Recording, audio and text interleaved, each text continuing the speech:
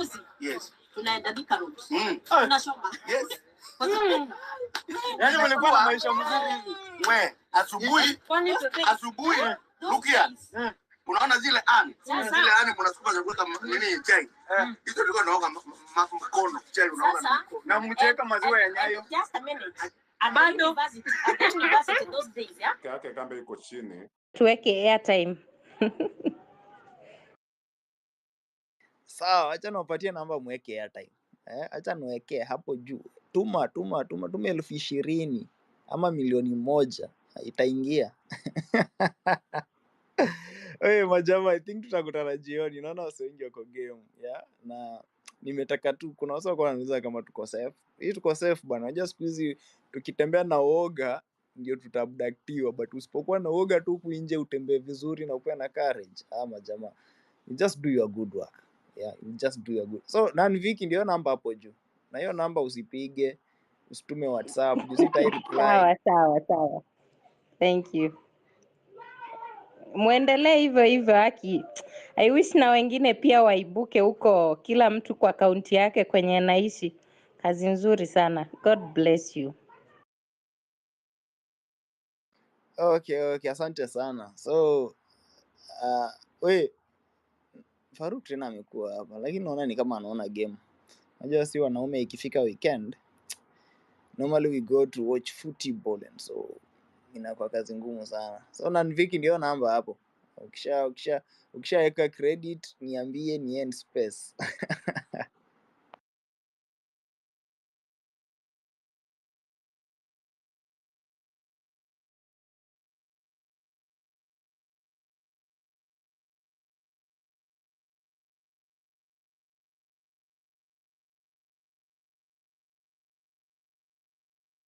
So Wallace amerudi. Nimempatia chance aongee. Aka drop. I don't know what happened. Wallace, mambo? Pole, ni mic yangu ya laptop ya mic laptop imeleta shida, I had to restart. Okay, nakusikia. Sasa tuendelee. Tuambie bwana. Tuko tunataka ku drop tuende tupumzike kidogo. Basi I'll be very brief, but congrats on your job umefanya leo. I was about to send you a message kuhakikisha uko sawa, nikaona umeanza space. But you are doing the right thing. Nimesikia vile George amesema, lazima tukumbuke pia that hiyo message ya civic education ni important, lakini pia Wakenya wamekuwa na hiyo shida ame-mention ya mtu wetu. So as much as tunafundisha watu umuhimu wa katiba, na vile katiba ilipitishwa ilikuwa sasa wananchi wakuwe wazalendo, waji-engage ndio iweze kuwa implemented. Kitu la muhimu ni kukumbuka kwa sababu Wakenya wamezoea siasa mbaya, na ndio tunasemanga ukabila ni ujinga. Hata pengine that's part of the message mnatakana mnafikishia watu as you go round, mna inject hiyo pia, kwa sababu Wakenya ukiwauliza hakuna mahali tunatumianga ukabila other than kwa siku za siasa. Kuna time tulifanya campaign Naivasha ya against tribalism, na tukanote kwamba Mkenya kwa siku ya kawaida kale ukiingia SGR aulizi, ama ukiingia hoteli ama ukiingia basi, you don't ask kabila ya mpishi ama ya dereva ama kama ni ndege ya pilot, you just use the service. Ukienda kwa banka aulizi teller ametoka wapi. Lakini kwa sababu Wakenya watumiangi ukabila mahali popote, cha kustajabisha ni tukifika kwa siasa, kile kitu kinaingia kwa kichwa kwanza ni mtu wetu ni nani hapa. So hiyo ndio inatukosea, kwa sababu inamaanisha siasa yetu ni fake. Lazima tukue a bit serious kama Wakenya. Sasa ni wakati umewadia wa kusukuma uzalendo. Na I want to congratulate you guys, you are doing a great job, and I agree with that. You're modeling what we've been saying. Kila mtu ajichukulie jukumu to do their own bit to reach the people they can reach. So sitaongea sana kama mlikuwa, I know mmefanya kazi mingi, mmechoka, so hata you should not have a crazy space, mupumzike kiasi, but congratulations on that job. Morara akifanya ma review zake, nyinyi muna inject katiba, Sasa tuanze kuinject pia na uzalendo. We'll need to make time we catch up online. We boil down hii civic education ifanane vizuri. Nimesikia umesema people have a right to free education. Kibaki alianza nayo lakini ilinyongwa baadaye. So kama bado iko kwa katiba, lazima watu sasa waamke waseme tumenyanyaswa sana na mashule, sijui school fees, bribe ndio mtoto aingie, ujinga mwingi. So anyway, congratulations on that great job umefanya. You deserve to relax and rest in the evening. Muamke na mioto poa asubuhi na muende church. So thanks KOT. Truly appreciate.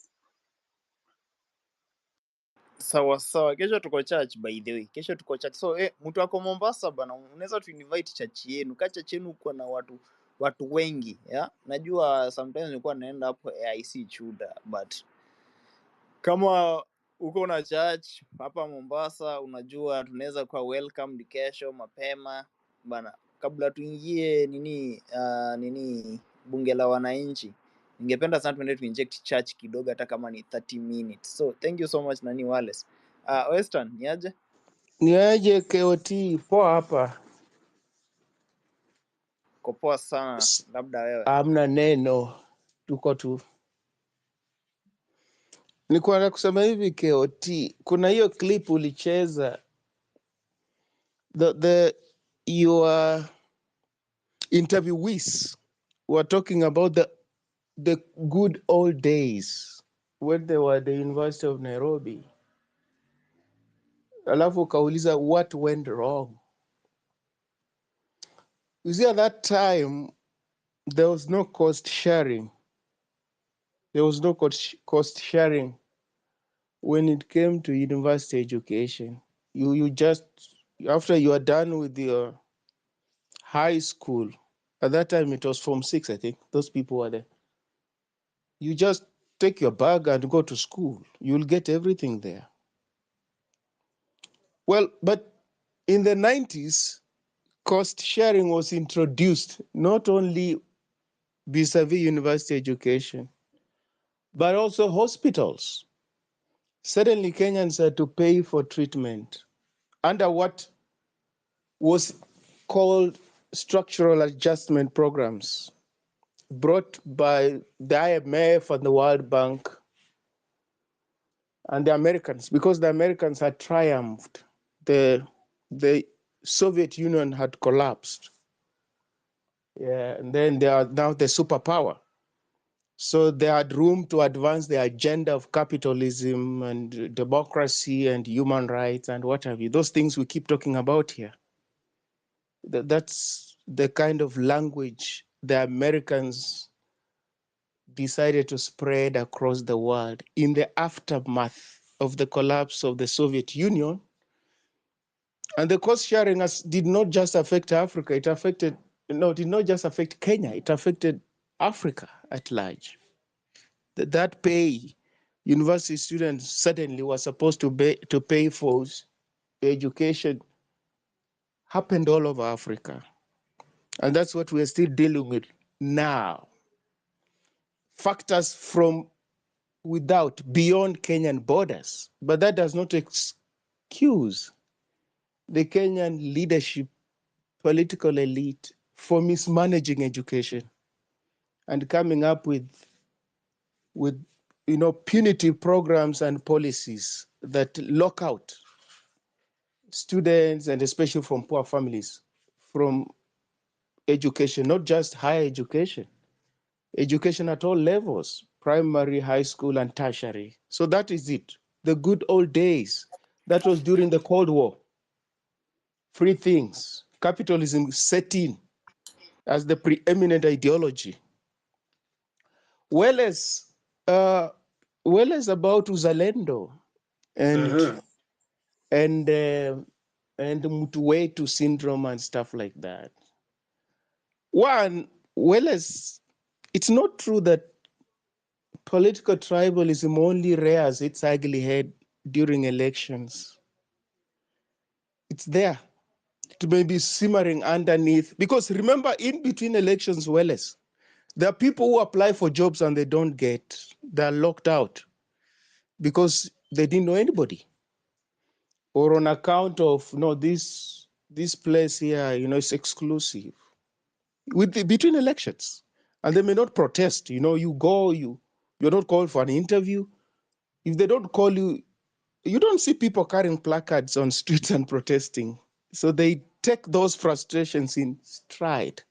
But during elections, what politicians do, they cynically weaponize ethnic differences for either retaining power or trying to access power. But in between, Kenyans suffer as a result of this kind of politics at an individual level. In as much as they don't protest individually, or nobody says, oh, let's go on the streets and protest against ethnic discrimination. So the problem is that Wellers and the listenership, KOT's listenership, is that we tend to think political tribalism is something you can attack directly. No, you can't. It's not like buying doom and spraying on cockroaches and mosquitoes and stuff like that, and you see them dropping dead. That's not how you fight political tribalism or mutwetu or whatever it is. You don't fight it like that. Ethnicity is fought by targeting something else. And when you target that thing, it falls off because it's a symptom of something. In and of itself, it doesn't sustain itself. It has to get oxygen, as it were, from something else. Something else must sustain it. So you must deny it that oxygen. What is it? You have to focus on governance. Because when you focus on governance, what happens is that you're going to create opportunities for everybody, irrespective of their ethnic origin, their religion, their gender, what have you, those fault lines. There are jobs for everybody. The economy is booming. So mobilizing along ethnic lines becomes completely redundant and useless. You don't get anywhere with that kind of politics. When you uphold the rule of law, people see that you are applying the rule of law even-handedly. There are no sacred cows. If you break the law, you are punished, irrespective of your station in life. The president's allies, people who are perceived to be close to the president leaves them to go to jail when they break the law. Well, you are not going to successfully mobilize along ethnic lines because people will see this country works for all of us. So my ethnicity, it has no political or economic currency. It is the content of my character, how I apply myself. This rule of law, I must operate within the rule of law. It's as simple as that. If you're a politician, it's about sera zako, what you stand for. It's about your history. People can refuse to vote for you because of your history. You held an office at some point and you stole money. They will not vote for you because their values. They want people who are going to safeguard their interests. So uzalendo, patriotism, is not something you preach to people. You people must be patriotic. No, it comes naturally as a result of certain things that the government does. If the government cares about its people, people will actually be patriotic. If you don't care about your people, Kenyans are suffering abroad. You don't care in Saudi Arabia, they're detained, they're all over the place. The government doesn't care about those people. Why would you preach to those people about patriotism? They will wonder, like, what do you mean my government doesn't care about me? It leaves me to my own devices. My government doesn't care about me. When my child falls sick and I don't have money, I run a risk of losing my child. If I fall sick and I don't have money, I run a risk of dying because my government doesn't care about me. So when you preach to people like those who are struggling to take their kids to school because the fees are too high, who are struggling to feed their children, who are wondering why is it that their children who have completed college cannot get jobs and take care of them, you cannot preach to them patriotism, honestly. Why? Because the government, their country that is supposed to take care of them has abandoned them and they don't have any other country to go to. You get governance. And that's why in advanced democracy, so-called, in industrialized economies, where the opportunities for all and sundry, such that there are so many jobs that Citizens of that country say, no, we can't do this kind of jobs. Let immigrants come and do those jobs. You don't find ethnicity being an issue. Why should it be an issue? If you work hard, you can take care of your family. You can be what you want to be. Opportunities are open for all and sundry. US, all sorts of tribes are represented in the United States of America. There's no single tribe under the sun that is not represented in the United States of America. But you don't see people carrying machetes and chasing after one another, do you? You don't see that. Why? Because the economy has to work. And that's why even as they do their campaigns now, they say Donald Trump, despite his deficiencies and weaknesses, he's strong on the economy. And that's a big factor in the elections. Because when the economy is booming, people have money in their pockets. People get jobs. People can make upward mobility, those who work and apply themselves. So they say you can have your own politics about racism, about what, but well, you will work on the economy and everybody will benefit. They care about that. But here in Kenya, these politicians make us think that ethnicity is the problem. No, they are the problem. It's not a problem. They are the problem. And that's why they weaponize it. They politicize it. They campaign using it, the things that William Ruto is doing now. That's ethnic mobilization, instrumentalization of ethnicity. That's what he's doing. And they're not going to demobilize it. So, KOT, Welles, there's no doom for ethnicity. The way you can buy doom and spray on a cockroach and it dies. You are going to snuff out ethnic politics, ethnic consciousness, ethnic bigotry, nationalism, jingoism, when you work on the economy. That is it. When you practice inclusive politics, yes, that is it. When you apply the rule of law, the constitution, you are going to kill ethnicity. You are not going to kill ethnicity as long as we're people in power who are celebrating impunity, who thrive on impunity. You won't kill it, I promise you. It's not going to die. Because those things create what we call historical injustices. And people don't get justice. They are hard done by as individuals or as communities. They don't get justice. Those things fester. And if one of us was in power, we don't think they would have shot us the way they shot us. We don't think. If we had one of us in power, we don't think our children would be jobless. They start believing like that. While in actual sense, it doesn't really matter.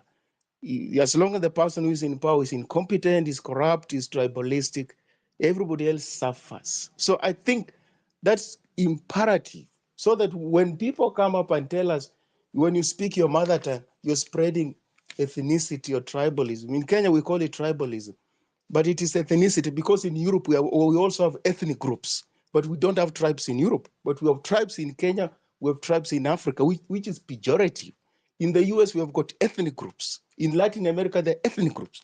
So those ethnic groups exist in any given society, but they become dangerous, just like the religion, where there is poverty, where there are inequalities, where there's no rule of law, where there's no inclusivity in politics, where people are denied jobs. When young people don't go to school, they're running all over the country, there are no prospect for the future. Well, you hire those people into a militia as a warlord, and they'll fight for you. You say, now we can form a militia and fight this government.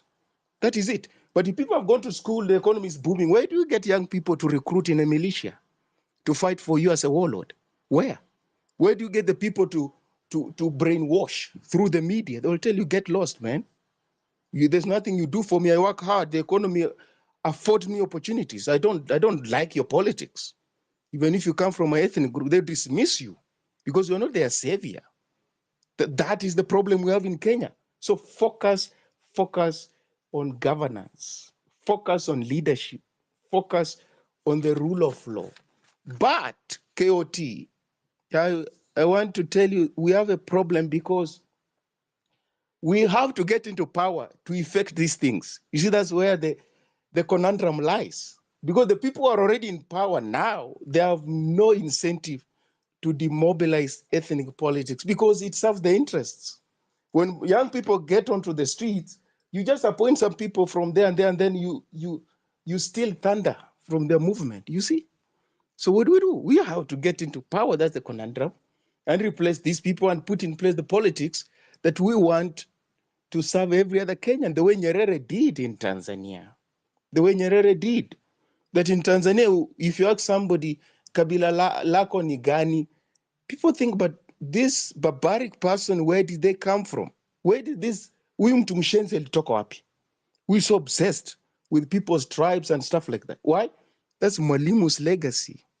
He built one Tanzanian kind of identity. Undugu, ujamaa, utanzania. That's what he built there. And that's what you can see the results, KOT.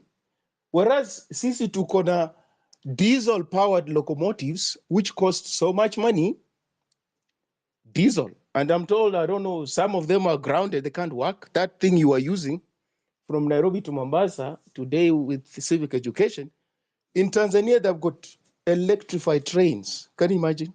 They have electrified trains.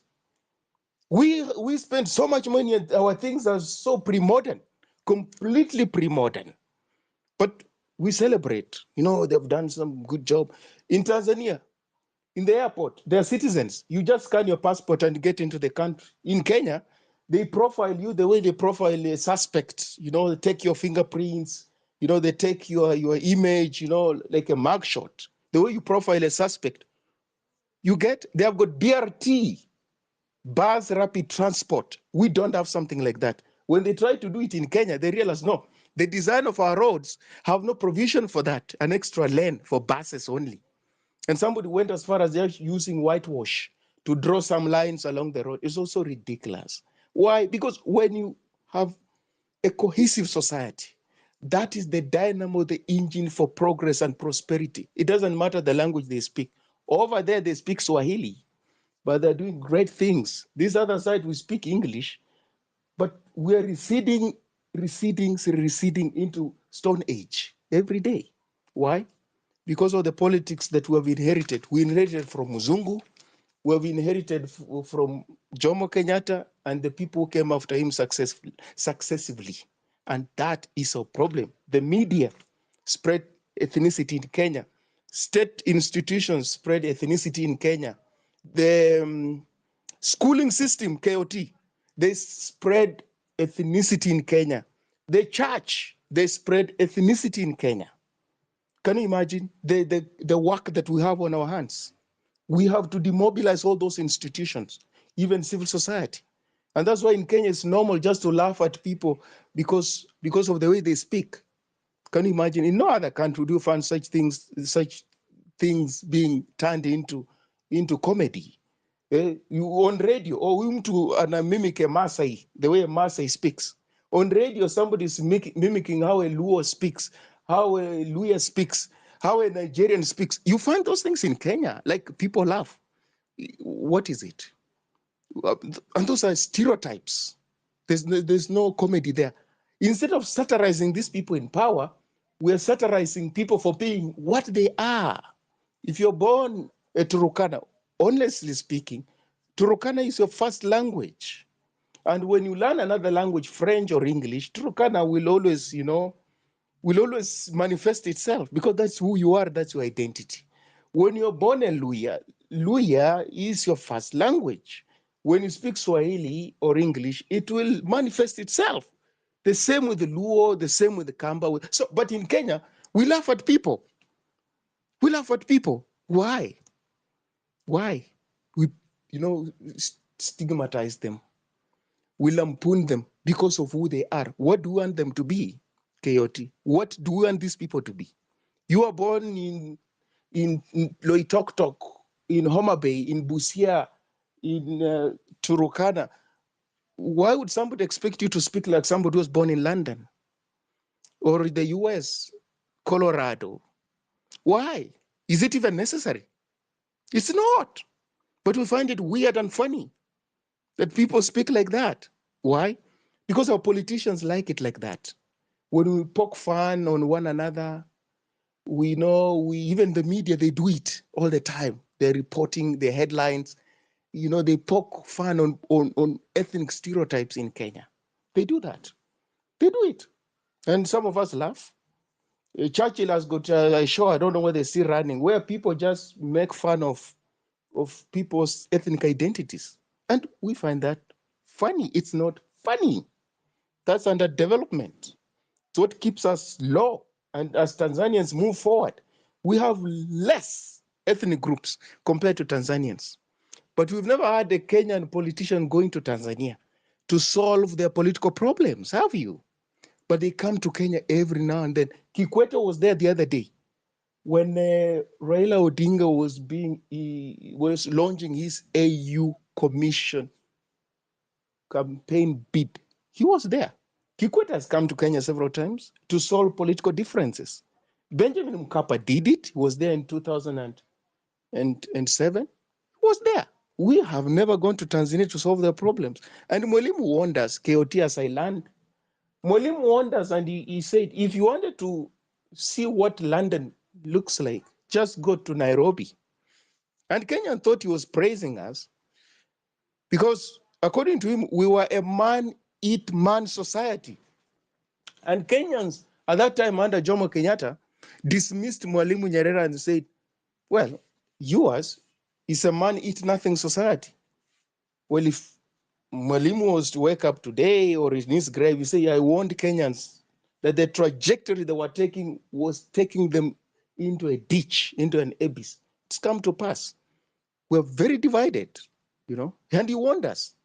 This love for money, love for things Muzungu, love for Western things, the propensity to look down upon people. I mean, Mwalimu saw those things, that they would take us nowhere. Elitism, tribalism, you know, misogyny, name it. Religious fanaticism, those things, we do have them. KOT, I learned. Thank you for the opportunity. Keep going. KOT, let me answer briefly, if possible. Is that okay? Thank you. Yeah, so Western, thank you very much for your input. The interesting thing is there's a maxim that goes, it's a medical maxim, that a proper diagnosis is half the cure. So I think you've both seen that the critical need is about unity in a country, because you're mentioning Tanzania as a good example. They're ujamaa, which means it's about uzalendo, and therefore they don't have ukabila. Initially, you are coming from the angle that it's about governance. Tanzania was first about patriotism, not having that ukabila serving as a stumbling block to everything they wanted to do as a country. And even your conundrum of how do we get into leadership is because from the days of the late Jomo and Jaramogi, the divide and conquer system, which was based on ethnic conclaves, the British kept us apart to divide and rule. That was a British system. Unfortunately, instead of it dying with what we call our founding fathers, it was perpetuated. So that if you looked at Jomo Kenyatta's government, it was full of people from Central. It was about doing favors for your own people. So tribalism has an element of selfishness. It's the top kingpin. Of course, he helps his cronies, but it comes out as also he's helping the whole community, because the cronies now do favors to their relatives. It becomes nepotism. You end up with bad governance, because now you have people in positions of public service that are not there out of merit, so they do not need to offer any quality service to anybody. They are related to the top, or they're related to the tribe of the top. So that has been the problem. When Moi came in, after the failed coup, he became extremely aggressive. He realized the military must have a lot of my people. Police were packed with people. That's why even you find a lot of police would pass out and they have an accent from a particular region, and they are from different areas. So tribalism got too much into the system, in the sense that the people being hired, how positions are being given, who's in charge of central bank, even if people are not properly qualified. Because the moment you practice, even if you had your own business, you said, I'm only employing my family members, whether they are qualified or not, your business will not run well. That governance you're talking of will not operate well. So ukabila played that role, because now what would happen also when somebody does something bad, and we've seen it recently in history, they hide behind, when they are caught in ufisadi, which is corruption, they quickly run behind ukabila. They say, our people, we are being attacked. Look at Kinamunya when they were caught with, then it was Grand Regency. Anything that happens in Kenya, the moment you try and resolve it, and these politicians push the people's tribal buttons. That's why I'm telling you, I was not saying ati ukabila has no effect in any other place. I'm saying when it comes to politics, it becomes the forefront of a Kenyan's mind. These other things we experience, not getting jobs because of where you come from, it's because of that concept of once a particular tribe gets to the top, it only feeds its people, its coalition people, of course, because no tribe usually can win alone. Mnasaidiana sasa kama hii coalition ilikuwa na watu wagani. So if you want governance in Kenya, unfortunately, because governance is the people who have been elected, if Kenyans are going every time they go to the poll, the only thing they think of is who is our man. You see how that, can you see how those two are tripping each other up? You can't want governance before, it's like the chicken and the egg. They try to say which one came first. Tribalism messes up the way we elect people, so we end up with bad governance because we began with tribalism. And let's say when you come to a cosmopolitan area, after you've decided which guys you want to put because they have our name, Kenyans then ask for bribe. They want unanipea nini? You can't go do a campaign on the ground in Kenya and people don't ask you unatuachia nini. If you don't seem to have anything you'll give people, they won't listen to you. So that problem also comes to the people. First, we will look for our man. Then among our men, let's say we're in Western or Nyanza, where all the competitors will be the same tribe. It will be a question of who pours out the most money. And if that's the case, that means after he spent 1.5 billion or something to become governor, and he's earning 1 million from governor, that's his paycheck. His first job is to recoup his money and get profit to prepare for the next election. So this thing, and even in homogeneous areas, let's say Nyanza, you'll hear again, huyu ni mtu wa north, area north, huyu ni mtu wa south. This kind of chauvinism and division is the problem with Kenya. I'm not saying there's a doom solution. Maybe I think you misunderstood me. And I did not say there's no effect. There is the effect. Kenya had gotten so badly that the reason they introduced index numbers in exams there were people marking exams. If your surname was the wrong surname, they would give you a fail. They would fail you in KCSE or KCPE or whatever we are doing at the time because of the surname you have.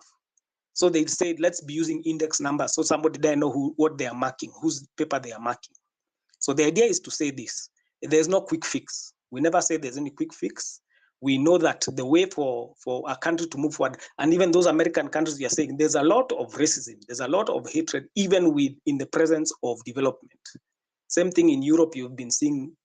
So the idea is, there's a way, yes, you need nationalistic people for countries to go forward. Division makes things worse. Division makes things complicated. In Kenya, ufisadi na ukabila play very well together because one uses, ufisadi hides behind ukabila. It hides behind it. You are told, you touch our man, na nyinyi huku hii area yetu mnatoka. That's how our politics work. And that's why also you've seen people mad that when they play games up there, they are fighting for power. Because nobody wants to win fairly. The people on the ground fight. And then in the middle of fighting, you hear those two top enemies have gone to a hotel, they've taken tea, wameshake hands, wanaambia sasa tumekuwa tuko kitu kimoja, but you've killed each other on the ground. So the element is to say, yes, there's no quick fix for Kenya, but that nationalism, that patriotism, if you look at America, what made America great, people used to think of country first. We know the JFK quote, ask not what your country will do for you, but what you can do for your country. That was bringing that element of, in America, they have personal responsibility as citizens to make their country better. That's why when you hear organizing for America, it's regular Americans. Even you can see it now for Akina Kamala Harris. Si ati watu wanangojea waletewe ma-t-shirt na makofia na wapatiwe 500. It is the people removing from their money and taking of their time to go and knock on doors and campaign for Kamala Harris and Waltz. That is how people participate in their governance. And remember, we copied quite an amount from the American Constitution. So that is a challenge for Kenya, that we need to become patriotic. Nobody has said it's a spray. That's not how it works. It is a reasoning. It's an understanding. We say, tumejaribu ukabila of 61 years. It's been tried, but it has not drawn, if anything, as you've said, it's blocking people from jobs. There's a space I was in, I don't know if KOT was there also. Kuna mtu alisema even he was afraid to give his children their full ethnic names. So anawapatia jina mbili za kizungu. John Smith or John something, ama Ann Williamson, ndio akienda skuli ataenda kutafuta kazi, asibaguliwe based on their surname. That's very sad for Kenya. And TZ has, at least socially, they have been ahead of us. Remember, our economy has still been strong. Okay, it's been stronger, whatever. And imagine it's stronger while we are being robbed the way we found out we are being robbed. Bila Morara may expose this mambo. So where would we be if we were not being robbed blind? Because they keep us busy. Musema saa zingine hii siasa ya Kenya, it's like WWF, is my wrestling. We used to like watching Hulk Hogan, whatever. I used to watch those old ones. These wrestlers are not enemies. But while they keep you entertained, pretending they hate each other, you guys are paying them money. That's how they're making their money. You guys are focused on the entertainment, on the fake fights. One day they are enemies, after 3 months they're in the same tag team. So if you really believed that these guys were real enemies, you'd be very confused as their fan, so to speak. Yeah.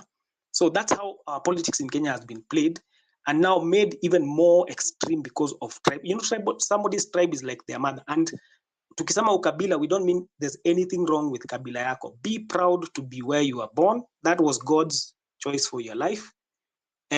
In America, we see the strength of the United States. I said this, I think, in the other space, that their diversity is their strength.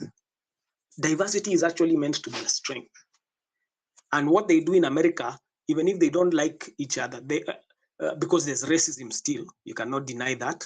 There's a lot of bad. Look at how many George Floyd, how many we've lost count of the racism in America. Look at how they've been insulting Kamala. So the idea is, but they have learned we are going to respect each other's humanity. Even if I don't like whatever, I can respect your right to be an American.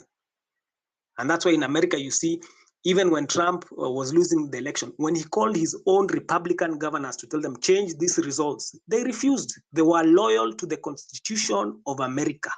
Their patriotism saved America. In Kenya, the MPs can be inside, all Kenyans outside telling them, don't pass that finance bill. And what do? They listen to the president and they pass it. That is not patriotism. That is not patriotism. So ukabila inatupatia watu wabaya, wanaenda, because on top of that, after ukabila, we ask for money. We need to take some of the blame as Kenyans. Hii kitu ya kungoja elections ndio tukulie pesa, that is our fault. They pay us first, they feed us first, then they go inside there to feed themselves. Because if you go and tell him, nifanyie kazi, atakwambia, si niliwalipa. I paid you to be here, excuse me. I spent 10 billion or 2 billion. If you saw in the papers, if you go to the history online, these parties spend over 10 billion on goodies and t-shirts and campaign managers and all that kind of rubbish of their own money, usually, of course, stolen money that they give us. So they have to recoup it. So that's my point. The point is really just to say this. Nobody expects Kenya's fix. Let's not have a quick fix solution. Nobody is expecting that.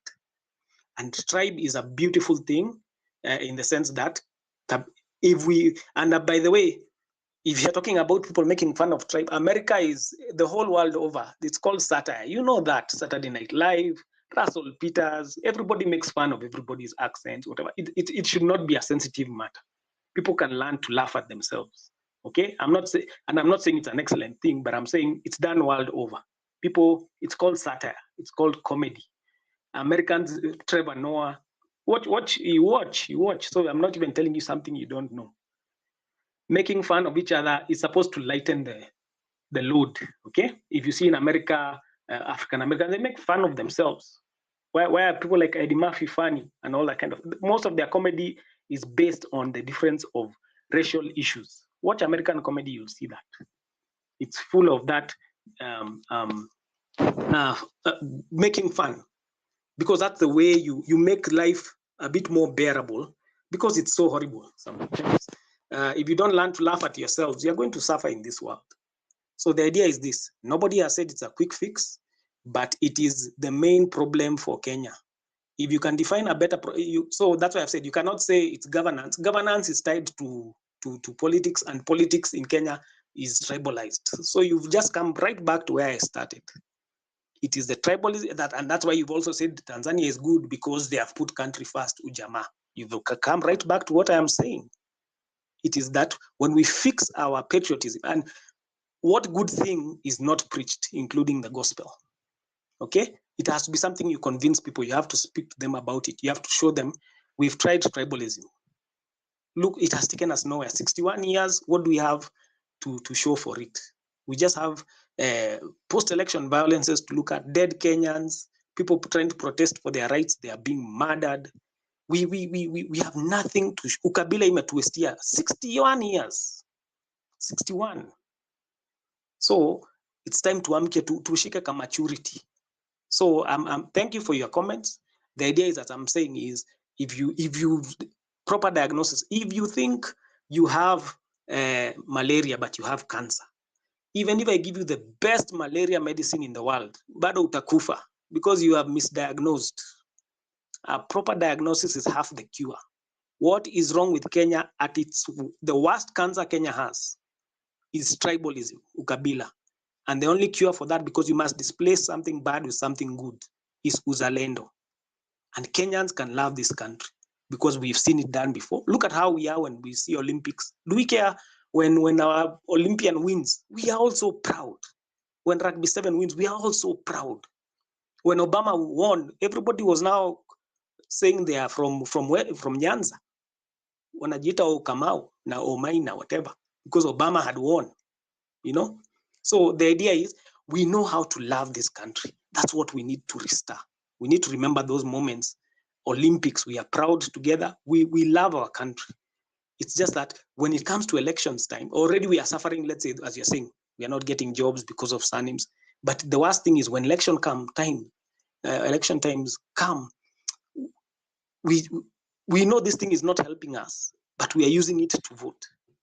We are using it to vote. So we need to kill that. And that's why we love Gen Z's movement began by saying we are tribeless. Why do you think they said that? Because they can see it. They can see it. So let me end there, because there are a lot of guys request for mics. Wallace, Go ahead, just a few comments. Wallace, satire for students of literature will tell you that satire targets the powerful. It's not ordinary people. Satire is about the powerful. You're poking fun of powerful people. You expose their inefficiencies, their corruption. Have you watched comedians making fun of regular Americans because they are black or they are white or they are Hispanic? You've seen that. It's not about politicians all the time. You watch television. No. Let me give you an example. Trevor Noah, Daily Show, at some point poked fun of Indians. And when the Indians heard that he was going to India, they said, no, that guy should not come here.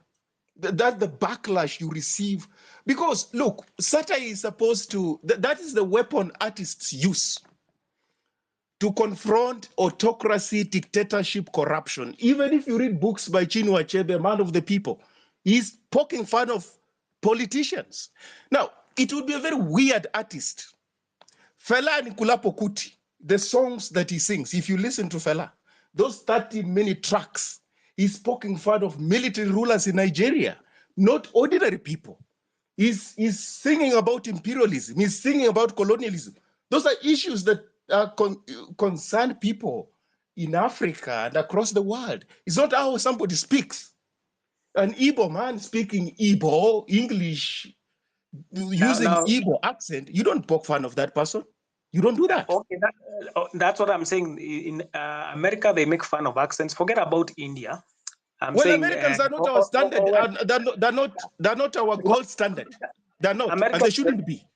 America is #1 economy in the world, isn't it? Well, but they don't set morality and values for us, please. Let's get it. And people have been speaking on these spaces, Welles. They have expressed their disgust at the interference of Kenyans' internal affairs by external actors, including America. Please, let's get it clear. So we can't be speaking like that at the same time citing the US as the gold standards on what is moral. The point is about not morality. Morality is a different dimension. I'm just saying poking fun. Comedy has been there for a long time. It's not a new thing. And it has always poked fun at things, at people, at ethnicities, because they know it's comedy. Nobody is taking it seriously. When no. I will give, Welles, I didn't interject you when you spoke. I'll give the people who are on this platform, they can make it their assignment to go and find out what satire is. I don't want to give a sermon or a homily on satire, but what I know clearly is satire, for it to have effect, it must target the powerful. Simple as that. You don't poke fun of people, because if you poke fun of somebody who speaks English with a Luo accent, what you're saying is that this person is not well schooled. That's exactly what you're saying. This person is not sophisticated enough. They don't speak English that like the English speaker in London. That's what you're saying. That's why it becomes extremely horrible. If you poke fun of a Luya the way they speak English, or a Turkana, or a Kamba, implicitly you're saying that this person is not schooled well enough. They're not sophisticated, and that can't be satire. It cannot. But if you poke fun of William Ruto because of his corruption, because of extrajudicial killings, you're saying, yes, these things should not be obtaining in a normal society. We are confronting you over these things. That's what it means. If you confront a cabinet minister because of looting through satire, a play, do you know why they ban plays by high schools? When those plays are satirizing the high and mighty in Kenya, have you ever found out why?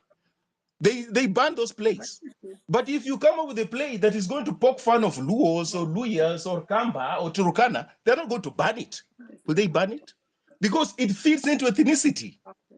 And this culture where some people think the superior ethnic supremacy, so an ethnic group is superior to another, they feed into that. They're not going to ban it. You are going to stage it. But try to come up with a play that satirizes William Ruto, one of those high school, festivals, and see whether to see the light of day. It will not. Governance, well, as I'm telling you, it's like we're speaking the same thing, in as much as you're making it as if we're speaking at cross purposes. And I don't want to use the US because there's a different economy, it's a different society. It's been around for 200 and so as a democracy. So we cannot draw parallels between the US and Kenya. That's the point I'm making. Let's go to Tanzania that I cited and you cited as well. What Mwalimu did when he came into power, because this is our peer, we're almost the same age as far as independence is concerned. Mwalimu Nyerere realized that ethnicity would be a problem in Tanzania, and his first priority was to kill it. What did he do? One, he said there will be no room for elders. These things we about Luo Council of Elders, he said those people will have no room in politics and in governance. You can do your thing. If you're from Sukuma ethnic group, you can do your thing there. The way you do your cultural thing, if you're from Hehe, you can do that. But you will have no place in governance, in state institutions. There will be no place for ethnic leaders, tribal leaders. There will be no room for that. How many times have we had in Kenya, so and so has been made, I don't know, this elder, this elder. Mwalimu had no room for that. Secondly, Mwalimu set a precedent in the sense that the tribe from which you come, regardless of their numbers demographically, that does not give you any head start as far as politics is concerned in Tanzania and the presidency as it were. So that from Mwalimu to now, from Mwalimu, the founding president of Tanzania, up to now, presidents have always come from minority ethnic groups as it were. Zanaki, Mwalimu came from a Zanaki ethnic group, a very small ethnic group. And the ones who came after him also came from small ethnic. In Kenya, they ask you, do you have the numbers? Yo, you come from Turkana, I think, which numbers you don't? You don't qualify for president. And that's why power in Kenya rotates around Kikuyu, Luo, Luhya, Kamba. What is that? That's the politics Mwalimu demobilized in Tanzania. Then, Mwalimu could be found in banks, negotiating for loans for his children to go to school. Was Jomo Kenyatta ever in a bank negotiating for loans for his children to go to school? Was Daniel Moi ever in a bank, or Moi Kibaki, or Uhuru Kenyatta, now William Ruto? Mwalimu could visit banks asking for loans to take his children to school. We have already had a president, a son of a former president. In Tanzania, I can tell you it's highly unlikely to happen, not in the near future. You don't know Mwalimu's sons or daughters, what they do in Tanzania, do you? They're not even in politics. You can do your own thing. I'm a politician, you can do your own thing. Mwalimu told politicians of his time, he drew a line in the sand. Well, I'm talking about governance. Why governance is important as opposed to focusing on tribalism and ethnicity. He told his cabinet ministers, look here, if you want to do business, you get into business. If you want to join me in nation building and in governance, you join me in nation building and governance. You're not going to be in my government and at the same time do business. I'm not going to tolerate that. So you people who are seated here, make a decision now. If you want to go do business, please get into business. If you want to be in government and serve the people of Tanzania, get into government and serve the people of Tanzania. In Kenya, there was a Ndegwa Commission report. We're still paying heavily for it in the 70s that made it legal for government officials and politicians to do business with the government. We're still paying for that, aren't we? We are, as we speak now. So don't go to US. We make that mistake in Kenya all the time. We're going for benchmarking in the US. No, man.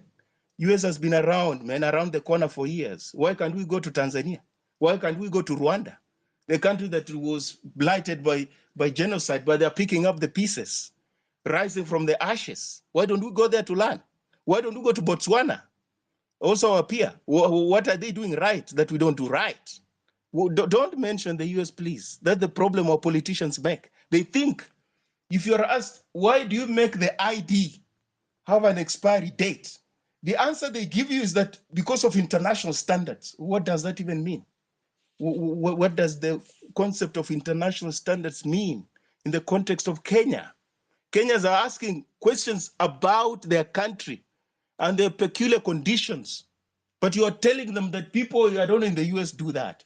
People I don't know in Uganda do that. Like, come on, Kenyans are not staying in Uganda.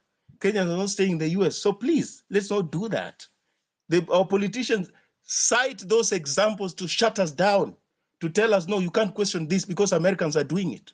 You can't question this because Europeans are doing it. Come on, we can do our own thing. We're our own people. We have got our own cultures. We've got our own history. We can do that. As I learned, okay, Wallace, about patriotism, Wallace, patriotism, please get it right. A president who is presiding over wanton looting of state resources cannot entrench patriotism. I can tell you for free. Because you can't preach patriotism on citizens who are already patriotic. Because by the mere fact that we're on this platform and we're raising this question, we're patriotic. Because Achebe says a patriot is not a person who says that they are. A patriot is a person who is. You're not a patriotic person because you say you are. You're patriotic because of what you do. And if you're a president, and people can see that you don't tolerate corruption in the country, people who dare engage in corruption, they go behind bars and do time. Well, who else can question a patriotism? Who else? Kenyans are patriotic. They work hard. They do their businesses. They work and take their kids to school. If they're in gainful employment, they work. But the politicians loot all their resources. So we're supposed to be preached to when it comes to patriotism. It's not Kenyans. It's not Kenyan. They are already patriotic, even if they're not preaching it. They are from their actions. They confront electoral fraud. They confront corruption. They protest extrajudicial and summary executions. I mean, what is more patriotic than that? But the political elite are not patriotic. They let them down because they know when people are patriotic, you're not going to lie to them. When people are patriotic, you're not going to divide them along ethnic lines. They'll confront you and they'll get you out of power. So they don't want this patriotic thing. So governance, well as governance, governance, governance. It's as simple as that. These other things are ghosts. So that we don't, the two of us don't take all the Yes. airtime. Maybe we can land in a minute or two to be nice. I learned there, well, as I learned there. I learned on that note that I'd like us it's to have governance. I like a discussion that is invigorating. We can agree to disagree agreeably, no problem. We are both patriots. We all love Kenyans on this forum. So we just want to give other people also an opportunity to chip in their thoughts. But I think, if anything, as KOT started this, we've seen he's come from a civic education camp. That's a patriotic act. And everybody engaging in conversations right now on how do we make Kenya better is being patriotic. And it's now a question of actualizing and looking for action plans to make that thing in the heart into something they can do physically. And that's why we want people to be helping do this. I think KOT is calling it injection, kuingize watu some civic education. And of course, it's all for the sake of good governance. People didn't go out on the streets because they are being governed well. People went out and have been dying because there's a demand that good governance must prevail. So to give other guys.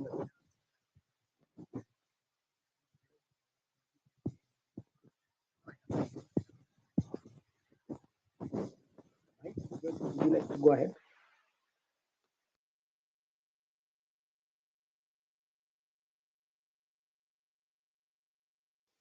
George, are you there? KOT, can you see anybody else who has requested to speak? No, I can't see anybody else, of course. Yeah, so guys, I think I'm here. yeah, sorry. yeah. We have Sir George. What with Tishani Mike? Tishani Mike, if you want to share. Can I go ahead? Yes, please. George, Yes, please. kindly. Yeah, thank you very much. And good evening, everyone. Larry, I appreciate the topic that we have shared and the speaker who have just talked and I've listened. Yeah, can you hear? Can you hear me? Me, I'm okay from my side. I can hear you. Okay, thank you.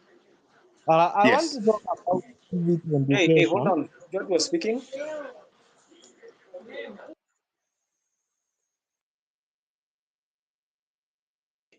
If you can hear me, George, can you unmute and proceed? Hold on, George finishes and then you can get the mic. I think it was Mose. Just hold on.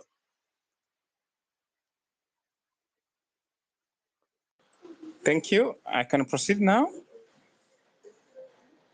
Yes. So let me say that good evening, good morning, good afternoon to everyone, wherever you are.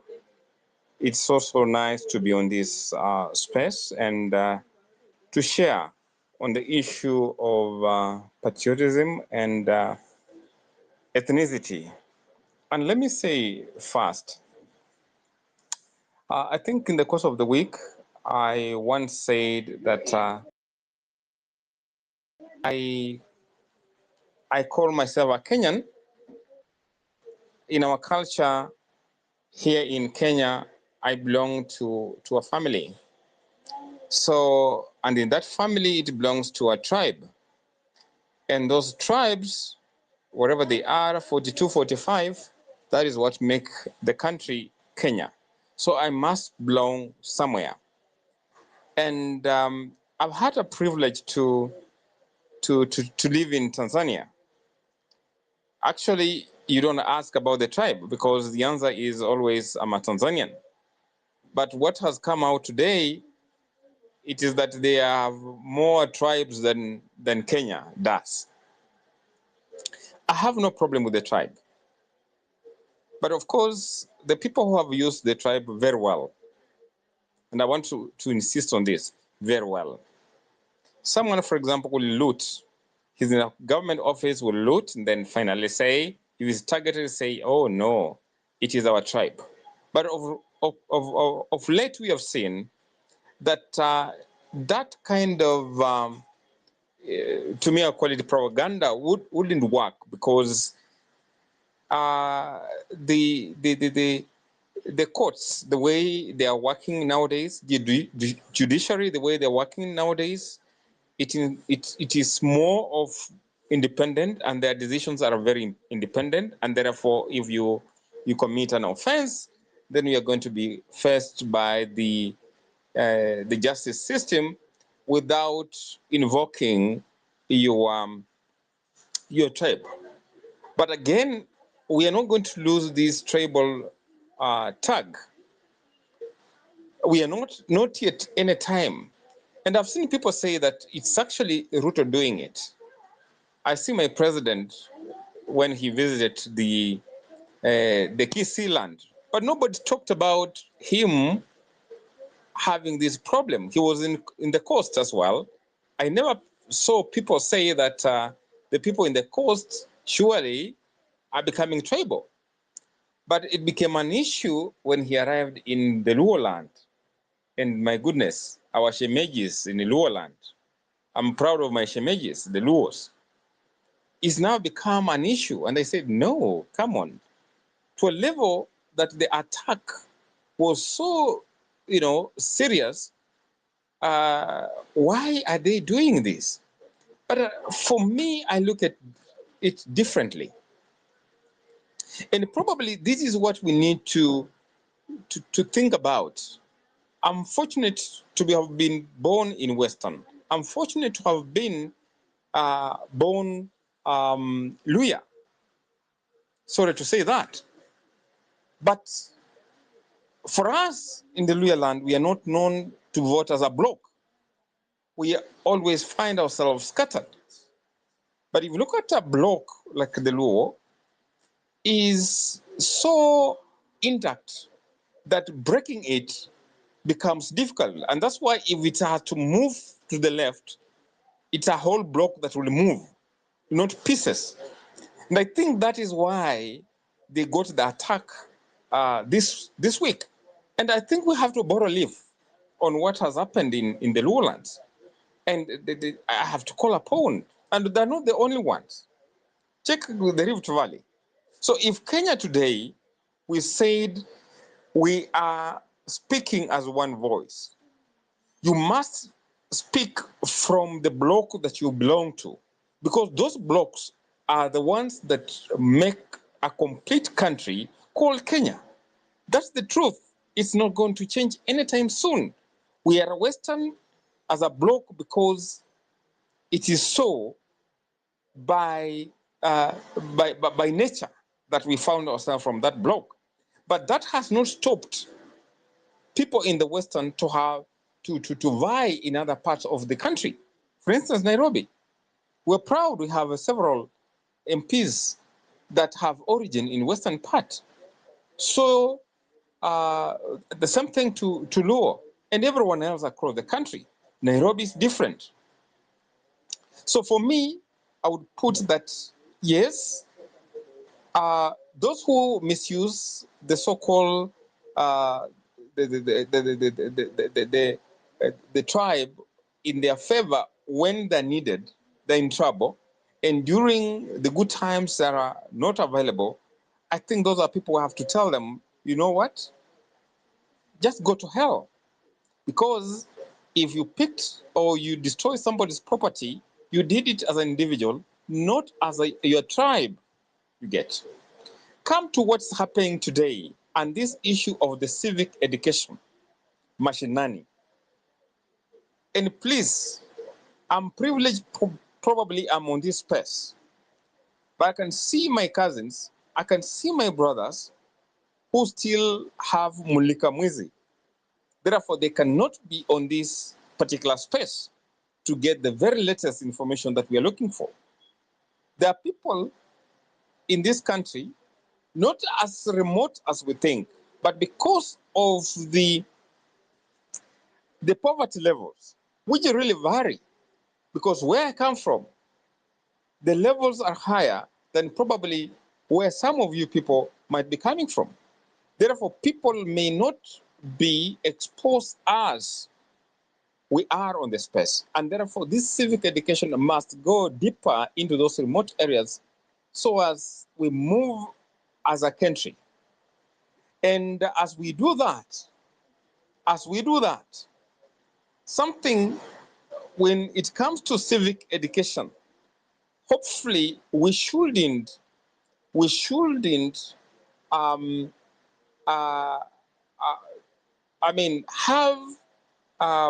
Ruto as the subject. Rather, have an agenda that we need to know bad governance.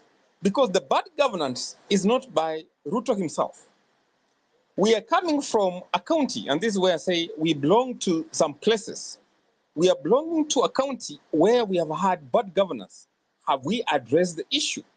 We are coming from an office of your MCA. What has happened there? Probably the nearest college or institutions. We have had parents crying that we are being overcharged. That next institution that you are in, you are closer to, that bad governance that is there. And therefore, when we go with an agenda that there is bad governance that we want to correct, then it will be good than saying, no, it is about this one individual. Because then we are targeting the head, but the roots are so deep that it cannot be uprooted anytime soon. I think that's my thoughts about the whole issue.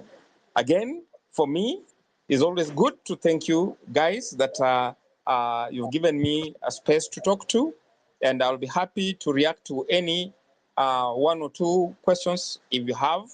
And sorry if I've stepped on your toe, but I believe in listening and being corrected, and that is how we grow together.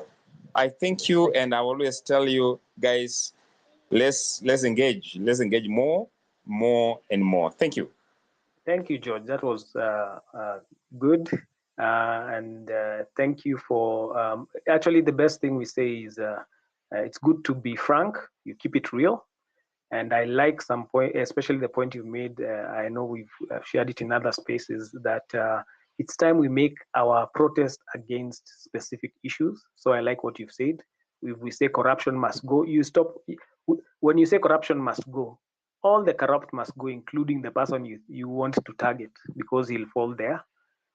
When you say bad governance must end, you will be now issue-oriented. And that way the movement can have a rallying cause that is extremely powerful, because if we consider the fact that also ethnicity has been used as a defense for corruption, as you've just also reaffirmed, when you target a specific person, while we are clear, we know, let's say Ruto must go, there are people who can read it like you are attacking the community, because those two have names and their communities have been tied together so much, it becomes unpleasant for Kenyans. That's why the first time we had Raila was even having talks with Ruto. You see, it became that we need to start saying we want bad governance to end, corruption must go, the old school governments must go wholesale, because we need to refresh in a place. I used to ask people on Facebook, are you telling me the names we were hearing, Kenyans were hearing in 1963, Kenyatta, Odinga, the Mudavadis, are still the names we are hearing in 2013, 2023? I mean, same names. Are we unable to rotate leadership? When you look at other countries, leaders keep rotating, okay? Now, so ideally, let me again not take too much airtime, but thank you for your submission. That was the direction we need to go. We shift the movement, we do civic education, we make it about issues. We want bad governance gone, corruption gone, nepotism gone, tribalism gone, patriotism. So let's Yes, good evening. I hope everyone is doing well. I want to talk about the issue to do with our constitution. I want to touch on this issue basically because I've come to realize that when we talk about the Bible has been translated to almost every language in our country. But look at the Supreme Constitution that we purport to be ruled with. You find that our Kenyan Constitution is written in a very technical language, such that even the learned cannot even decipher the information in it. And when we talk about civic education, the question is, does the common citizen even understand the Constitution? Because we cannot purport to say we want to talk about civic education, and the people that we say we claim they are being ruled by the Constitution, they don't even know the Constitution. We need to start to translate this Constitution into different languages, local dialect, so that these people wale wako pale mashinani, they understand what does our Constitution say. Because most of our people are manipulated by these politicians simply because they do not know and they do not understand what the Kenyan Constitution says. Two, I want to touch on the issue of tribalism, and it's a pity 61 years down the line we are still divided on tribal facts. This is because look at our voting pattern for the last elections that we've had. Just because a person comes from my tribe, I tend to believe if they are in government, I'm going to gain. But I know this is opposite because I myself, having come from Ukambani, Kalonzo was the vice president of Kenya during Kibaki Tena. Go to his rural home, Seikuru. Even a simple road has not been constructed. That is why I'm trying to educate the people I come across, literate or semi-literate. The fact that having our people in government does not guarantee anything on a silver platter. If so, most of these people, once they get there, we even get poorer and poorer. You find that a whole shosho pale mashinani has been bought 2 packets of unga. And the next thing you know, you ask them, whom did you vote? You are surprised the guy who bought the unga is the one given the vote. Why? These people do not understand the qualities of a good leader. That's why you find our politics have been messed up by misinformation, deceit, and manipulation of the common citizen. So if we are going to make any impact as the youth, rule number one, we have the tools. We have what it takes we have even lawyers who can deconstruct this constitution and translate into our local dialect. So that they say information is power. So if these people can understand this constitution in our local dialect as opposed to Kiswahili or maybe English, the better for us. Because when the time comes for these leaders to ask for a re-election, the electorate will ask them, we gave you a total of, for example, we gave you 1 term in parliament. What did you do? Because again, I believe and I have a strong belief that people should be elected based on merit and service to the people. But look at our politics. For example, enda uangalie mashinani kwenu. Today I was so sad to see in Machakos County worth of 4.3 million buying several iron sheets, some repainting of a dispensary, and maybe a water tank, 1 water tank. Then I come to ask myself, or even approved? Do we even have people in government who do these accountability checks? Because this is a mess, it's a crime scene.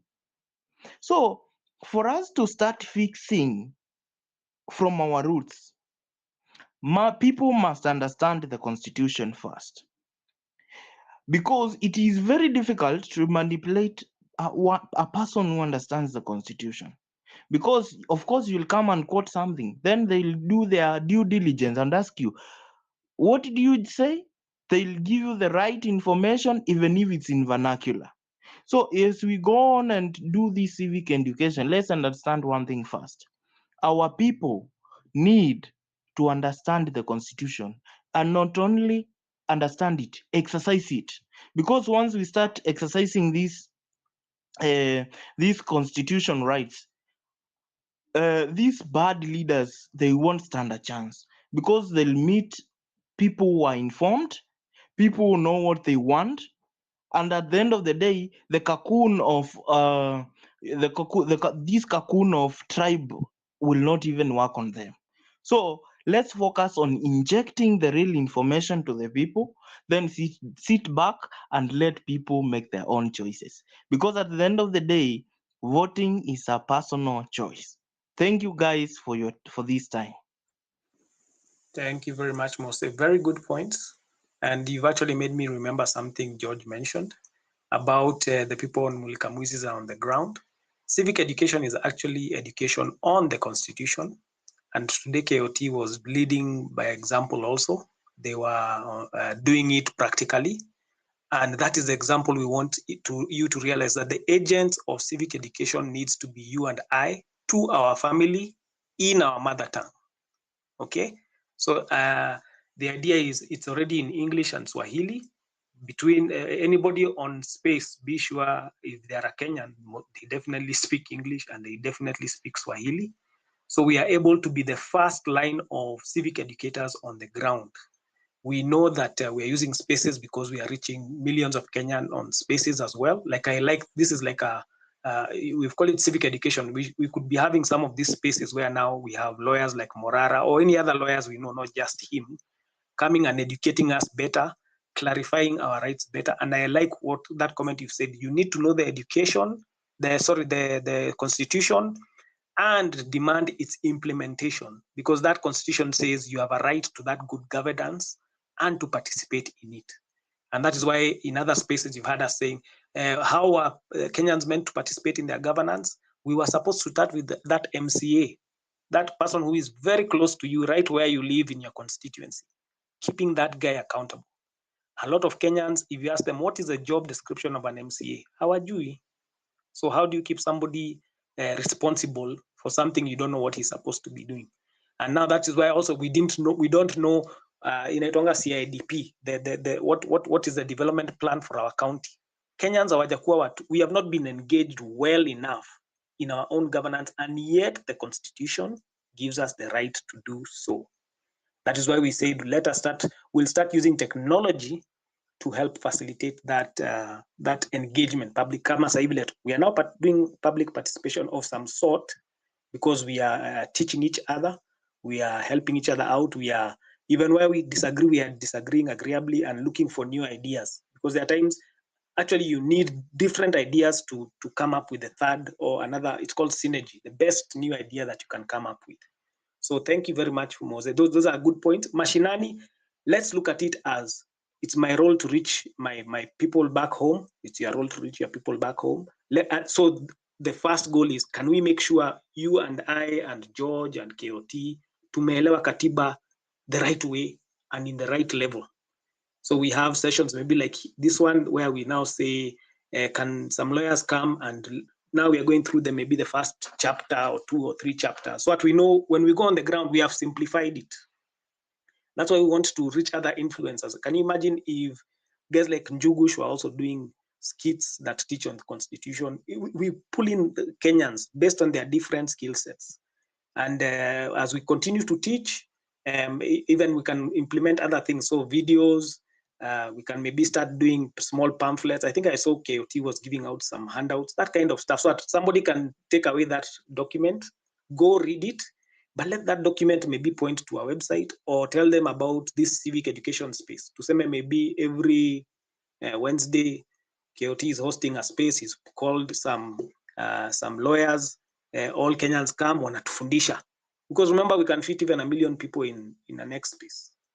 Okay, so that's the creativity we need to do now. We say we are responsible. We are the ones responsible for change in Kenya, responsible for the governance of Kenya, because we are going to keep everybody accountable. We are maximizing on technology. Let me not talk too much more, but thank you for that submission. I think I had seen Wangu come a bit earlier, and then I'll go to Esther. So Wangu, can you unmute? Karibu.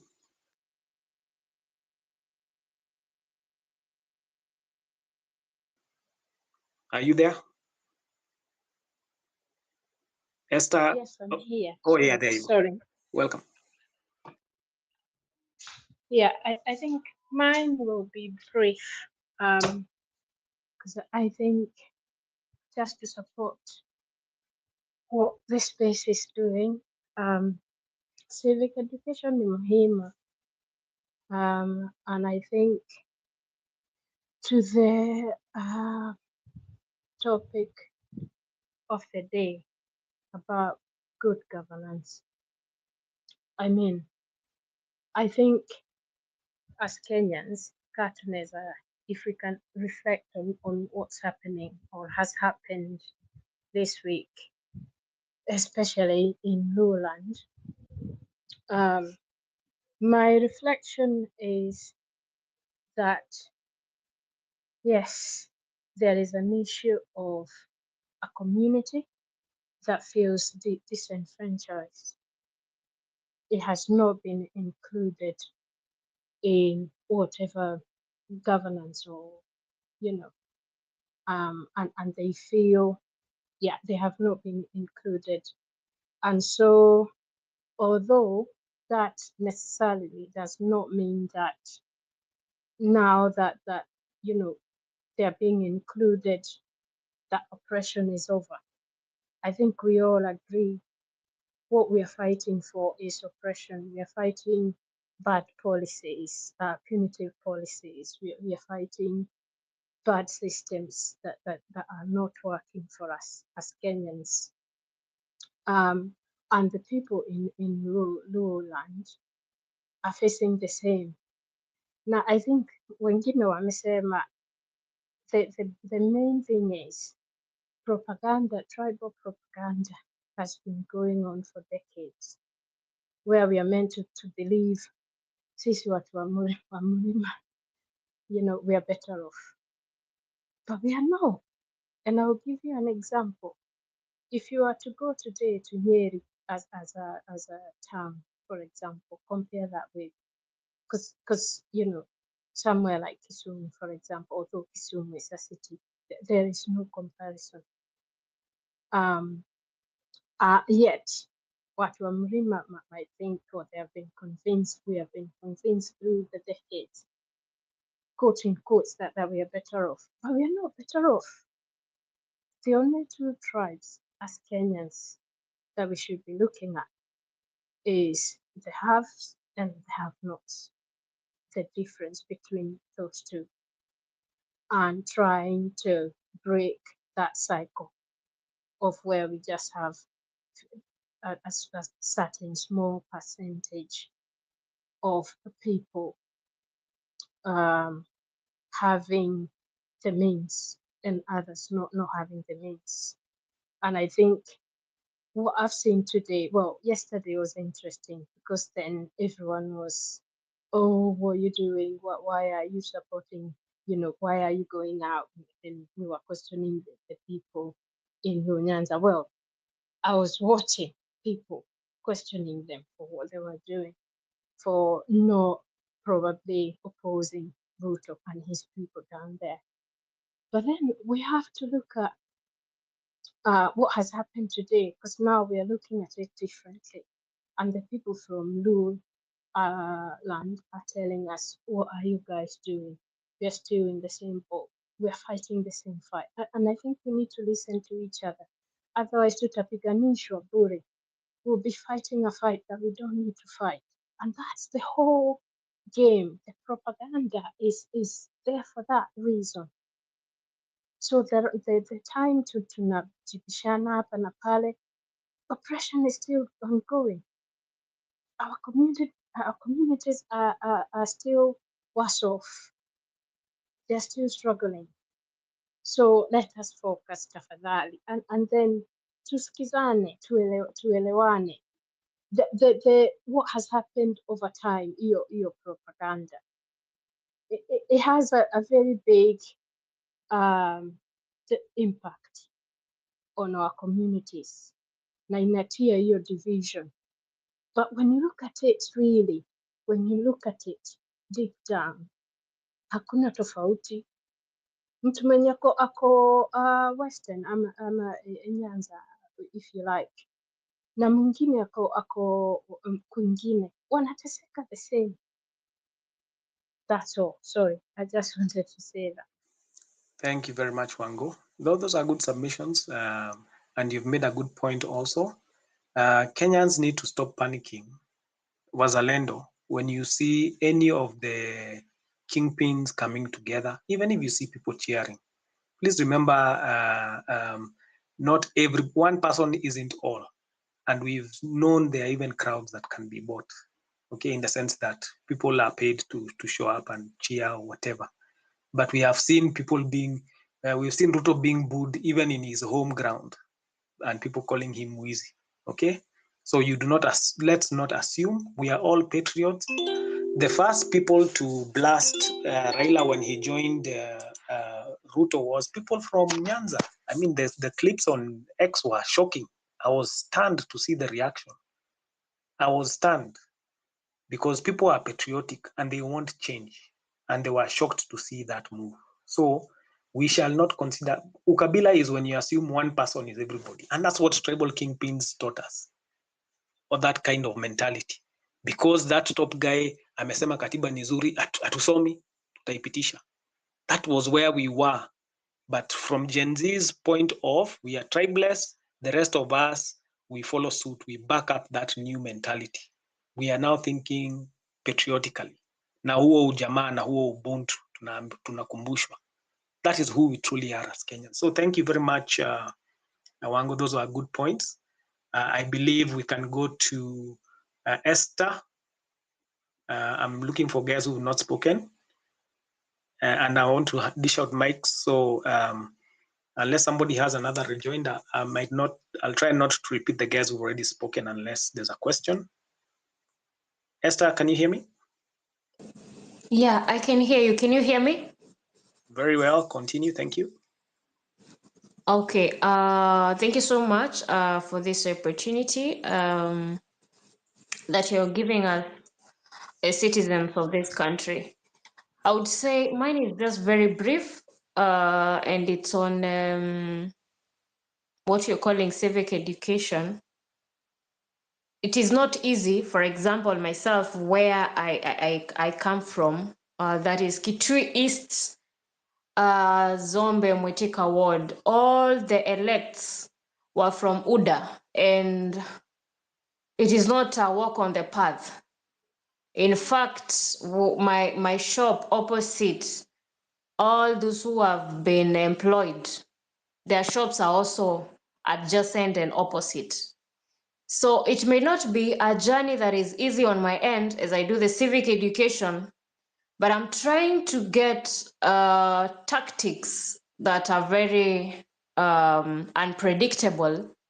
And then I was just thinking, there's a message I've just seen here on our chat on where is Morara. I think I also have a question on my end. Where is he? Because he has not posted, and it is not even something to be happy on that is not present and has not posted. But it's just a question to all of us who are on this revolution and moving and forging forward. Because why is our government not responsible for their role and responsibilities that they were assigned for? And when they are questioned, they want to pretend that they were doing the best for the interests of the citizens, yet they were only, or they're even targeting their own personal interests. So it's just a question that I'm just posing for all of us on the journey that we are about, or we are already in. It is not an easy journey, but we have to forge forward, because already we have started it and it is not going to end. And as I always say, it might be a second that we're going to change our country. It might be an hour. It might be years. So that is just food for thought on our end. Thanks. I appreciate for submission. Good points. Thank you. And keeping it real also that, yeah, there's no quick fix. Things could turn, it could be, but we know, for example, as Kenyans, and we like repeating this, that even if we had succeeded by some miracle to march and move somebody from State House, we don't have an IEBC, and they will not be reconstituted quickly because MPs know Kenyans are waiting. The moment IEBC is configured, they are starting to recall the MPs who voted yes for the finance bill. So expect that to be a slow process. But while that is delaying, it gives us time to organize, it gives us time to do good civic education, gives us good time to teach people about leadership, and it is you and I responsible for that job. So we'll be using these kind of spaces for the education of the retrainers. It's called TOT, trainers of trainers. So you'll be coming here, we are taught by lawyers, and we proceed. So good question also about Morara. Maybe I wish whoever might have his contact would need to check up on him. I told KOT before I could check on him via his DM, I saw he had started a space, but it's good. Let's be each other's keeper. It's called be your brother's keeper. That's a system we need. We, the people, are the ones now. We are our own protectors, because we have a government now that thinks we are the enemy, and all we want is good governance. How can you be arresting us and jailing us and making us disappear for wanting what is in our constitution? So anyway, let me not again go on too much to give other people a chance. So thanks so much, Esther. Truly appreciate that. Let's give Ja a chance. Then we'll go to Shikuku, I think. I'll see Shikuku. And then Ja, karibu. Hey, Wallace, can you hear me? Very well, very well. Thanks, KOT, and the whole audience in the space.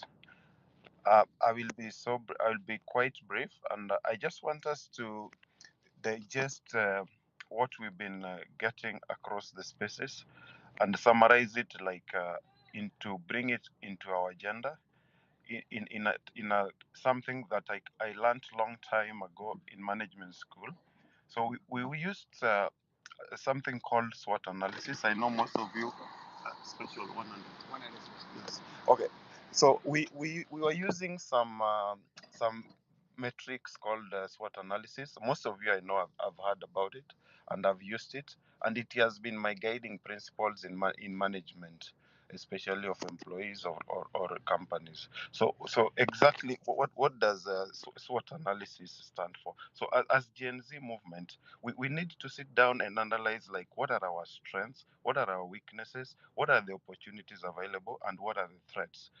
If we can sit down and just put all those across, then it will be so easy to like counter Rutos and all these politicians. Like, for example, what are some of our strengths? And until yesterday, one of our biggest strengths was, like, we are tribeless, we are leaderless, we are faceless. So, and then you find that being leaderless again cuts across as a weakness, and as a threat. And that is what Ruto has been able to, like, penetrate. That is what he has advantage of, that we are leaderless, we are faceless.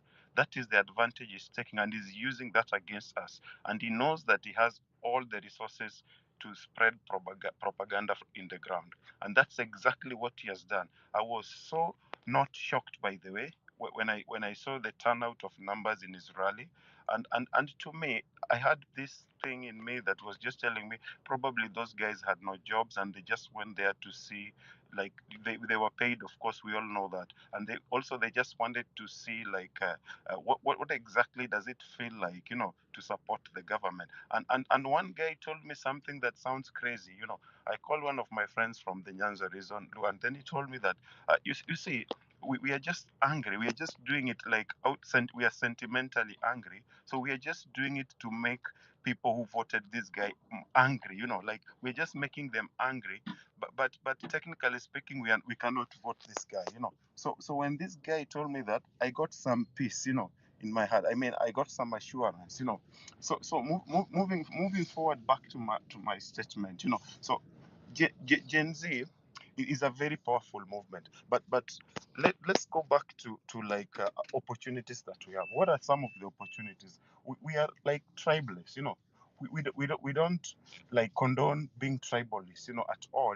And that's the only thing that brought me to like the Gen Z. I'm a millennial. I'm in the diaspora.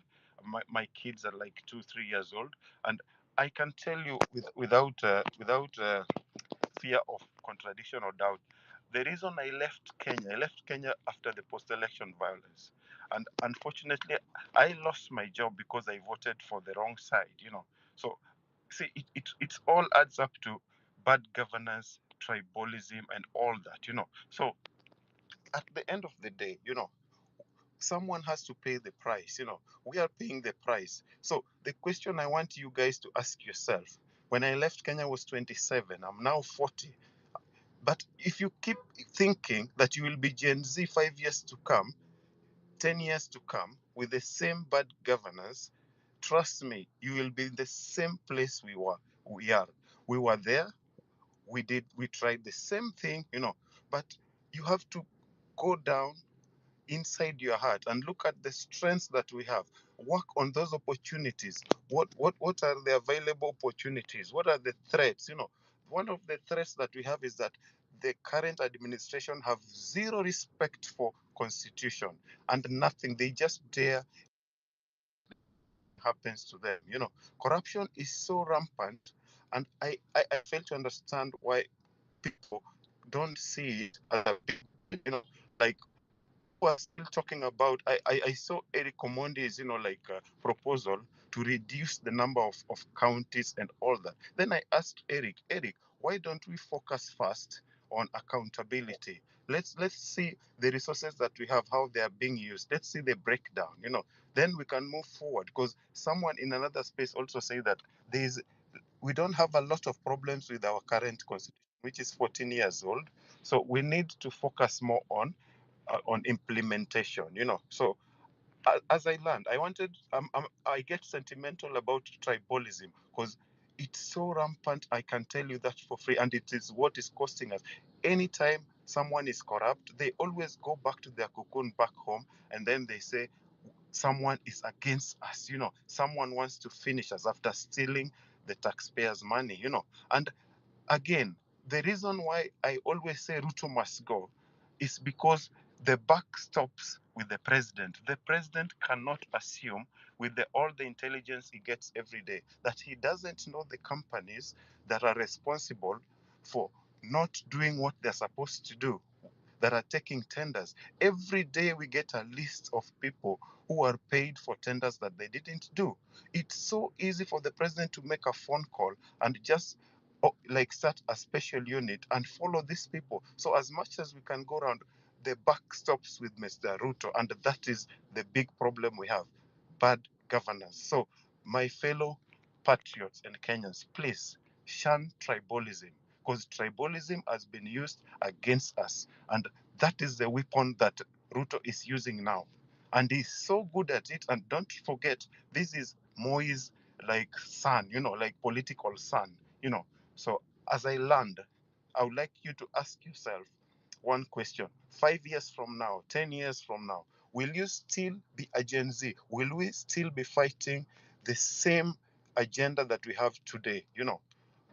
If you can answer that question, then be rest assured that you will either fall on the patriot side or you will be on the other side. Thank you so much, KOT, Wallace, and the rest. Thank you very much, Jack.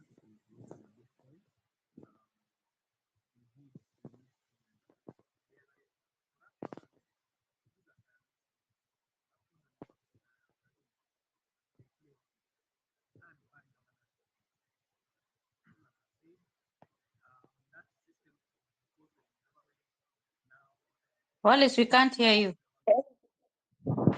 Whoa. Wallace, kwani umenyongwa? Can you hear me now? Yeah. Can you hear me? Kunywa maji. Thanks for the concern. Aya, sawa. Thank you. I was saying thank you, Ja. We are in agreement. Yes, it's time to shine. We want to make Kenya so good that you guys can come back. You've drawn a lot of knowledge out there. We need that expertise, a reverse brain drain. But we need to have a good space here because we don't want you to come back and steal your surname is what will keep you from the best positions and opportunities that are available. So I want to give, I think Shikuku, then we'll go to Sylvia, then Farah, then we'll go to Redemptor. So Shikuku, kindly. Thank you, Alice. Thank you, KOT. Now, today I'm so happy. Yesterday and today I'm so happy because a month and a half ago, when I used to talk about we need structure, we need to get into politics, on this same forum by KOT, people were very much against it. It was about a month and a half ago when I was saying it's now time to go political, it's time to enter the political spaces, and we go in there to implement the change we seek.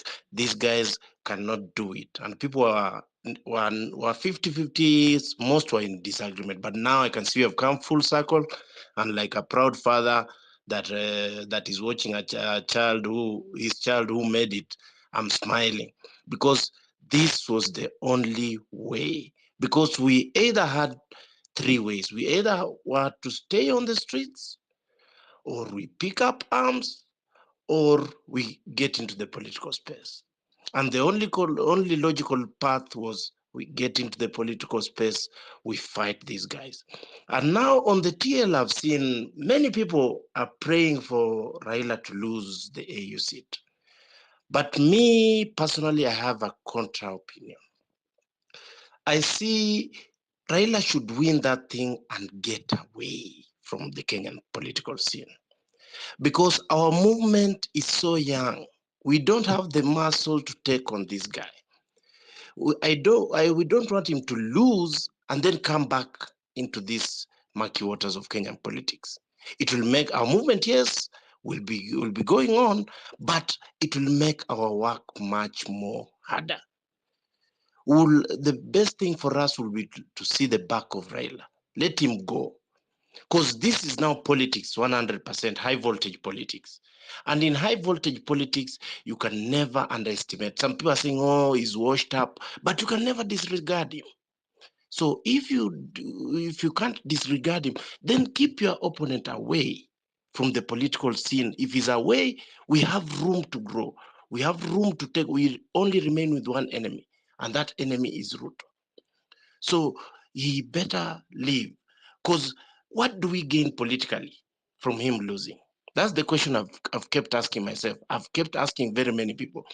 What do we gain from him losing the AU chairmanship, politically speaking? What do we gain? Because the only thing we'll gain is to laugh at him. If he loses, the only thing it will be a dopamine hit to us. We'll feel a sense of revenge. We'll laugh at him. After 3 days, things will be back to normal. But if he loses, that will be a setback to our movement, because we have to start thinking politically and not stop being emotional. Yes, he curtailed our revolution, but we have to get over that. So he curtailed our revolution, he went away, and now will give us room to grow. But if he curtailed our revolution and then comes back in again, he will kill it completely. Or if he will not kill it completely, we'll just be hanging, we'll just be a footnote somewhere, trying to find relevance here and there. Or even if we are relevant, he will be eating into our core support base. So that is one thing. The next thing I would like to talk about is the campaign financing that Morara was talking about yesterday, because that is the core of our political problems in Kenya. Campaign financing is what is making these leaders treat us the way they are treating us. Because somebody who bought you cannot have respect for you. So these guys bought about all of these members in parliament, the president, 70% or 65% of the votes they got, they bought those votes. They did not get them for free. They bought those votes. And that's why they have that madarau. Because somebody who bought you, of course, atakuonyesha madarau. That is common knowledge. Even though hata wewe pale kwa nyumba, if your wife anachangia half, anachangia 60%, ama anachangia 40%, she'll start misbehaving. And in fact, that is what is causing most troubles in marriages today, if I digress. Because when she contributes, she feels like she has a say in what happens in that home. So here, our politicians bought those votes. And we must stand up and now say we have to do campaigns in a different way, where people give candidates money. Because when you give your money to the candidate first of all respects you.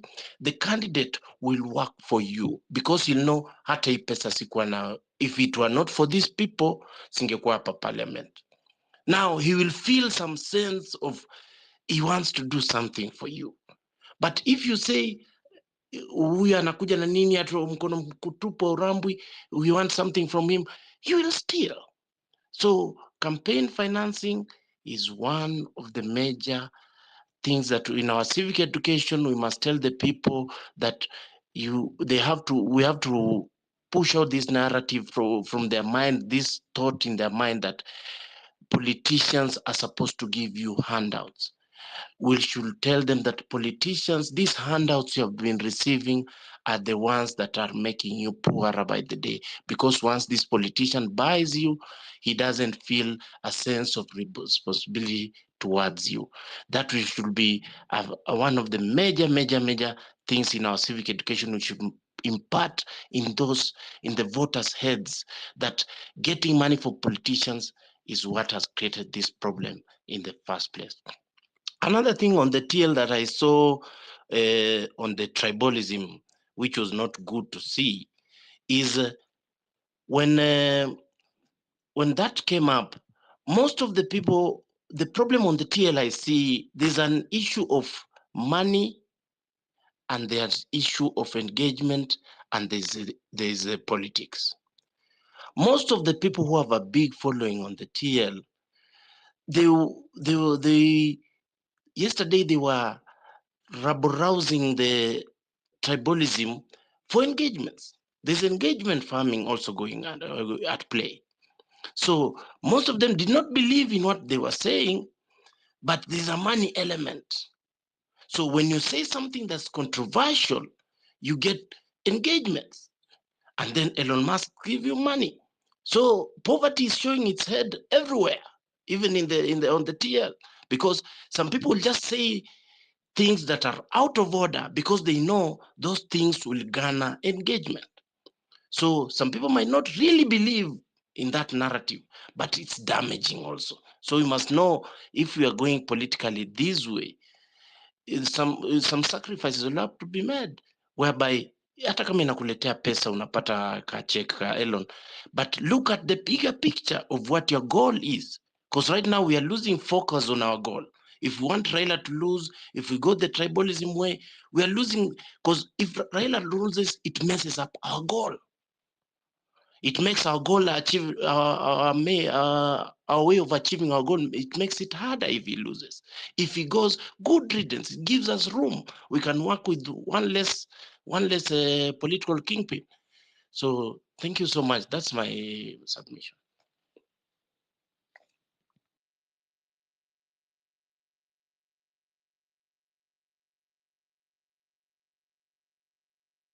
Wanyama.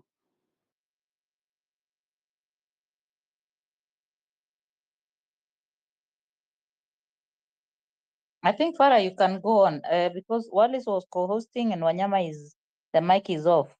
So Wanyama, Farah, you can start speaking. Santi Redemptor. I hope I'm audible.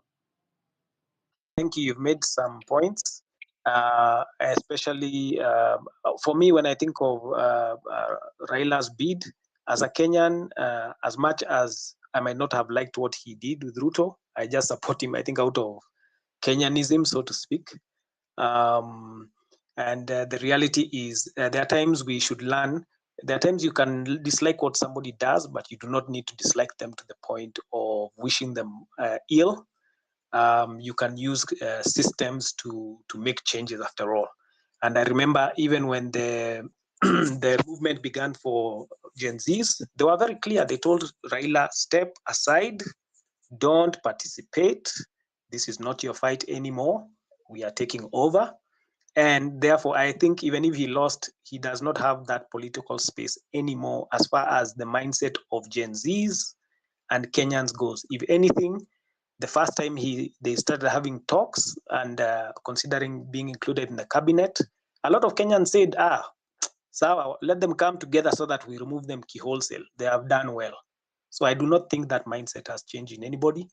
If he gets the job, let him get it for the sake of being a Kenyan. Let it keep him busy. But the idea is we are still determined. Change has come to Kenya, it's coming to Kenya. All systems must go. So I think I'd called out the guys who are in the queue. We'll go Sylvia, then we'll go Farah. Then we'll go to Redemptor, then Fred. Karibu Wanyama. Yeah, cool. It's good to see you. Tusalimie kiasi. Ni kama ako mbali na mic yake. Oh, sawa basi. Sylvia, have a go, then we'll go to Farah.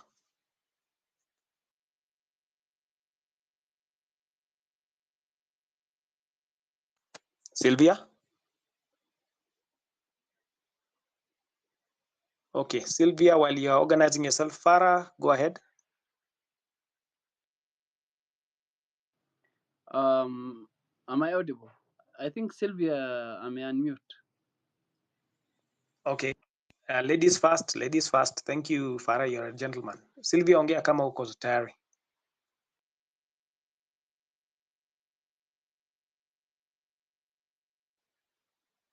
Okay, it doesn't seem like.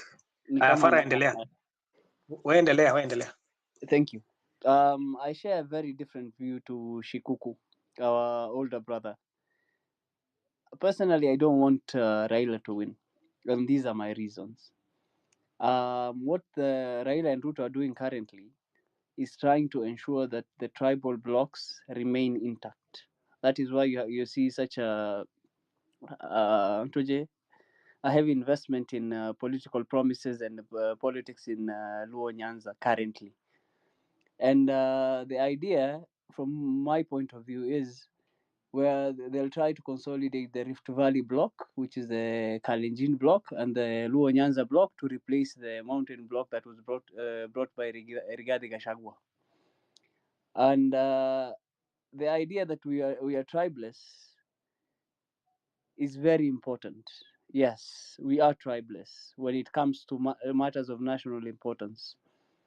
But not all of us are online here, and not all of us identify as tribeless. And Raila and this marriage is only dependent on Raila winning the AUC seat. If Raila doesn't win, he will most probably come back and cause disruption within the government, whereby the Luo Nyanza block, and then honestly we can be tribeless. But as it is of now, we still have very, very tribal blocks that are still very much intact, and that's what their game is. The people of Kondele and the people of Kisumu, it's not that they like Ruto, but we are so used to having our person represent us as a whole. So when their people are in government, nothing much has changed. They feel as though they are in government. So as much as we're talking about civic education and all of these things, we have to understand that there's a lot of euphoria when it comes to matters politics and campaigns. In marketing, there's a 10-80-10 rule, whereby the first 10% is the influencers. If the influencers pick up on something and they make it go viral, then 80%, which is the majority of people, will follow. Then there's a 10% ambayo inakuwaga nyuma tu huko, they, for lack of a better word, ni watu antirada. Currently, what you're seeing online is the government trying to ensure that they have control of the 10% that are influencers, that can influence the 80%. That is why you can see the campaign against Morara, you can see the campaign against Masi Tarus, because a majority of people are followers. The 80% are followers. As long as we can come up with a narrative and be visible enough and show people that we have the majority of the 10% that leads the people, that influences the public opinion, then the the matter can be a lot easier. But it cannot be won on here online. That is a promise. This is not a battle that we will win online. This online front is very important, but lazima tujitolee kwa ground pia. What Morara is doing, you see, Morara has so many graduates from his school already. But we need people in different spaces pushing each, whether constitutionally or otherwise. We need people making up numbers on the ground as well. Currently, any meeting, any organization you go to, is they want the Gen Z voice. And the only way we can have Gen Z voices that are of influence is if we keep showing up. But you're online, you have a great following, you have a lot of influence online, but kwa ground hausikiki wala you're not being felt. There's it doesn't add up. Unaelewa, because we will not vote online here, and the people outside there are a lot more than we are, honestly speaking. You're on point. The only way we can change people's opinion is going out there honestly. I really love what some people are doing. I know KOT has amejaribu, he's been trying to be on the ground as well. I see him, Kenya Daima is here as well. He'll speak for himself, but I love what he's doing. Redemptor as well, may God bless you. But Majama, Morara is going after failed infrastructural projects and development projects. We need people taking up everything. We are the official opposition in government. We do not have anybody else other than, nobody's coming to save us. Tunaongojea Yesu peke yake arudi. The rest ni story ya jaba, honestly. So it is wewe ujitole. You know you have access to somebody, to an office. I know I have access to the religious spaces, and I am pushing there. You know you have an access to an office that you can open for other people. Open it and ensure that we are getting. And as I said something in the morning, that we have to be people of integrity ourselves, because we cannot hold people accountable and try to call them out while tofauti yetu na wao ni position. Tukibadilishwa hivi, we become the oppressor. It doesn't work that way. Baina yetu hapa, we must hold each other accountable, and you must be people of integrity, because you cannot tell me to change nibadilishe kusafisha kwangu na dasta nilete mop. Still the same bullshit. So we need as many people going after the legislature and the political offices, but we need people of integrity. We need people of integrity. Si lazima wakuwe Gen Z, si lazima wakuwe beste yako, si lazima mkuwe mnajuana, but we need people who will put the collective in front, ahead of themselves. People who see beyond their noses and think beyond their stomachs. So Wallace, KOT, Wanyama, thank you guys. Those are my sentiments. Thank you very much, Farah. Actually, I was in the space with you earlier. It was Afrocentric space, and you had the same sentiments. We have to hold ourselves to a higher standard. Integrity is not a joke. I think I tried even to look for you after that, because I was interested in, you said there's a faith a sort of conference next week where you're going to hold religious leaders accountable for what has been happening. I was keen on that. I think by the way, guys, let's remember to follow each other, whoever you see speaking. But you have made very good points that we must have a higher level of integrity. People must go on the ground. KOT was on the ground, as you're saying, guys are going on the ground. And we have made that call. We've said the change Kenya needs, every one of us must participate. We are the first civic education agents on the ground. So people take that responsibility personally and corporately. So we are using these spaces, we'll be using these spaces as also equipping stations. People are equipped here so that they can pass it down to their families, pass it to their friends, etc., etc. And that is why also we have been creating groups so that when we create documents, we post them there. If we create videos, what's to stop KOT from making a small clip that we can be passing to people via our WhatsApp, and they teach something on civic education? The idea is, let's harmonize that message. Let's make sure, what do we want to teach people? We want one clip maybe on our rights to free education. Maybe, yes. I see Shakira and Kenya Daima here. They're better placed to speak about the Interreligious Council of Kenya and what Good. we've been doing with them. So mimi Good. drop mic and I'll go to the listeners. But Good. I hope Shakira and Kenya will talk about it. Wako na mic, niko karibu kuwapea. I'm just going in order, but thank you very much. I think next we can go to Sylvia. Are you back? We try to give you the mic. You are not able to pick. Sylvia?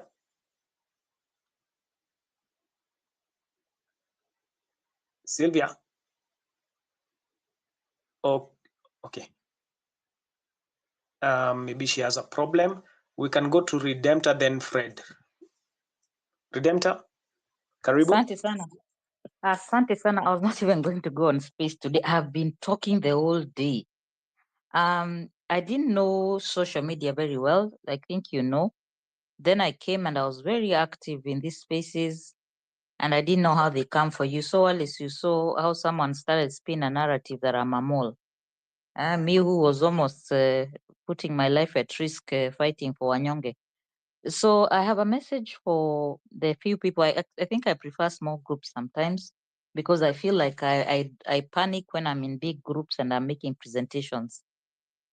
Mine, because this group is about civic education, I'm just happy to report that I've been actively engaging the intellectuals. Tumebishana huko until I've been getting calls from people who finally see that I have a point.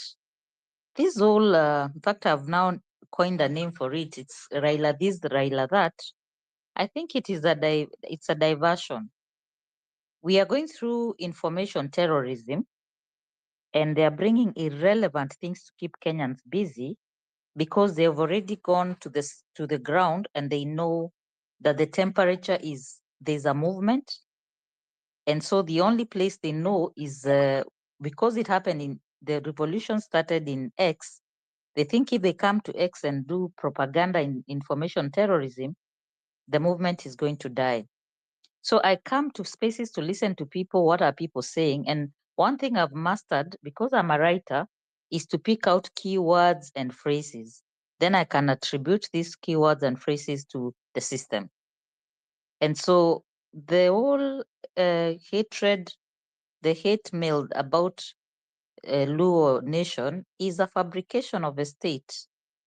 And they're trying to create sympathy.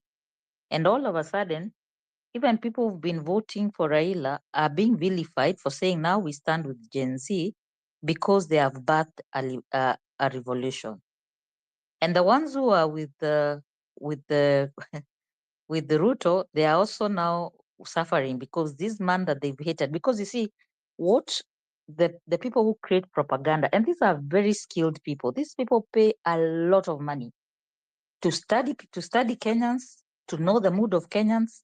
And so what you see about pictures of what happened in Luo and all these people are all that is propaganda.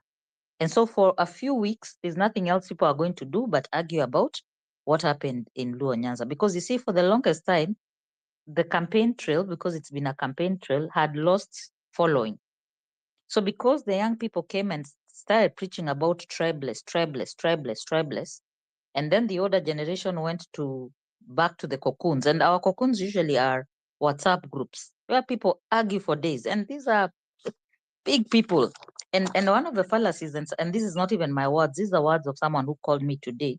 The biggest fallacy that was created by the Gen Z movement was that the other generations have never done anything for this country.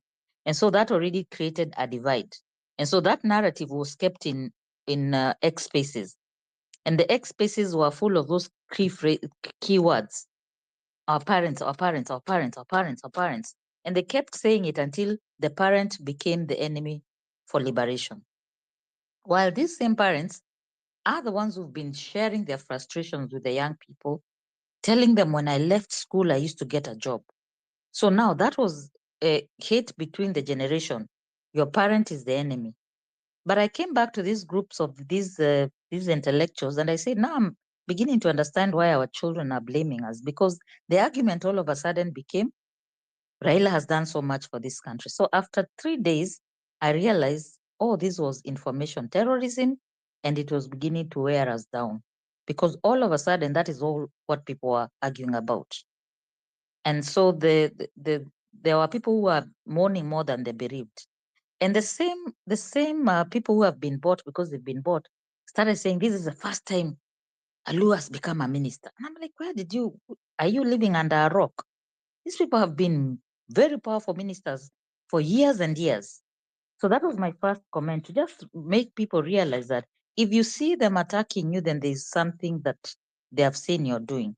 My motivation, I'll keep saying, for coming up, I've been a writer, I'm a media practitioner, and I'm a human rights defender, but I never used to say those words because I used to fear if I say those words, I can be arrested. So I've been working quietly. So when I come and I start speaking every day, I'm shouting every time I'm saying, let's change Kenya, and someone starts propaganda that I'm a mole, it almost works because I'm not familiar with these tactics.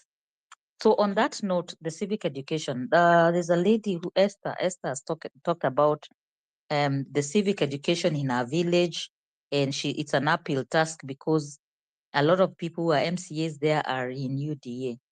I'll encourage her. If there's anybody who is easy to do civic education with, and I'm not being tribal here, it is the Kamba people. It's very easy to have a conversation with a Kamba, and they will release songs. In fact, you need to motivate them to start writing songs. Even Kivuda Kibwana wrote a whole poem in Kikamba about Gen Z, very beautiful poem, which needs to be circulated.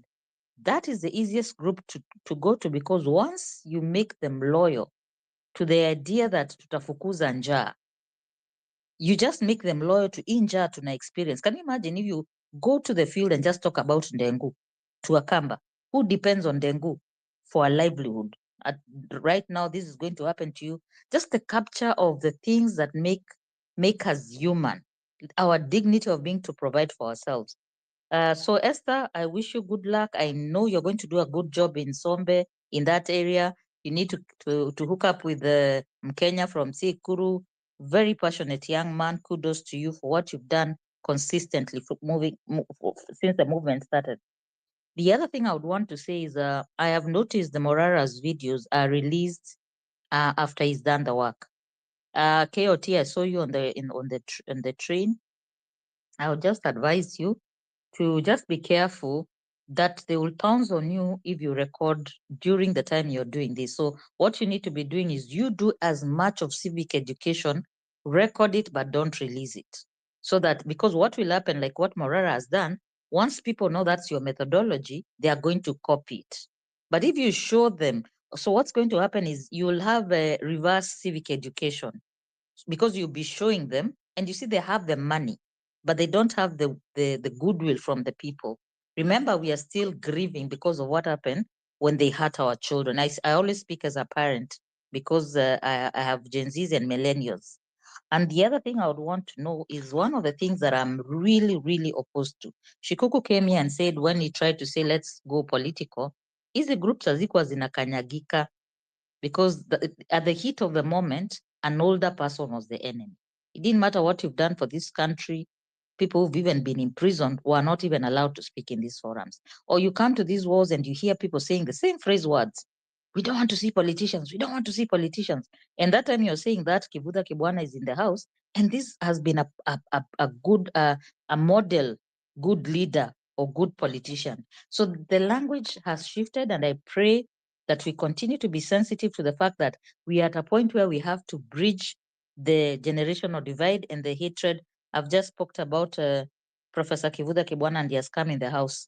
I always recognize his presence, and some may not know that I actually went to Makueni to document about public participation. And I copied, I compared with CI, I compared with Kajiado, and I even compared with my own county, which is Machakos. So when I see young people coming and say, oh, politicians must go, we don't want to deal, and that type of a moment, it just created a divide that there was no reason. It was just the fire, and it was burning and burning. But we have room now to come back to our senses and say, yes, let's agree on one thing. Kenya must be saved from the status quo. We are in a bad place. So my last point, because I've taken a lot of time, is when I hear people urging young people to vie for seats, and I come and say that's not a good idea, people take offense. But this is what my point is. If you've never managed anything in your life, I how think will we've you? lost. Or am I the only one not hearing you? Is anyone hearing me? Yeah, Okay, you're tunakusikia. back. You're back. Yeah, I can hear you, Continue. but you're breaking a bit. Oh, sorry. Yeah. So I'll finish. Sorry if I'm breaking up. I'll finish by saying, when I say young people are not necessarily the option to vie, this is what I mean. Probably all the young people who are interested in politics in a certain region need to come together, and they look for the strongest among them. And maybe where you are, you'll find the person who is the strongest is not a young person. So what are you going to do? Because what we are looking at is leadership at all levels by people who know status quo must end. So this pill that you're just dispensing everywhere, that young people, you must vie, you must vie, all the old people must leave. That is one thing I want to discourage in these forums. If we are really serious about changing Kenya, it has to be inclusive. So being young is not, and I'm not saying this like Morari is the only one who says being young doesn't exempt you from being corrupt. There are young people who are corrupt. We saw Mwirigia was called Mwirigia. He was 19 years old. He used to wear the same sweater when he was campaigning, and they loved him the way he was. Immediately he got into power, into the seat, he was given a car by Uhuru. So if someone has never managed anything, it's going to be an uphill task to say, okay, you go now and manage your own campaign. It has to be a partnership in the region, in the constituency, in the ward that you're interested in. Go and participate as a campaign manager for someone you're 100% sure is going to change that constituency and that ward. Don't just say, oh, as long as it's a young person, we are going to throw him to be in leadership. I think those are my submissions. I continue to thank people who continue to listen to this conversation, because everyone comes here hoping that their own knowledge, their experience, their expertise is going to change this country. We are in a revolution, and we must win. This revolution belongs to the young people, is being led by the young people, but it belongs to all of us as Kenyans of goodwill. Anybody who knows we are oppressed Excellent. belongs here. Asante.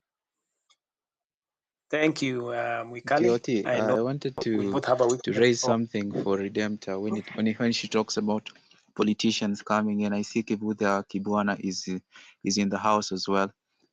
We've been we've had correspondence with Kivutha Kibwana in the past. Wonderful leader. I think I'll have to go and look at his scorecard when he was Makueni governor to actually concur with you in terms of him being a good leader, as in the records in the Arusha General Reports, etc. To confirm that truly. But from my interactions with him, he's been informative. He's also been helping us on our side in terms of planning, and we'll continue to work with him in advancing the interest of Kenya. I think I'll also contact him after this so that we can talk further. So when it comes to politicians, I've been dealing with politicians for the past 2 weeks, and they're always looking out for their own interests, and that's why things have slowed down. I think for me, who is more playing contact politics right now I'm in Eldoret and meeting still with some of the political people on the ground, and it's quite frustrating. I'm also meeting with youth, and the youth are hungry to change the status quo. I walked around and I've been to the interior of Uasin Gishu, Keses area. I've been to Langas. I've talked to tens of people. Tomorrow I'll still be having a few meetings before heading back to Nairobi. And also met a few people from Bungoma on Thursday night. So I do understand. I do understand the reservation of the young people when they said they do not want politicians. It's because, from my experience so far, the politicians are looking out for themselves. Like every time I keep talking to some of them, uh, for us, we want to hit the ground running. You see, KOT is now has made the trip to Coast, and he's doing his thing. We find that for me, I'm here in Eldoret. Okayo is doing his thing, and he's actually going up and above beyond what is expected of him. Willie is doing his own thing, and all of these guys are doing their own thing from a place of goodwill. Shakira is doing her own thing. She's doing wonderfully, and we believe that she'll keep doing wonderfully. And we keep having small meetings as young people, and sometimes, and I think one time on last Thursday we had a big meeting of some of the more notable faces of the protest, and we talked about how to get to the mashinani. But from my position, even the mashinani people do not want this guy. They do not want this guy. It's just we want to give them the power and the hope and the inspiration that we can actually win this thing. That is what Ruto is killing. It is not a matter of the support. This guy does not have support across the country.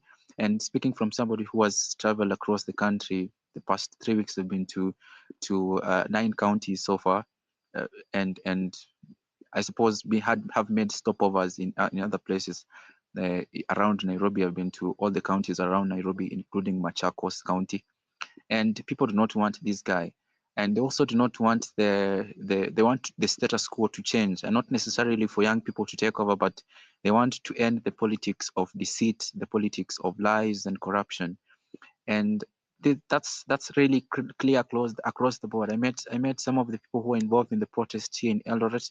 I won't go into details about who they are because safety and stuff like that.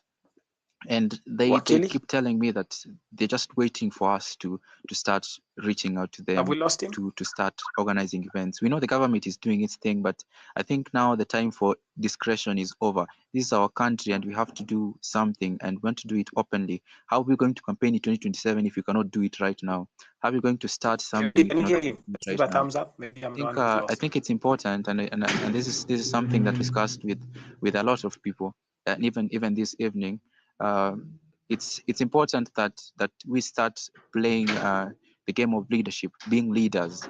I think one of the things when we were talking with the guys at National Coordination Committee for the People's Assembly, and also the initiators of the Kenyan Home Initiative, it's a matter of they want to start doing something. They are ready to do something. They have I think Shakira, you saw there are so many people who are inspired to do something. They're just waiting for somebody to uh, coordinate and to guide and to sort of like help them, because for us young people, we do not have the resources to fly to Turkana, but we have people in Turkana. I've met some of them as well 2 weeks ago, and they have a group, and they talk about their local politics there, but they are afraid. And I think it's also something I noticed. I also happened to visit Kiambaa the other day, and people are afraid. It's not like people want this guy; they are afraid, and people have often voted out of fear, and I've always done things out of fear. And if we can conquer the fear, if we can get people to hope that we can change this country, Morara is doing wonderfully, and he's focusing on the president, and we want him to keep doing that. But we also want to focus on the MCAs around here, and the people who are willing to run in 2027. I met some locally here who want to run in 2027 and shake the status quo here in Uasin Gishu County. There are people in other areas also, young people, older people. I've actually also been talking to older people, fortunately, uh, and they also want to change the status quo. But I believe one thing I've noticed, especially with it will be an unfair generalization, but people who speak as Sospita has spoken, is that they're not doing anything much really to contribute to the cause. They give us advice, but I think right now we know what is supposed to be done. We know we're supposed to go out to the streets, and I think we had a discussion with Wanyama. It is time to start networking and forming structures that are going to topple this government and take over. And for us, we're not talking. For me, I'm a Gen Z myself, but in the age group, I'm a Gen Z, and I have the Gen Z spirit. I believe in me. The spirit to actually end this menace in our country. So if we're going to move forward, if we're going to move forward and make deliberate changes, we have to start making this our business, this country our business, and to make this our home. And I think I like Kenyan Home Initiative because of what Tarus wants to achieve, and wants to keep people. You want to keep people in Kenya so that they can build Kenya and live in Kenya. And Shakira obviously is doing her bit with the civic education, and we need to have different angles. I've talked to some people, I want to mention them, but they also want to pursue justice for the fallen comrades. They want to document these issues, and we see very clearly that the government is trying to silence people, but people have to come out. There's never going to be, if we allow this to happen, what happened in 2007, 2008, it just happened and people just forgot it. I was in Kiaman, people are like, people are afraid. They know what happened, but they are afraid. If we keep being afraid, it's going to be a situation where it's going to happen next year. It's going to happen. We're going to just be talking here. It's time for us to take up courage and start doing things and going to the places we call that this is somebody's stronghold. I've been to Ugunja myself and talk to people there. We need to start making those initiatives and those strategies and not be on the back foot. And I want to tell the people here on Twitter that politics is a contact sport. He is right when he says that politics is a contact sport. That's how I think for me I've always wanted to play it, and that's how it has always been played. That's why we went to the streets, and we need to go back to the streets still. The protest will continue to happen. I think for me, I'm confident they'll continue to happen because from what I'm seeing from the people I've met and from some of them organizing protests already, they're going to be happening for various issues, for roads which have not been completed, for embezzlement and stuff like that. They're going to keep happening. But you also need to start rallies, registration of members, not necessarily a political party. It can be a movement, and I think that's why I'm very, very, very keen to see, like, with this coming week and those weeks that are coming into the future, we start having more moralas in the grassroots. We start having people who can actually document what the MCAs are doing with their kitty, what the constituencies. You have the what is it called? The Auditor General's reports on the NGCDF. People analyzing them and documenting them and making sure that this go mainstream. Having there are already people who are already working on songs, people already who have released songs, and we need to start being confident of playing these songs out there ourselves, sharing these songs on social media, getting on different places. So I'm not really sure civic education even is something which we should actually be necessarily giving the largest focus, because people here, I think from experience, people here already know what is the problem is. They just have to be nudged in the right way. It's going to be a political education drive, and yes, civic education still is political education still falls under civic education, but even up to recently, some of us didn't know that somebody can be president even if they're 35 years old. Yes, we can be doing that, but we also have to move further towards ending the culture of voting on tribe, and that requires an education that even if you vote on your tribe, it doesn't help you, and showing people by going to their grassroots and showing them that this leader that you voted, how has he or she helped you even if he's in your tribe. And showing them that it doesn't really matter, and showing people that voting out of clanism. I haven't visited northeastern province, but I was planning to visit Banisa. But here they talk about I read about it, but it's important that we get there and get to see what is happening on the ground. We get to see how the negotiated democracy actually happens. What does it entail? How can we disrupt it? And how do we get all people, more so young people, because young people have a greater stake in the future of the country. How do they topple those systems that have enslaved the people? How do we end the culture of handouts? I've been around and even here in Nairobi, not here in Nairobi, here in Eldoret, I was at a restaurant, and apparently one of the guys I was talking to is a political figure. And when we were leaving, the guys were asking us to give them some money. How do we end that culture which is systematic? I was at Kiamba Church. The pastor there, when I got there, he was telling me that bring your people so that we can help them build their church. He didn't even care if I'm a murderer, or if I'm a thief, if the money is stolen. They just wanted somebody to help them build the church. And that's something that we need to sort of systematically uproot and identify, and go to the grassroots and to the ward level, and try as much as possible to disrupt.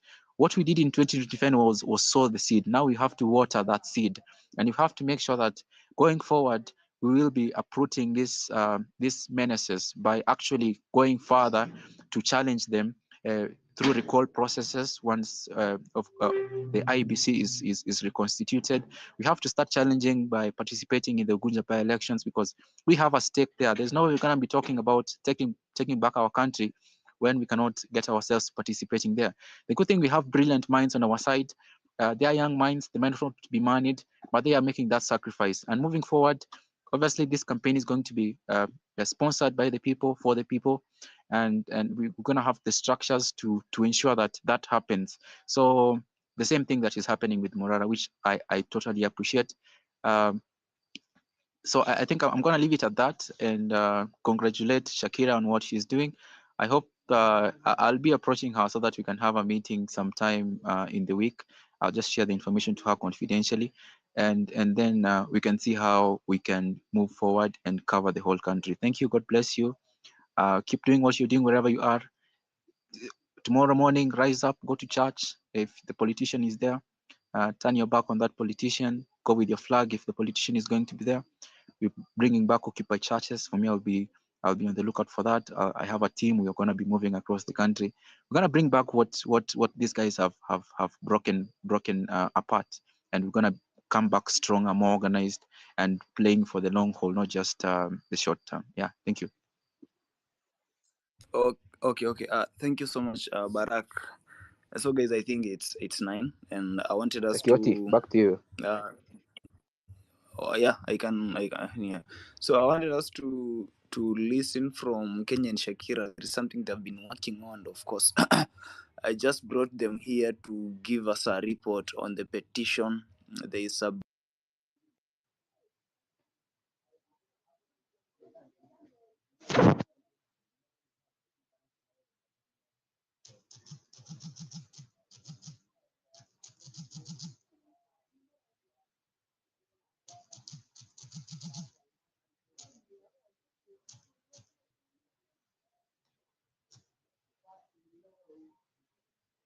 KOT, are you waiting for me to begin, or you are talking and you know?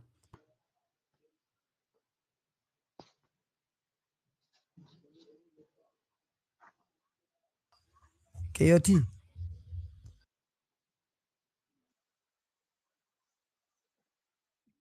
I think you can hear me. I'm back.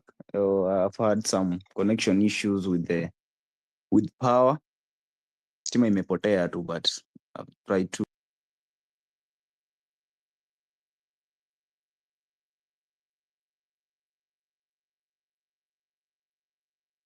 Wanyama, I can't hear KOT. And also Wanyama, Kivuta Kibwana has just texted me. He wants something to be displayed. Let me just check what it is, and then I'll send it to you so that you can display it.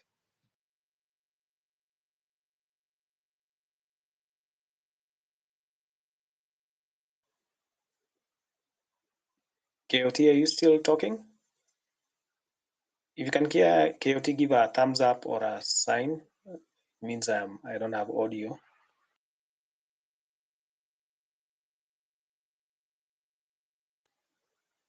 Okay. Then to say. Is not talking. There is nobody talking. Okay. Sawa. He'll hop on as soon as he's ready. Maybe he's sorting out the power issue he said. Thank you, Baraka. I know we were to look for each other via Telegram to Taftana Bado. Because we need to synergize, we do not repeat functions, we just strengthen what is already there. We're on the right path. I believe Fred was to be next. I'll look for you, Baraka. We'll talk and plan even.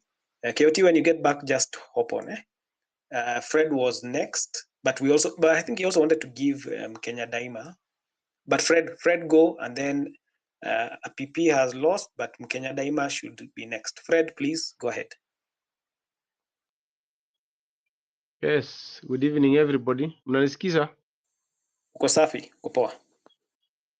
Oh, sawa. So I was asking this hii mambo ya Raila na hii kiti ya AU chairmanship. Who is funding his campaign? Where is he getting the resources from to do his campaign? And hii city yenye anatafuta is it important for Kenyans or ni yake tu kama Raila? So the way I think, I not pray for Raila to get that seat because he's a patriot. He has patriot, amekuwa msaliti kwa upande wa wananchi wa Kenya. We have been sticking for this guy kufikiria kuwa huyu jamaa ni muokozi. I have come to realize this is a conman. This person is not a good person. Kwa sababu 2013 alishindwa, tulifanya election, akaenda mahakamani, Supreme Court ikasema Uhuru na William Ruto wameshinda halali.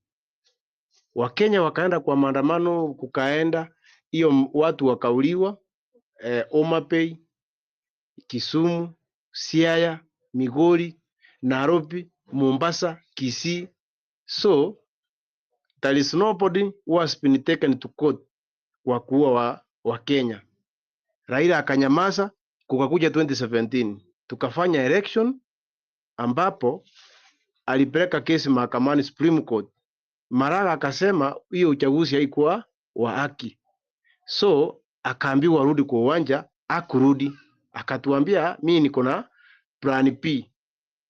So Uhuru akashinda uchaguzi, akasema Uhuru ni mwizi, anaamini kuwa Ruto ni mwizi, na huo msimu Uhuru alikuwa mrefi.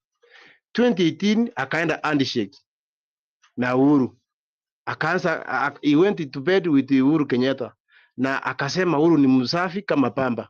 Tumekuja uchaguzi wa 2022, Raila ameshindwa. Uchaguzi imesemekana ameshindwa, amepeleka kesi mahakamani na ameambiwa ameshindwa. Mimi kama mfuasi wake nimekasirika sana kwamba Supreme Court imesema kwamba Ruto ameshinda uchaguzi kwa njia ya haki. Tumeenda hiyo safari 2023, watu wameenda maandamano, tumeenda maandamano, wengi wameuliwa, most of people have been injured. Raila hakusema kitu. Imekuja 2024, bado vijana tumerudi kwa barabara tukisema we need what we call good governance. Raila akiwa mmoja wao, tumemwambia wewe kaa kando. Tumesukuma Ruto mpaka mwisho, lakini Raila amerudi kwa mlango ya nyuma, ameingia kwa serikali na watu wachache, na amesema kwamba Ruto ni mwizi. Unaweza ingiaje? How will you collaborate with a thief, somebody who has been looting the resources of the country, and now you are in bed with that person? So wewe umesema utaenda AU, unaenda AU, sisi wa Kenya utuache kama tunaumia, tunasikitika ndani ya roho zetu, ile yenye tulikuwa tunatarajia hatujapata. So mimi sitaomba kwamba I am sure Raila is not going to win that seat. He is going to miss that seat terribly. So maombi yangu ni Raila ataanguka, na tunataka tuambiwe resources yenye anatumia ni saa nani, na hiyo kiti yenye anataka kuwania iko na manufaa gani kwa nchi ya Kenya. So mimi kuniambia ati sasa tungoje ati election ya 2027 vijana wasiwanie, so there is no IPC in place. Kama kungekuwa na IPC in place, I was to test with these people of Ugunja kama wangepea mtu wa ODM kura. Mimi ningesikitika sana na watu wa Luo Nyanza kwamba watakuwa wanaamini mambo ya Raila. Raila has made most of people to be killed. Number one, alifanya Musanda akauliwa 2017. Huu msimu nani ameuliwa, anaitwa huyu Major General, huyu mwenye alikuwa huyu jamaa wa Siaya, mkuu wa jeshi ameuliwa, Ogora ameuliwa, na Raila hajaongea hiyo maneno. So most of people from Luo Nyanza, I'm from Nyanza, I used to believe in this man. Mimi na huyo mtu mimi hapana, huyo ni msaliti kwa Wakenya. So Wakenya tufanye hivi, tusije tukalala. We are going to fight up to the end, kwa sababu ni rais mgani anaambia Wakenya there is no people have been abducted? Anadanganya watu kule Kisumu. Wakenya sisi ndio wajinga. Mnalipwa shilingi 150 ama 200, mnaenda kwa mkutano ya mwizi, mnaenda kwa mkutano ya madara, mnaenda kwa mkutano ya mtu ambaye hapendi nchi. Sisi ndio wajinga. Mimi uwezi nilipa hata shilingi 1000 niende kwa mkutano ya mwanasiasa na ninajua is rooting from the people. Mimi siwezi, mimi sina hiyo roho. So civic education inastahili kwa watu wetu kule kijijini, na wengi ni vigumu sana. Kama ninaona young generation wanaenda kwa mikutano ya Ruto, hiyo ni mimi sijafurahi hata dakika moja. You cannot choose two individuals kwa serikali, unawaambia ati yao ati sisi tuko kwa serikali. Unaambia watu wa Kisumu, I want you to join the government. People of Kisumu have been in government 2007. Anyang' Nyong'o alikuwa minister for planning hiyo wakati wa election ya 2002. Wakati tulifanya election ya 2002, 2003 Kibaki aliform government. Raila Odinga was a minister for roads and construction. Anyang' Nyong'o was minister for planning. Ni saa hii wanakuja kutudanganya ati wako kwa serikali. 2007 we formed a government, a code government, serikali ya nusu mkate. Raila was a prime minister. Akina Anyang' Nyong'o walikuwa kwa nini kwa serikali. Oru Ochode marehemu walikuwa kwa serikali. So mnadanganya watu ati kwamba we want you to join the government. Which government? The government which is not working for the people. Mbona tunakuanga na wasiri wa madini? Kama madini iko Kenya, mbona isaidie wa Kenya? So it is high time for us to fight for our country back. Thank you. Keuti, shukran.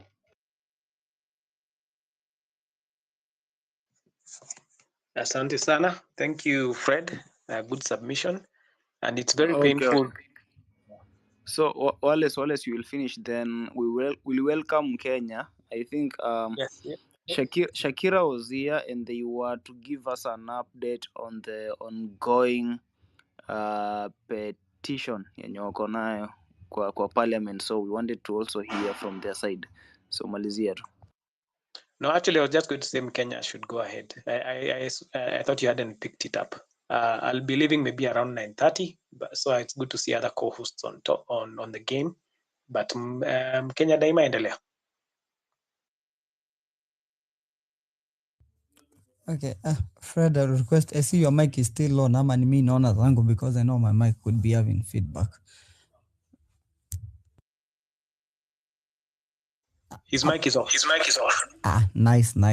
Msijali bana. Huku vitu hazionekani mzuri, but it's okay. Anyway, guys, let me give a quick overview of what the petition is about, in case someone is hearing it on the first time. So when you look at the IBC law that was passed through recommendations of the NADCO report, yenye mliona politicians wanasign wote pamoja on that day yenye walikuwa wamepatana, ilikuwa State House. What it did is through that NADCO report, it excluded the youths from getting being in the selection panel.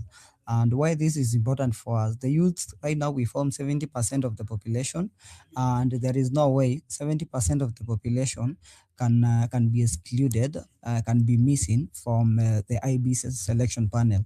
The IBC selection panel is the one that is responsible for selecting the commissioners. The commissioners are usually selected from the IBC that selection panel of 9 people yenye imesetiwa currently na nini.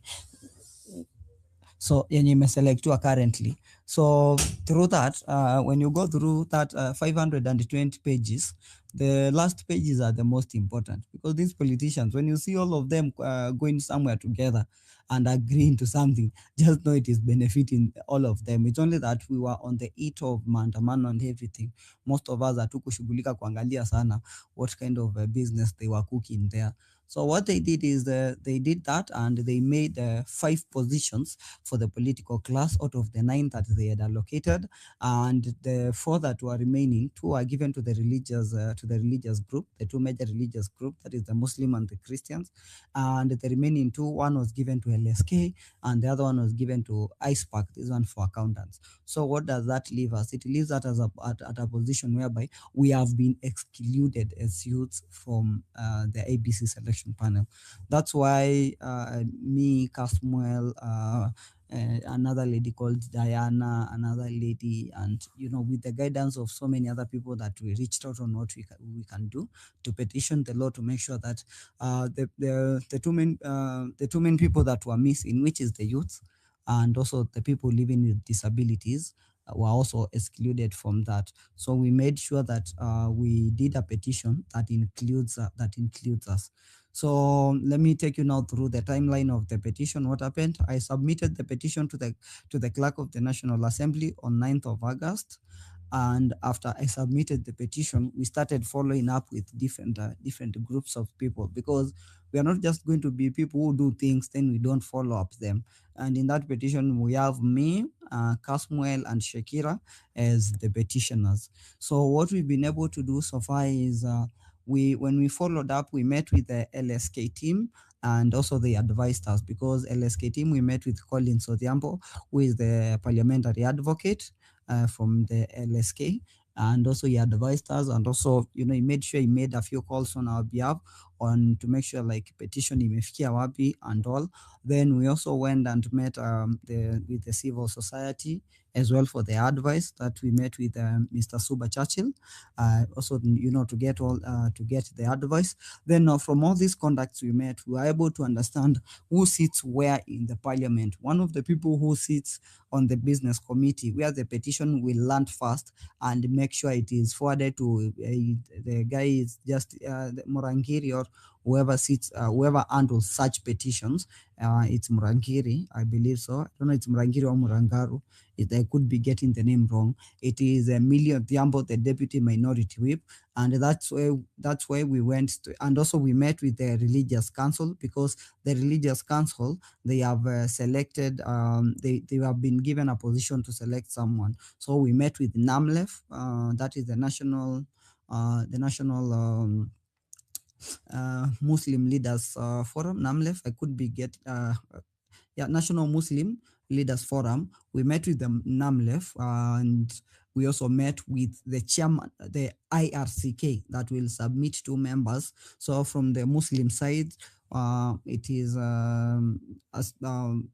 there is a madam that has been selected, and from the other side, I can't remember the name of the person who has been selected. But through that, through working with NAMLEF, we were able also to meet with whoever is the current now executive of Mr. Abdullahi, the current executive for IRCK, in the Religious Council of Kenya as well. Then from there now, we went from the meeting with NAMLEF, because we had to meet them and ask who they've selected, what was their criteria as well, and how they can help us, we as petitioners, as young people who are fighting for the inclusion in the IBC selection panel. So they were, NAMLEF have been very helpful. That one is, and it's a good, we young people understand that there are people who are standing with us. There sometimes we feel the burden that we are like alone. No, there are people who are standing with us. There are people opening their boardrooms. There are people telling us, use our boardroom for planning. Do you need people that you need guidance on? There are people who are making calls on our behalf. So that's after the meeting in NAMLEF, we were there with Kasmuel, Shakira, Farah was there. We went went straight to meet with Millie Odhiambo somewhere at our office somewhere in Arboretum, and Millie Odhiambo sits in the business committee. That's why mlituona na picha tukua tumepigwa na Millie Odhiambo. There are people who are like, kina Mgenya, okay, they were cooking Casmwell, but I was in that picture anyway. You are like, those guys have started meeting politicians and all. But this has been a process that we've been following up, and anyone who is standing on our way, we are going to meet them, whether they live in State House or wherever place that they live in. Even if Millie Odhiambo lived, she was in Suba or whatever place she represents, we would have gone there anyway, because we want to make sure that that petition gets to the floor of the house. And now we went there also. Every person we meet, they were also giving us more guidance, because some of the things, we are just lacking the gap in terms of understanding of how some of the things are done. And it's not like it's a big gap, but it's because most of us young people have lacked people to guide us on how to do some of these things. So that's why some of us, like me, we've decided to be very involved in these processes, because if we are not involved in these processes, yes, I know I can just sit down and be like, oh, I'm just a software engineer. But again, even if I'm software engineer, when it comes to the matters of the national importance, I think it's all hands on deck. So Millie Odhiambo advised us on where that what next steps we should do to make sure that we give maximum pressure, because she told us plainly that the Parliament of Kenya operates under pressure. It doesn't things are just taken lightly if there is no enough external pressure. So she told us immediately when we leave there, we go write a letter to Mr. What's the name of this guy at the clerk of the National Assembly to petition, to request the letter to be. It was a letter to request our petition to be given a priority hearing. So we did that. Then we did that. It's the letter that you saw we submitted 2 or 3 days ago on 27th. I think Shakira shared that. We submitted to make sure that, because the parliament right now, it's in recess and it will be back in the second week of September, to make sure that the first order of business, it is our petition. It's our petition that will try to amend the law. And we are trying. This fight is on all fronts. It is just not on one front.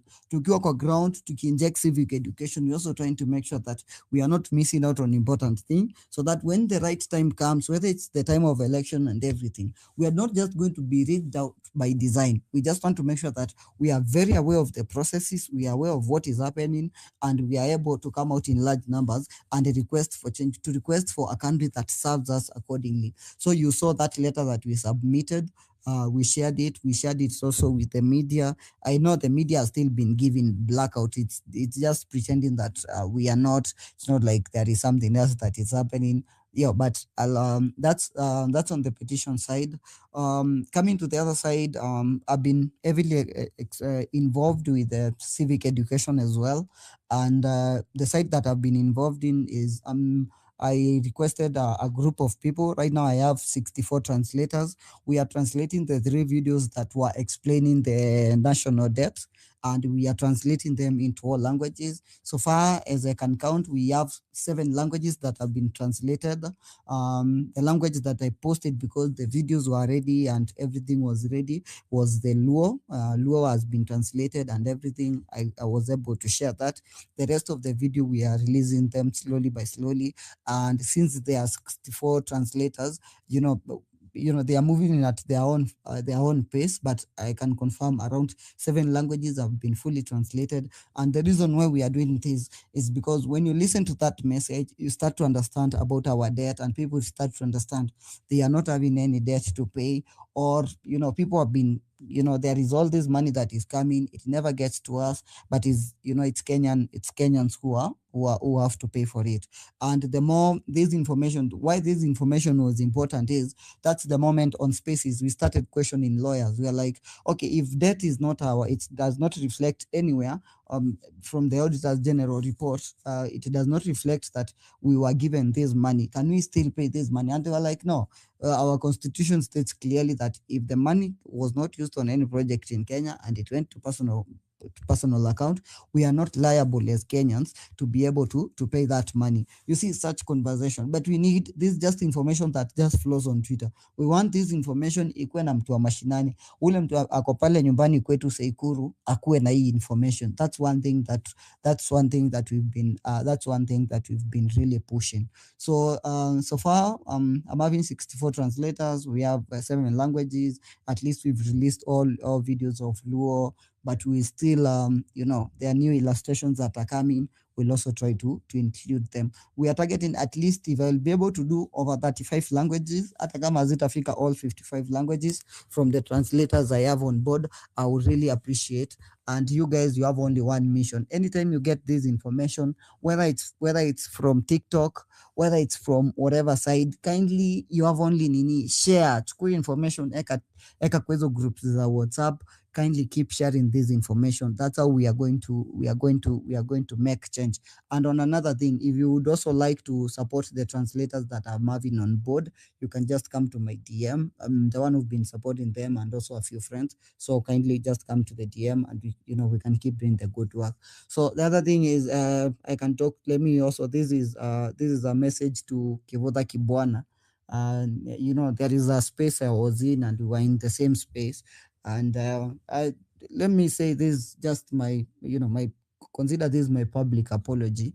And this is sometimes it's lack of knowledge, just because I'm from Mukambani and I was a little bit frustrated because of feeling like some of the things that were done in Makueni were not so long lasting.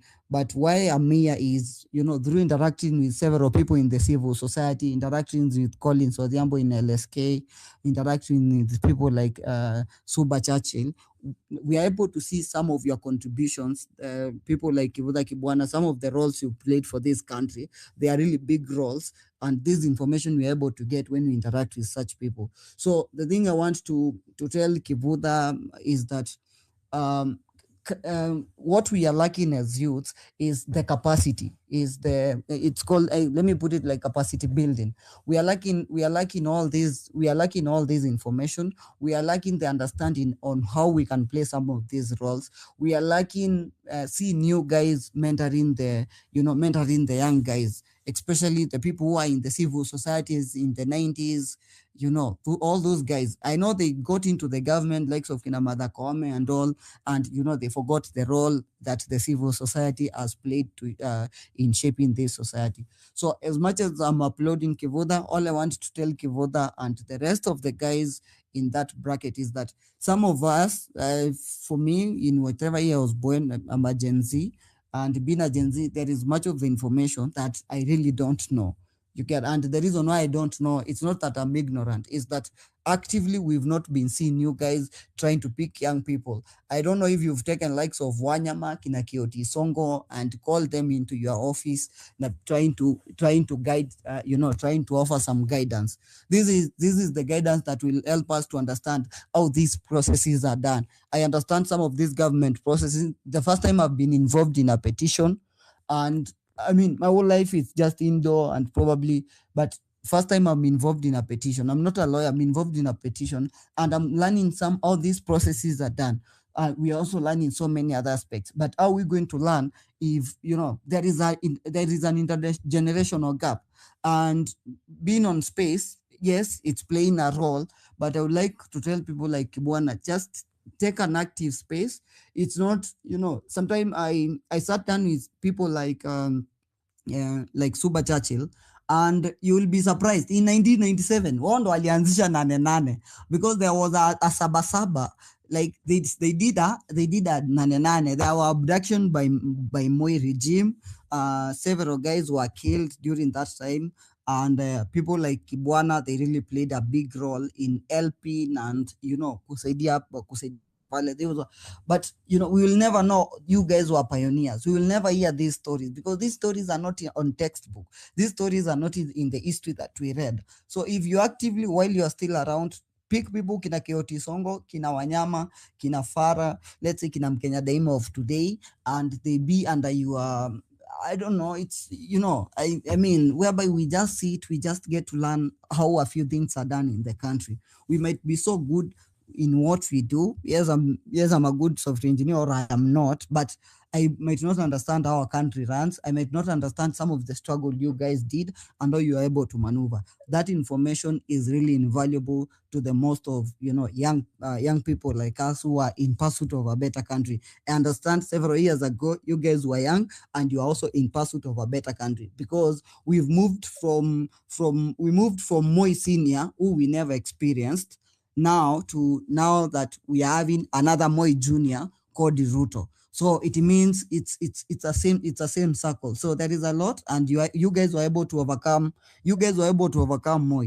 I don't think we'll not be able to overcome just a guy like Ruto. That won't be really our big challenge. This one, huwezi tulemea. But again, that's information that we can only get directly from likes of you, Kivuta, and all the other guys who are with you in the civil society and all the other networks. Because once you interact with one person, that's when you realize all these networks are really important. And the thing is, sometimes these guys are assuming that we Gen Z, we are unapproachable, we are not able to learn, and now they are trying to paint us as, just because we said we are leaderless doesn't mean we are not ready to learn. We are ready to learn. We are ready to absorb all this information because we want to understand some of these processes. So guys, well, so that's all I wanted to end it there. I think it has been a long rant, but I just wanted to tell Kivuta that this was more of like my public apology. I acknowledge what you've done, and this is through the words of other people, and not that I asked what you did, but when all these stories are happening, and clearly I can see some of the role that you've played in shaping the country that we have in today. So yeah, that's from my end. So yeah, we'll keep doing the civic education. Allow me to shout out to KOT Songo. KOT Songo Maze, your dedication to the movement. Sometimes I usually even feel like I'm not even doing enough for this movement. When I see what KOT Songo is doing, when I see what Kina Kebaso are doing, and everyone, you get. But I really appreciate you guys and everyone who is doing everything to the movement. So meanwhile, that's just for me. So if you would like to support you are out there and you would like to support the translators that I have 64 translators. Tumekuwa tu tukiwa support hapa na pale na nini vitu kidogo kidogo, nothing much, because they came on board as volunteers, but it's they churning out some really good content. You can just come to my DM and you can keep supporting them. Thank you, KOT Songo. That was my long rant. And yeah, alafu hii nao ni ya mwisho. This is also to give the Kibwana and the networks. When there are seminars, there are conferences where youth can be involved. You get, it's because, guys, why I'm saying this. After I've interacted with some of these guys, I've realized there are so many seminars that we youth can be taken for capacity building. You get, because so that when we are carrying out some of these activities to can understand it. And who guys who have all this information? It is these guys, because they are conducted by the big organization, and then they look around like I want Gen Zs. You get, they don't have Gen Zs. So inabidi ni wao tu wamejipeleka, and that's it's nini. So the reason why I'm saying that is we want to see when those seminars are happening. Tunataka kuona KOT Songo. Si ati kila siku kina KOT Songo kina wanyama ndo wanajituma kila siku kwa barabara na nini. Mimi I'm grateful to the chairman of IRCK. Is someone who has been, amekuwa akitumenda. I've been Suba Churchill, amekuwa kini mentor.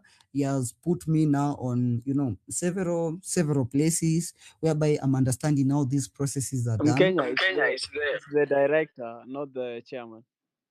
Oh, director. Yes, the director of IRCK. It is someone who, someone when you know, like these are people who are shaping. They are really shaping us. So we want to tell them easy, because I've known these opportunities have been there as mingi, but there is a gap. That's one thing I can tell you guys. There is a meeting I've been sitting, and in those meetings there is a very huge gap, because hawajui Gen Z to talk to, hawajui kabisa, because despite they have Gen Zs at their home place, but hawajui Gen Zs si wengine ni hawa kina KOT Songo, kina wanyama. Just write to them, tell them KOT Songo, I invite you to my office on 1-2. That guy will be available, and you'll be able to you'll be able to help us, to help us grow, because there is some knowledge gap that we are missing as Gen Zs. That's why you see on some aspects we might be failing in terms of the movement. But one thing is, we are going to learn through our failures. But again, the people out there, they can help us to grow and maneuver through those failures that we've been making.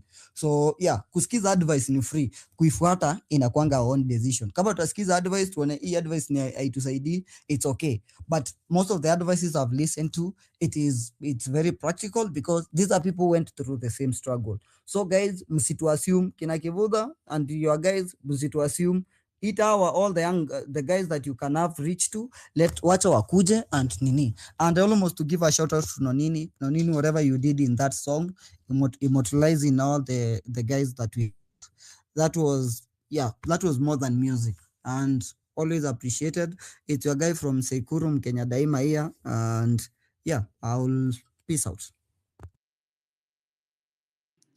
Thank you very much, Mkenya. Hello everybody, good evening. Wanyama, can by the I add on something that I think he forgot? Farah, kidogo tu. Binti, how are you today? Yeah, no, hi. I'm offended actually. That's the right Good evening, response. Yeah, no. I wanted to come to you first and go to KOT, but if you want to give Farah first, then that's your it's No. up to you. They have always been, Wanyama, I can't hear you. I don't know if I'm just tell Farah supposed to go Wanyama on has or... refused. They have always been the host and giving him the Farah. first chance to speak. Mwambie nimekataa. Okay, I think Mkenya forgot Farah, that Farah, can you speak? the director also offered us the IRCK channels Farah, nationwide, Farah, and also capacity building Farah, can you amongst hear Binti? ourselves. The offer of the nationwide channels.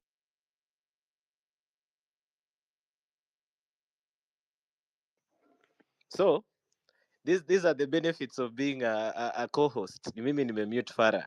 Mtu ako na shida, ambie Farah ni mimi nimemute. Farah, come back to the mic. Farah knows we don't hate him. Farah, you can request. Hakuna auski anyone on the panel. So please request for the mic again. So what I wanted to say is this. Just a quick one. Yes, I've been listening in, and kudos to you as well, Kenya Daima. For also kuna kitu important happen. He has calmed down and asked for help, which is what I've been trying to advocate. Hata wengine kina Keoti kina nani have been trying to advocate. Let us ask for help when we are in a position where kuna vitu zenye we need to accept, we need to learn. Cha kwanza ni, and I'm championing this. Please guys, youth, young millennials and Gen Zs, this is the time you should step up and take these political positions. Kujeni manze. We are forming that group. I'm not doing it in secret. We are forming that group where you guys are supposed to create a community of politicians, not activists. Wale mnataka elective seats. This is the time. Get in touch with me. The list is growing, but I want you guys, me mwenyewe siko interested in an elective seat, but I'm taking the part of saying you guys need to create a community and come together at this point. So, ulizeni, if you want the contacts, the WhatsApp or something, please, uliza. And then also you can get, I've opened my DMs as well. Send your name and your phone number. I will not be acting on anything that is less than that. But thanks a lot, Kenya Daima, for also highlighting that. Binti, choose whether you're going to give Farah or not.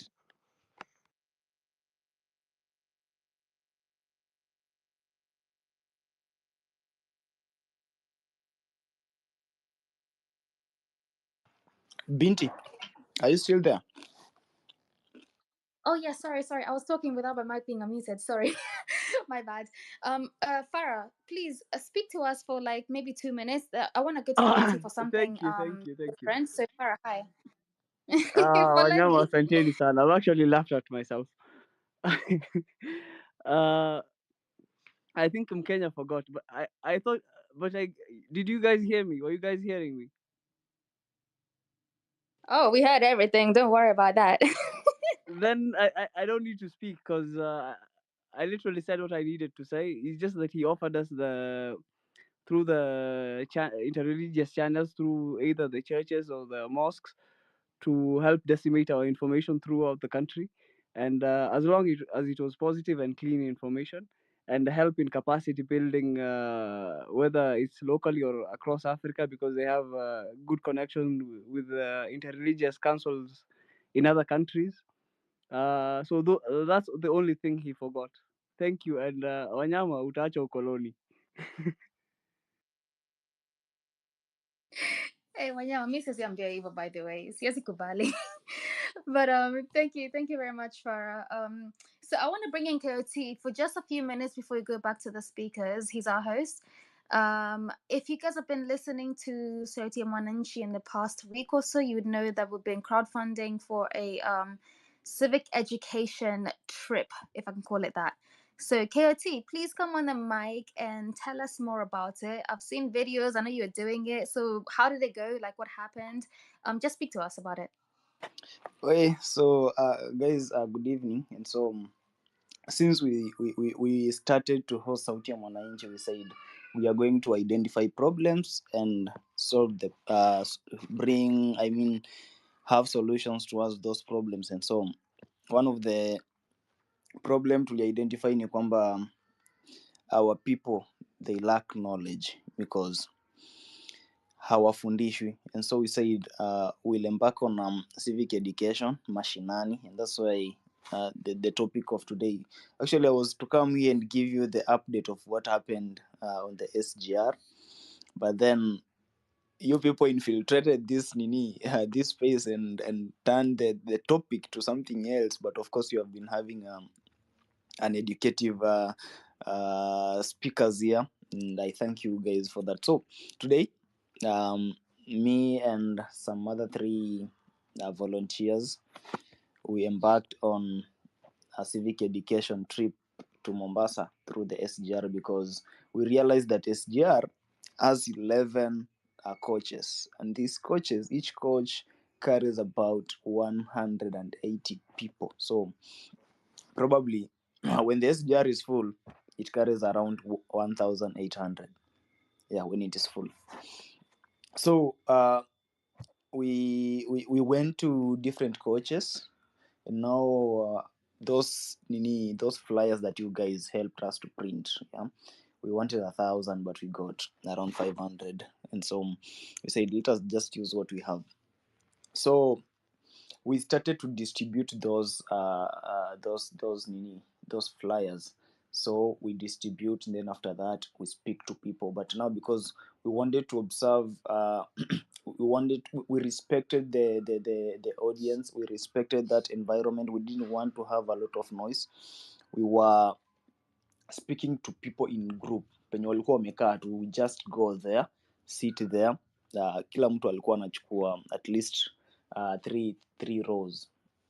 And so there is we had a good reception, because almost 80% of the people on board were buying our idea. And of course we find out that these people, they have no knowledge of the constitution, because I had a lawyer, ule jamaa anakujanga hapa anapiga kelele, anaitwa sijui Maumau. That guy is a lawyer. I was even shocked to find out that is a lawyer by profession. And then also heard another lady anajitanga Nora. She has studied business, and then personally I've done electrical, and I had another one pia amefanya electrical. So we were sharing the reasons why we were on the streets and why these people need to buy our idea. And so we are giving them examples like tribalism, corruption, education, the debt crisis na hizo vitu zote. So there is this lady, I think she's in her 60s, mwenye alinifurahisha sana. When we went there, she asked us not to be that rigid ati hatutaki kupata advice from other people, because she was like, you guys, you want to bring change, but now the only thing that you people don't have is knowledge, because you need to sit with even those people who have been in these government offices, yeah, to teach you how hizo offices are handled. Apart from mambo na venye wanaiba, there are so many things that we don't know that we need to know. So guys, venye Mkenya alikuwa anasema tu, we need to look for these leaders wenye tunajua have good track records, yeah, those wenye hata wamekuwa MPs and we have seen in their constituencies they have done good things. Those are the people. Nani huyu jamani? Hey, Jomas, just a minute, mute your mic. Yeah, we need to find these people and ask them, yeah, for mentorship before tuamuke tu tuseme now we want to vie and bring change. Of course we will be elected, we'll go in that office, you don't know anything, what are you going to do? Yeah, we'll be creating a problem that it will take a lot of time to solve. And so mimi hata nimeappreciate Mkenya when he was asking the likes of Professor Kivuta to offer a space of mentorship to the young people. Yeah, we have somebody like nani the former Chief Justice William Tunga. Yeah, he's a good person, he's knowledgeable, he can give us direction. We have different leaders whom we know. Yeah, wale wenye hawaja kuwa nini sana na hizi corruption cases and they are not that greedy like those other leaders wenye tunajua. Yeah, so we need to find them and request them to give us mentorship pia. Yeah, we should be calling them even on these spaces, give them even 20 to 30 minutes. Yeah, they talk to us, they encourage us, they guide us. So we are still in Mombasa and tomorrow we'll be doing civic education still at Bunge la Mwananchi, not Bunge, yeah, I think ni Bunge la Mwananchi. Yeah, and then after that we'll go and do some charity work in a certain children's home here. We've arranged that. Then on Monday we'll still do the same, alafu we'll plan how to come back through the same means of transport as we continue to inject, because this was the first time, yeah, just to stand in front of people and educating them on matters constitution, educating them on matters their rights as citizens of this country. And of course, because we had that good reception, in fact hata police officers were on board. Yeah, and now they even came, sat mahali tulikuwa and they were listening. Yeah, we had a KDF officer, a Kenya police officer, and pia how it looks like they were resonating with what we are sharing with them, because we were giving them facts, what is happening. Yeah, and of course we are not there for incitement, we are not there to talk negatively about the government or any person, but we were there to talk about how the system in Kenya, it doesn't work, and how we need to come out, we really need to come out as young people to ensure that we call the leaders to accountability, to ensure that we are ending corruption, to ensure that tribalism is a long gone story. And so we had a very nice reception, and I really appreciate you guys, because you came through when we requested that you help us get some posters and flyers, because we couldn't just go there kwa mikono tupu. Some people, when you talk to them, they also want to have somewhere to refer from.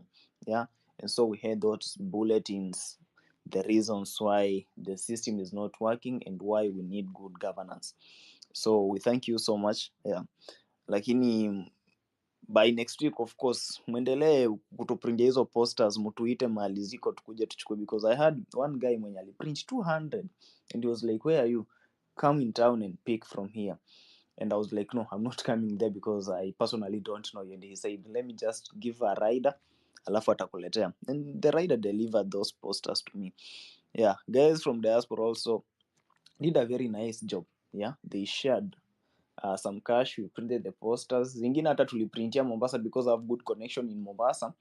Nilituma huko pesa nikawambia just print, will come for them tomorrow. And so hizo tunaenda kufanya nazo kazi kesho. Yeah, and apart from that guys, I've received a certain book from Professor Kivuta Kibwana, inaitwa Learning Together to Build One Nation. So this book is in PDF format, and I'm sure I can't share it here on the space, so I'm going to create a link yenye itakudirect to that PDF format of that book. Ensure you download it and educate yourself, na pia educate any other person mwenye una feel like when you people come together we can build a one nation. So thank you so much. Nani Binti, back to you. Thank you very much, KT. Hey, you guys have heard, like, Yanni, we're not just talking about these things qua space. We are people on the ground that are actually physically doing all these things. So, KT Mabanga, thank you very much for your dedication to this movement and your time, your energy, all of it, and your space too. So now I want to go to Sylvia, then I go to Misiko, then Dr. Majus. Please welcome to the mic. We're talking about civic education, Mashinani. Talk to us, Sylvia.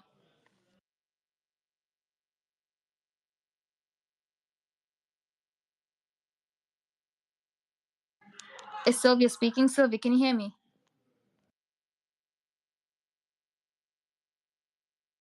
I don't think we can hear you, Sylvia. So we'll go to Misiko.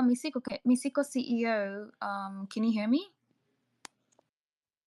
Yeah, clear. I can hear you. Hope you can hear me as well.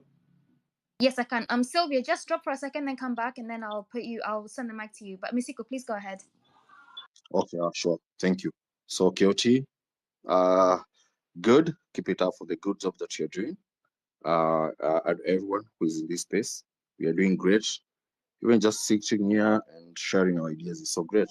From Kenya, we hope that whatever you guys are pushing gets successful, so that we get a fair electoral body, so that when we are telling our people to join politics, when time comes for them to be elected, they are elected fairly. I just want to say that the fear is still there. Politicians they still want to hear what people want. I've tried to engage a number of them, and they're like, we know you people, what do you want? And I'm like, we don't want much from you people. We just want you people to deliver for us. We want a fair governance, and to lead a good governance for our country. And I feel it's the right time for those who are interested to join politics as well. We can join. So I'm very glad, happy to hear that from some of the politicians that I've met during the week. So just to remind you guys that our movement is still on. We are still on a good track, and we're going to make it. So we should not be discouraged.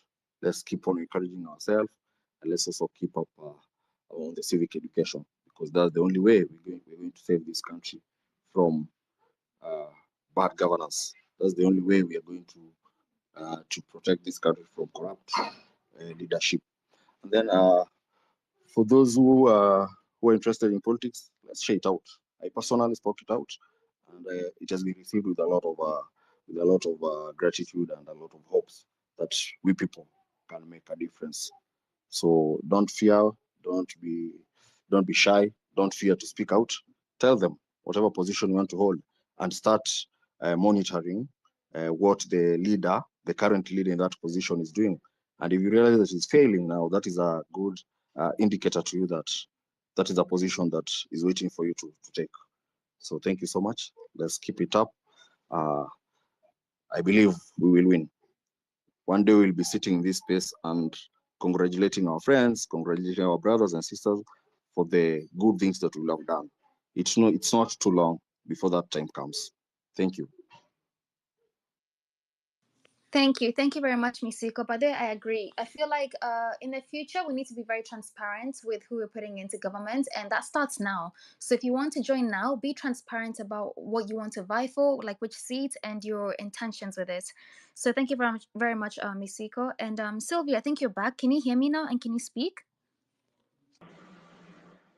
Hi everyone, I can hear you. Can you hear me? Yes, 100%. Go ahead. Yeah, my issue is just one about the civic education. I'm from Bungoma, and my village people actually they understand Udaku more. So like if you tell them about government, they would ask you about all the issues you're telling them about the constitution. How does it like directly affect them? So I remember during the reject finance bill, until I told my mom that this land eventually you'll have to pay for it, and if you fail to pay for the rates, the government will take it. That is when she felt so attacked, and that is when she woke up. So as much as we have so much to tell these people in the village, most of them is like they don't care. So we need to find like one element or a few elements that really hit home. Like for my place, if we highlight things that are in line with agriculture, let's say, for example, the bills that have been tabled in parliament about seeds, about, I don't know, livestock and all that. If I go to any villager and tell them, like, my starting point is from such kind of talk, it really gets their attention. So I think as we go out there, let's like highlight the things that really affect that place. For example, the Kambas, there has been this bill about the dengue and all that. As much as you have the other information to put across, start with something that affects like the person who is on the bottom of the pyramid, so that the information trickles down and it spreads. And then I had also like put across that if we can get things like calendars, you see, for a flyer, how many of us have walked into Safaricom shops or any other shops and there are flyers about an item or a commodity that is being sponsored, or maybe there is a discount? We just take a look and throw it away. But for something like a calendar, and people are actually always interested to have calendars of 2025. They feel like they have been sorted. So we can as well use such kind of ways to carry across the information, and we know that information is going to stay with them for some time. Even those calendar, if they are in soft copies, anybody can print them from anywhere. And then another thing about maybe if we narrow down to the county level and sub-county level to the MCAs, if you can use the auditor's report to like come up with information about the monies that have been lost in every sub-county, and then like direct it to the specific people of that county or that sub-county, it affects them better than if we spread the constitution alone. People, they need to understand what the bad that this government is doing, or the worst that this government is doing, that is even worse than the past regime. So I think that is what I can just say for now. Okay, thank you, Sylvia. I think so that book, yeah, Kivuta, is about nini, how to do civic education. So I'll be sharing that link to the book saizi tu na upload somewhere, then I'll put it here on the Jambot. So ensure you download it, then read it, understand, and of course do it practically, because civic education is more of practical work. Sio theory tu hapa kupiga kelele. Let us go to the ground and do whatever we want others to do, because if you can't go to the ground and do what you want people to do, then there is nobody who will do it. So let me give it to Misiko, and then Binti will be back. Then Binti, after Misiko, kindly give to the real job, because he was here some hours ago. Okay, Misiko. Hi, Kelchi. I think I was given a chance, and I shared my view. So I think I should give it to someone else. Yeah, I was gonna Maybe say, you are off. Misiko just spoke a few minutes ago, so we'll just go to the real Joe. The real Joe, hi, good evening. Thank you, Misiko. Good evening, Binti. Good evening, Keoti. How are you? We're offended. How are you? I'm offended too, just like you. I'm happy seeing what Keoti is doing. It is really touching to see such, because he said this last week as a joke in one of the spaces, and today I saw him doing it, and it's very inspiring, by the way, Keoti. So keep up the spirit. This is what we really need for this movement. So that is exactly what civic education actually is. Getting to the masses and just talking to them one-on-one and things like that.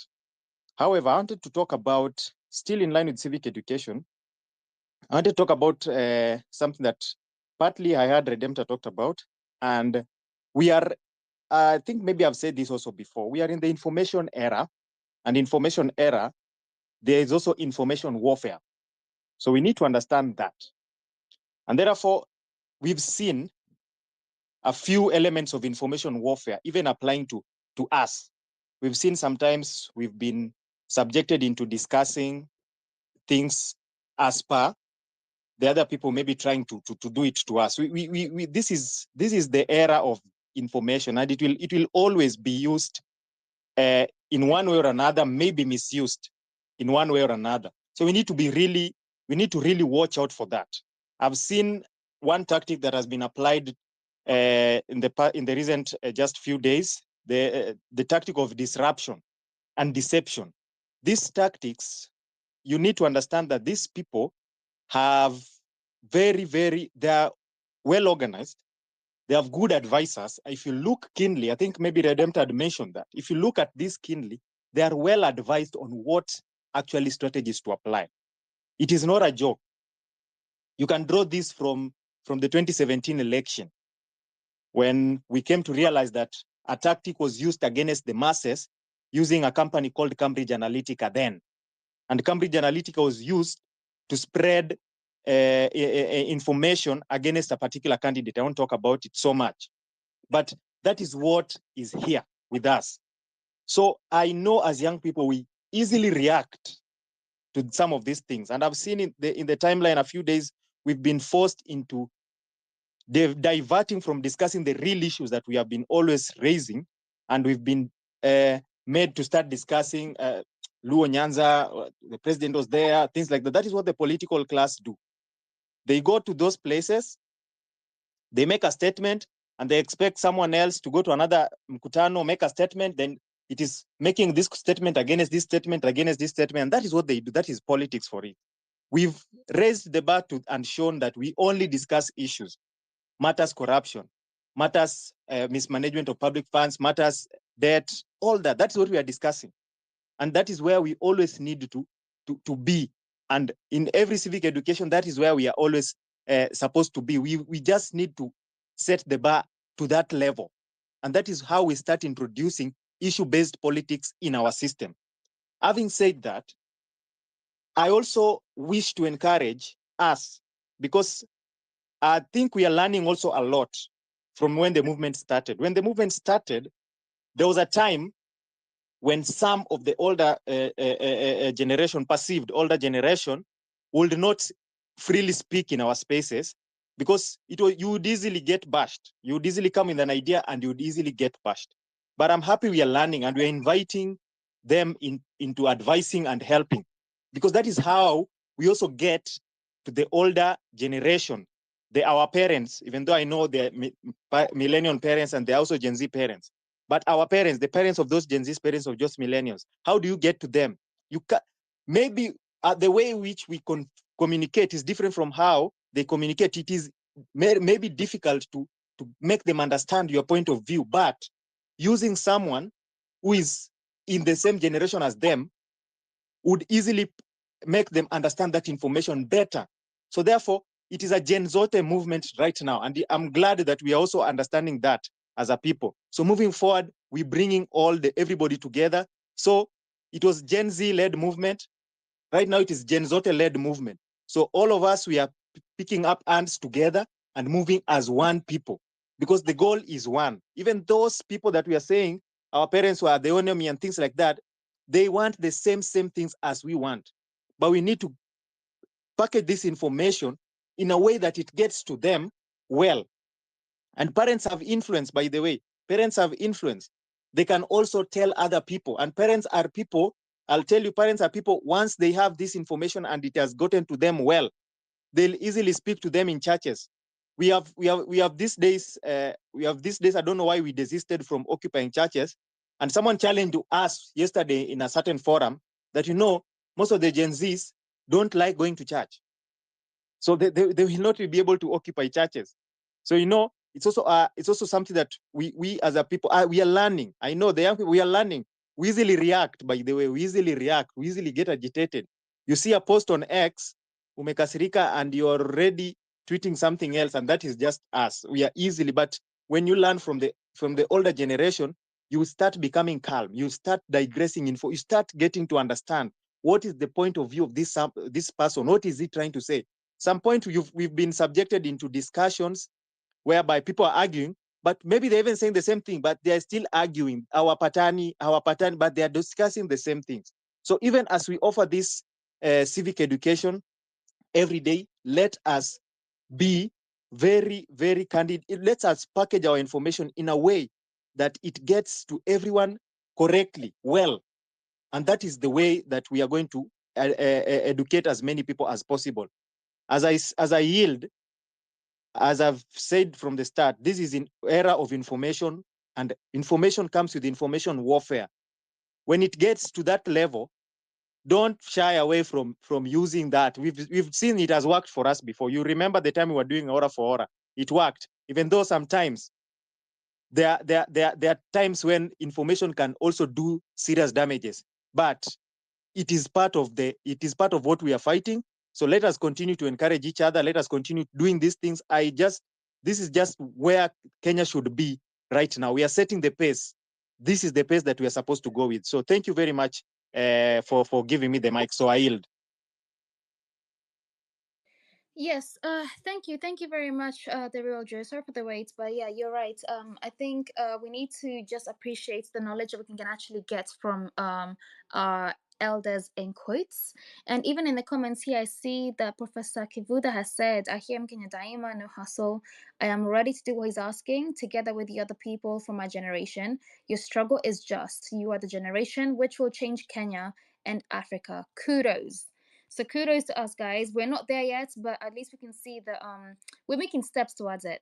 So I want to go to what? Oh, Kenyan has gone. He was here before. Anyways, I'll go to Dr. Majus. Sorry, I know I say you're next. Yeah, Dr. Majus, please go ahead. Thank you, Binti. Thank you, host KOT. And I want to thank everyone who has joined this space. I didn't want to talk today, but somebody talked here that forced me to talk. First, let me start by appreciating every good work that you people are doing. Thank you very much, KOT, for the effort you are making. I saw those your videos. They are very much impressive. And it's come out very clear that you are making a very good step.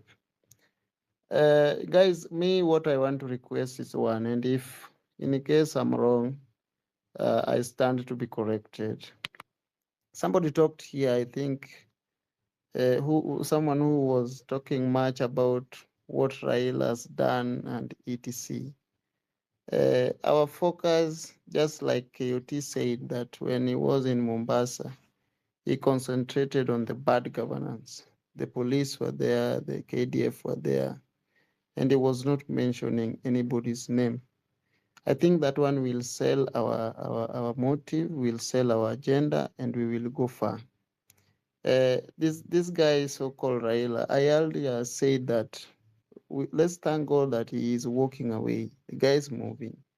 We really understand and feel the pain of what we have gone through, our brethren that we have lost. And when we keep on accusing these people, today in the morning I was in an X-Space of people from Luo. I think Dennis was there and somebody called Riak. I've seen just Riak here. Riaks. The people are complaining that in every space that the Luos join, there is some accusation of Ruto visiting that area and there is welcoming. Not everyone is welcoming Ruto, and there are people that you cannot stop them. Our youths are very much angry. There is a lot of poverty in our country. And whenever you offer them even 100 shillings, I saw it, I witnessed that they were being given 50 bob and they could join these places and washangilie president ni kama unadhani wamepata 1000. And to some extent, when I was taking this civic education, some of us, we won't air them, the videos, because we work with the government. I can't resign at this point because I feed my family. And I have to do this because for the better future of the next generation, for the youths that are here who have not who have not have a good life as we expect, we need to send this bad governance away. So we have to do that. And the people are saying that now that they have some few ministers, they have no choice but to support the government. The government is now good. But the question was to them like, how? Have we ever have these ministers before? We were having these ministers before, but there was no change in litmus paper. The minister doesn't have any allocation that he will come directly and put it in your head and or do something. So for the economy of this country to change, we must have a good president. We must have good people in the parliament. So whenever this lady called Tyrus, when she was speaking, I think it was yesterday, and it's all over in the Twitter. People are complaining of her accusing the Luo nation. So whenever you go out to try and do this civic education, we get it tough as from the the Luo nation ends here. I mean, Migori physically have been trying to do 1, 2, 3. So it's like hao watu wametoka tu kututusi.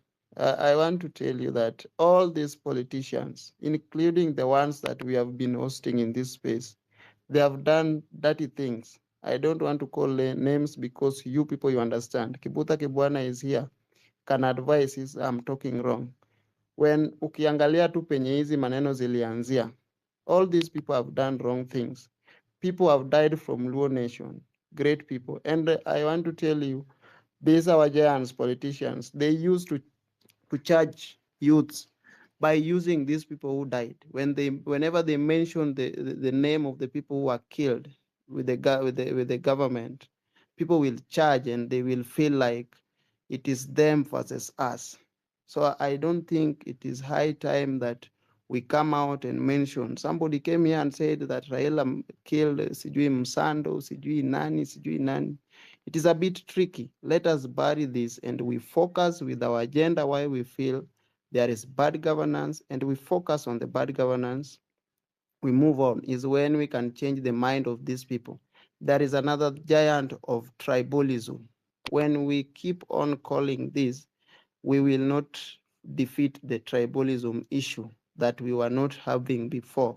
Remember, before all these things, we were united, we were partyless, we were tribeless. So for us to bury that, let's forget about all those things and we focus on the bad governance so that we can move on. Even us from the areas that we are coming from, we get it easy to do civic education, to campaign, to vie against these parties that you people are talking about, e.g., like ODM. These are parties that are very strong in our areas.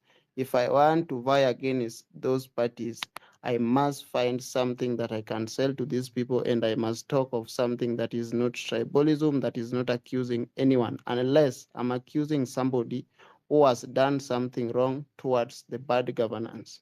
And I want to tell you, the so-called Raila is not in the government. I'm finishing. He's not in the government as we speak. There is no place in the constitution, so-called opposition. It is not there.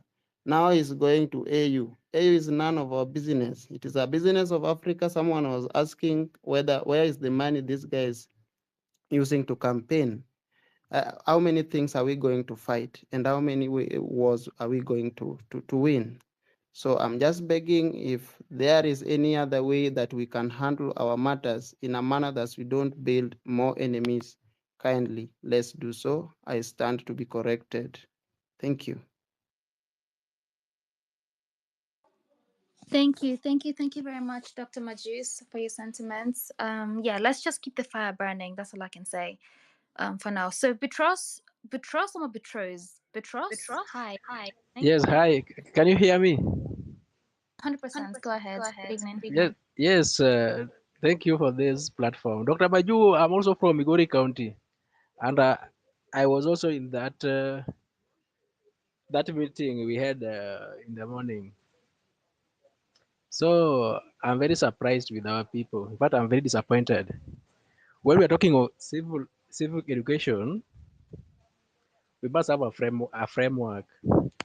The people we should be having people we are targeting. especially the illiterate. You know, according to the research, almost 71% of the Kenyan population doesn't understand themselves. They are just there.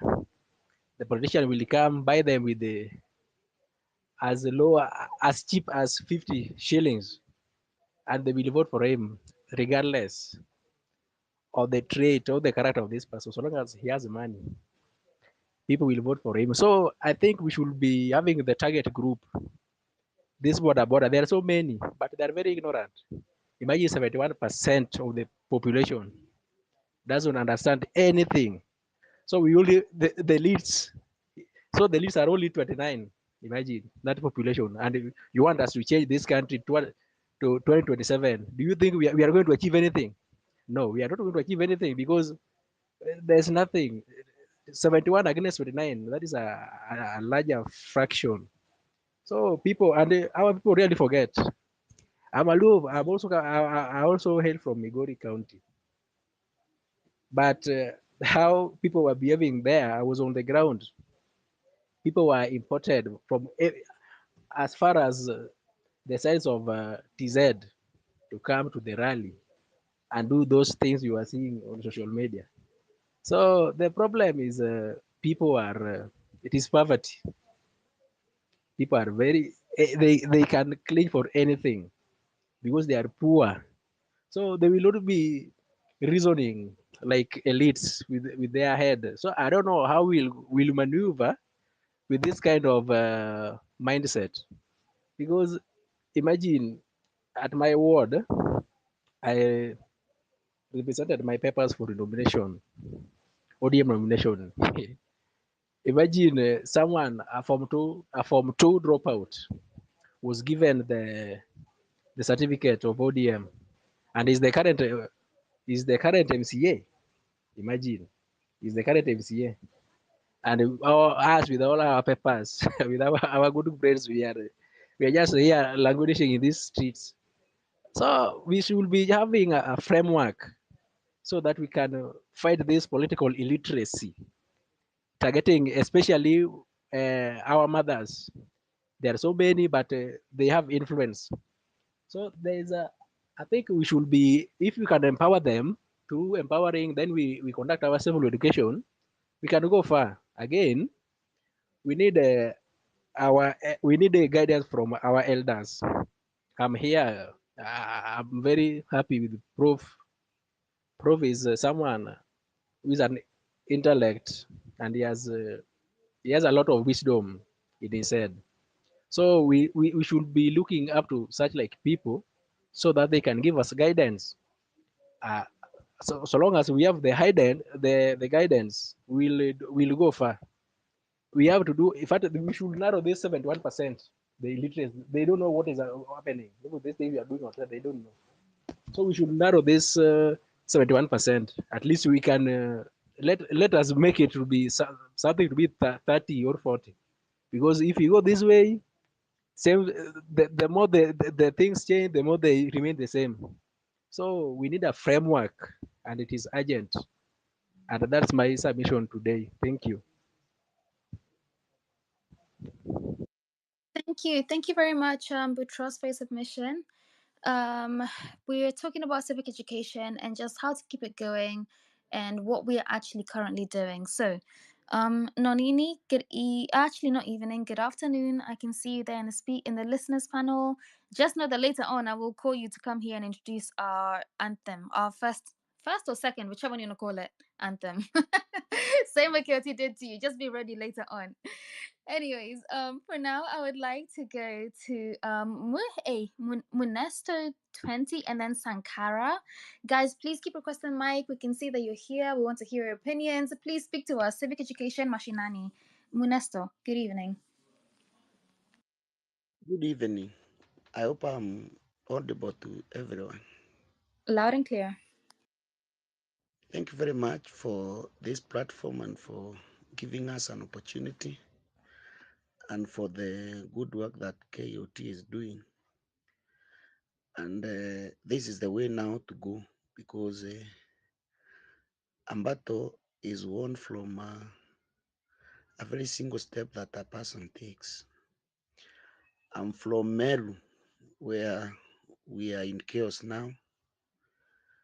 So these political leaders yesterday turning a generation to each other. I think there's only civic education that can help us now. I was asking two guys that were fighting yesterday. They are young guys. Some of them were fighting for the governor. Others were fighting for the MCAs. So I was asking them, what is the benefit of us going to the street for to agitate for good governance, and then you start fighting each other yesterday, and we saw a student fainting because of the tear gas in Meru yesterday, which is a very unfortunate situation.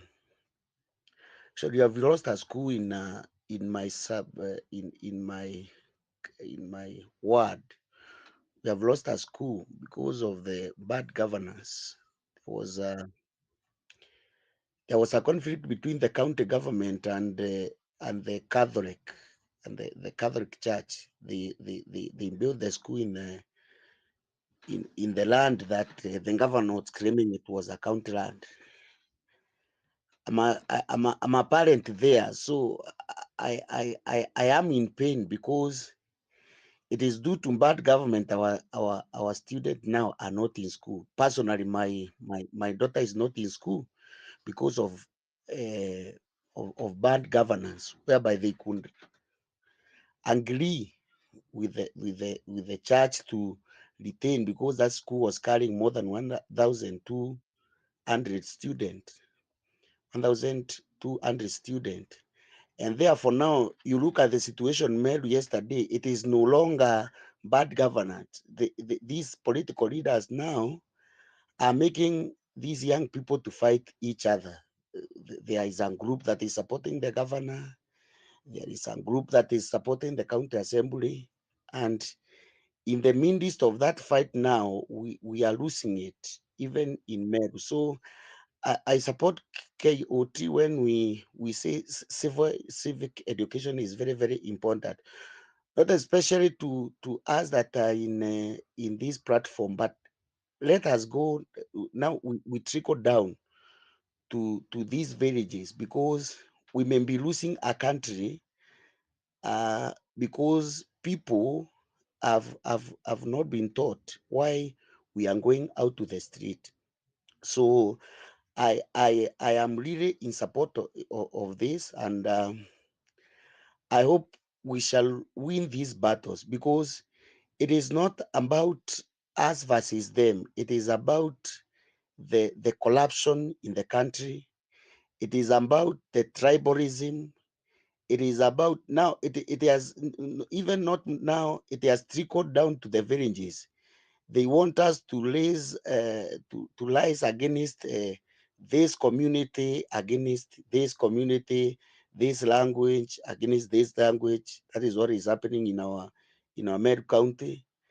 And this civic education will help us a lot. And everywhere we go, let us talk.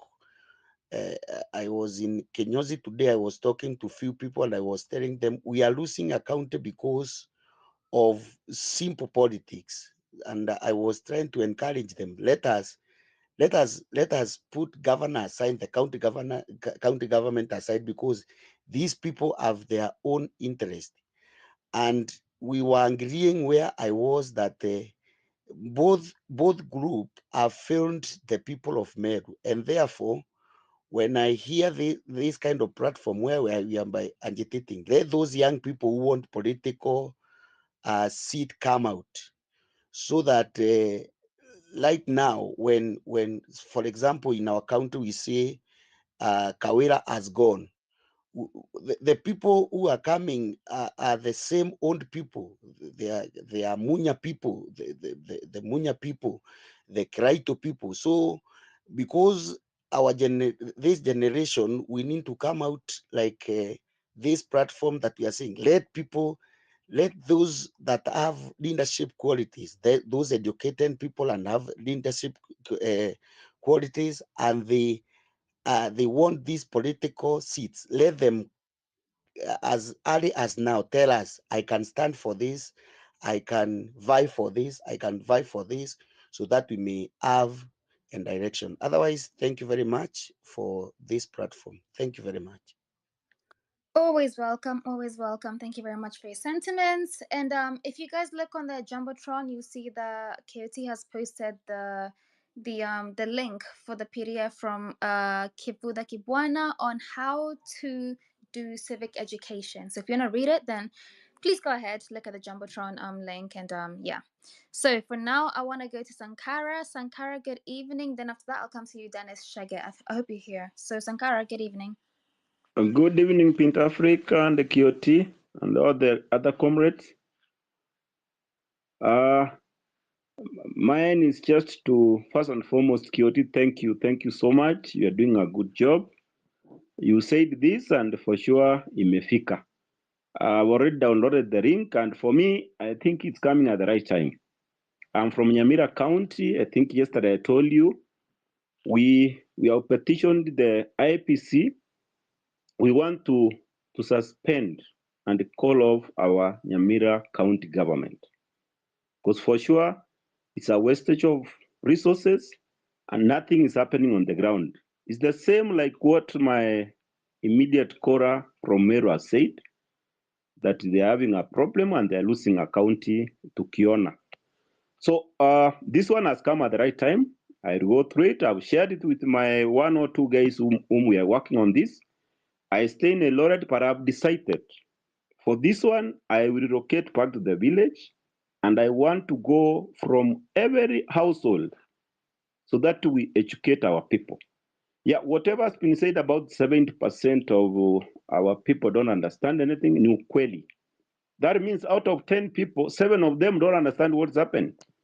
They're waiting for these political morons to come and buy them with the 50 shillings. Na tunawaweka pale. So it's upon us. This is a good start. We only need to have a framework where we need to start. We need to have coordination on what should be done and at what time. And if it can be all over that we are doing the same thing, leo tunasema we are going for this, let's try to see it. Then we have a means on how we will be monitoring and evaluating what is happening and what is the effect on it. So that tuone. If it's targeting these 7 people, unasema mimi, like Mimi Sankara, I'm going to make sure I've converted 4 of these people so that they can understand what is happening. And kindly, the host, you can allow me to ask this to Prof. Prof, kwanza, asanti sana. Congratulations, you are one guy umesimama na sisi since we started this thing. I've been seeing you. Na unakuja unatulia. Hakuna hilo unasukuma tunataka kuongea. But this one I want to ask you kindly. On the issue of suspending the county, I've gone through the constitution, but there's somewhere I feel like it's very silent. I don't know if you would be given time to respond over this, about the senator and the women rep. Because these guys, their jurisdiction is the county. If it's being suspended, are they affected? The women rep and the Senate?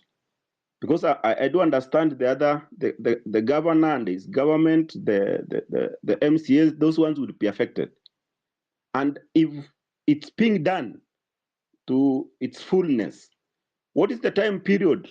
The commission, whoever will be taking care, what is the time frame they're given so that now we can go and have a new government? Those are 2 questions to Prof. If you would be given time kindly to respond on this. And then to the team, I want to encourage everybody. That we are doing a good job. And let's move out of whatever is being discussed here on the space. Can we move and talk to 1 or 2 people, wherever you are? Like the guys who are doing it in our matatus, in the markets, wherever you are, in the Kinyonsi, go back to the village, Sailo umepatikana pale, call people, talk to them, explain them. Because whatever we are doing is not unconstitutional. It's something that we want to tell our people. Leadership has direct impact on your life. Like now we are really suffering because we went for the worst in the community to be our leaders. We went for the demagogues, people who don't understand, people don't care what is happening to us. That's why we are really suffering. So if we can tell people that direct leadership has direct impact on you, they might start understanding that this thing, for sure, we need to have people who have our interest, not their interest. And at that point in time, we will start changing. Civic education is a continuous exercise. Yeah, Prof, I've been following you. Hata nikiwa mdogo, I used to follow you because you have been on this for long, the civic education. And I can assure you that if we take it up, now this is a game of the mind. Isio ile street tulienda, wakatuchapa, wakatua with our taxes. On this one is a game of the brains. I don't know if they have it so that they can count us back. They might be having the resources, they might be having the structures, they might be having the networks, but if we stand to what is happening, if we support our own, Kioti what is doing that tunasema sasa hapa ndio tuko, my friend, we will make a change. Every move we will be making will be on a positive note to our final and ultimate goal ile tuko nayo. Let's bring our people on board. On the same Kioti, this one I'm asking on you and Pint Africa, is it possible that after we discuss this, we have an evaluation meeting, then when we're coming next, let's first evaluate whatever we discussed. Guys, we agreed on this. Have we implemented? Where are we? How many people have gone to the people? How many people have you talked about this? I've gone to the ground, sorry. And how many people have you talked? What was the response? To square to naongea, like if we go back since we started this movement, we have talked a number of things, but then hakuna ile follow-up, what we call M&E, monitoring and evaluation. So that we do that, ndio tujue. I can be given an opportunity, I give from Nyamira County, I've done 1, 2, 3. These are the challenges in Nilipata. How can you help me so that next nikienda, I will know how to handle that. That way, tutakuwa tuna make the impact. Like for now, this is my request, it's my humble request, that we have a framework.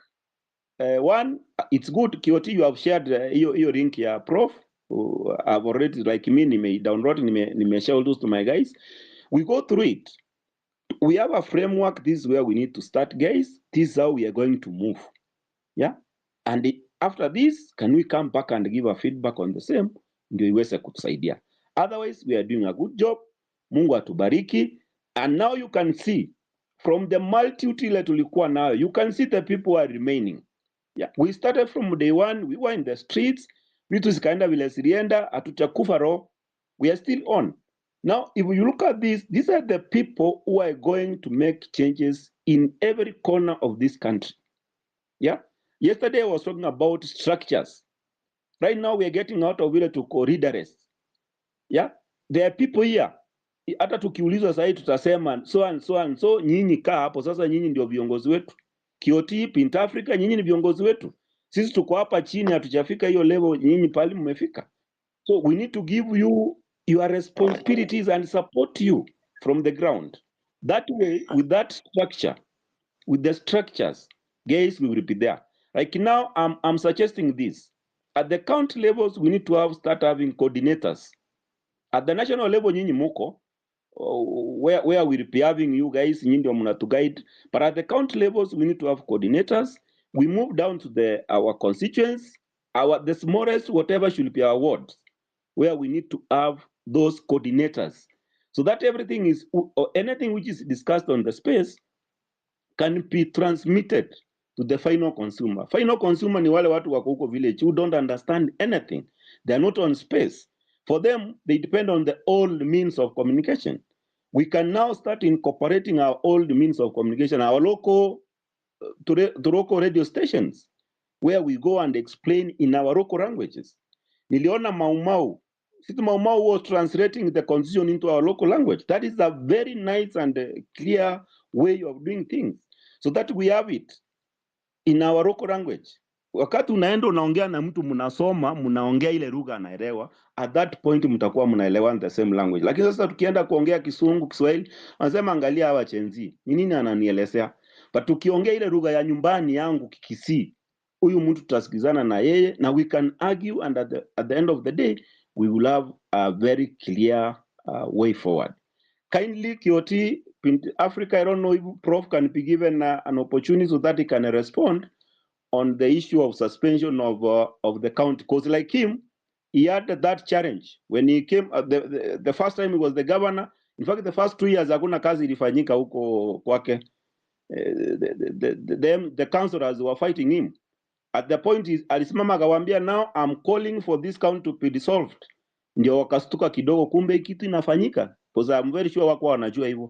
Wakati alisema hivyo na even he went to the president, ndio wakatulia, wakuja wakaongea, kazi ikaanza kufanyika. So I know he's a man who has knowledge, he's a man who can guide us, and we want to appreciate you, Prof, in a very special way, because umesimama na sisi, and for sure we can see it. Thank you so much, Kioti, what you are doing. Africa, endelea hivyo hivyo, wale wote the big boys and girls, yeah? Continue the good work. Now I know God is going to reward you handsomely at the right time. For now, I think I can afford 100 shillings ya airtime. Hiyo namba yako weka hapo, tukununulie hiyo data ya hold these spaces. Otherwise, barikiwa sana na Mungu awabariki na Mungu apariki Kenya. Asante sana Sankara. Thank you very much for your sentiments. By the way, Professor Kivuda, I've sent you the mic. If you'd like to come up, please just feel free to click the mic on the bottom left of your screen. You're more than welcome to come and speak to us. You hear that you're a very hot topic today, so you're more than welcome. For now, I'd like to go to I think it was Dennis Chega. Dennis Chega, good evening. Can you hear me?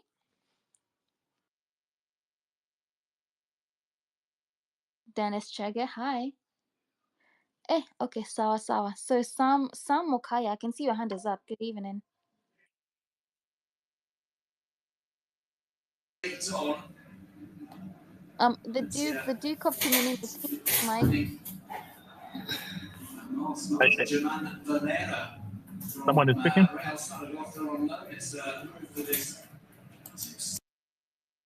The Duke, please mute your mic. Thank you so much, Bint Africa, for.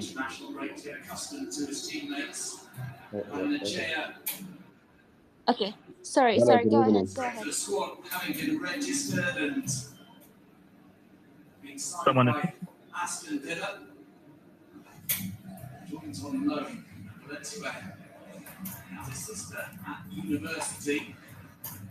KOT, how come when I meet people I can still hear people speaking? The most surprising, the sending out on loan on Alberto Marie, especially with Valencia looking a little bit vulnerable in terms of striking. They brought on Alberto Marie late on against Athletic Club to try and get more chances. Whoever's speaking, please, whoever's mic is unmuted. Right now. Who is that? Nearest on the bench today, so now can you see who it is? To come in. It's in a cross here from Riota.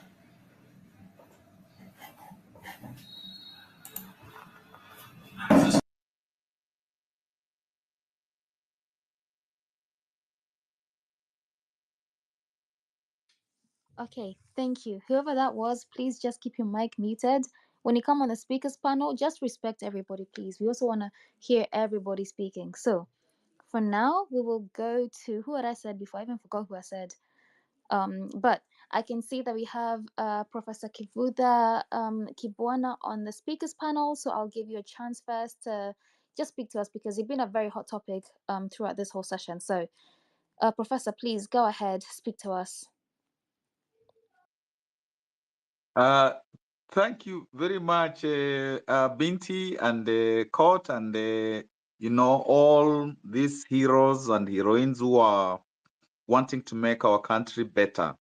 I just wanted actually to listen more than to be able to, because it's good, first of all, to listen, because even if, as you ask, you want some of us who have been there before to offer some advice, we can't do that before listening in and really knowing what is it that we could do which would be helpful.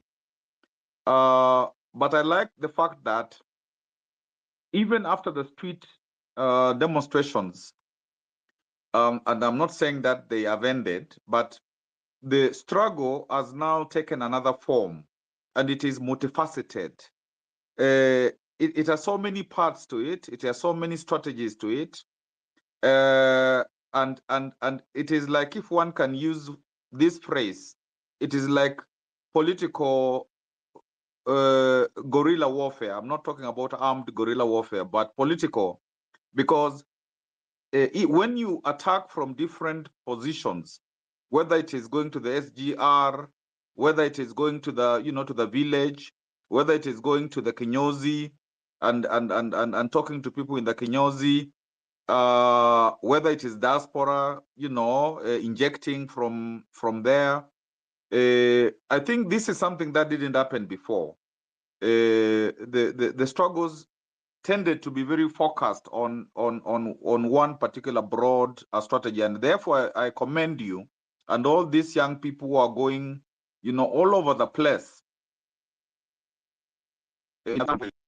talking to people, even when the resources are not as much as they should be, what Akina Morara are doing. And so this is very, very important. And I think as I've listened to this conversation, this thing of negative ethnicity, tribalism, it's something that must be fought tooth and nail, because after you guys said you are tribeless and ethnicity should not be used, there is now a reconstruction of it by the political class, because that's where they are home at, and that's what they use to, if I can also use this word, to stupefy our people. And I think in terms of this civic education that you are embarking on, I think it is something that, and I think this is happening because I have seen other spaces where in Nakuru, where in Nyandarua, where in each county there is an X space. There, in many counties there are X spaces, and that should be continued, because that's where you are able to get the people who will now also inject up to the village level. That's where you build the ideas together, and that's where you concretize what are the messages, what are the strategies, and so on and so forth. There's a place where I said there are 1,450 wards in the country. 1,450. And I think there is somewhere else where I saw that the villages in Kenya, where there's a village elder, there are over 100,000. So the idea is to really go as deep within the country as possible, and actually at some point see the possibility of getting to households, and that is why I can't talk about some of the strategies that we use now, because that requires some other time, and we have written a little in that small booklet which was done a long time ago, and it needs to be reviewed in terms of how technology now is impacting on civic education. And I believe that if you guys, and with whatever assistance you need from us, advisory or assistance, if you're able to kill negative ethnicity, even as somebody said, from 70% to 30% or less, if this business of handout is also dealt with, so that as you talk to the people, you ask them,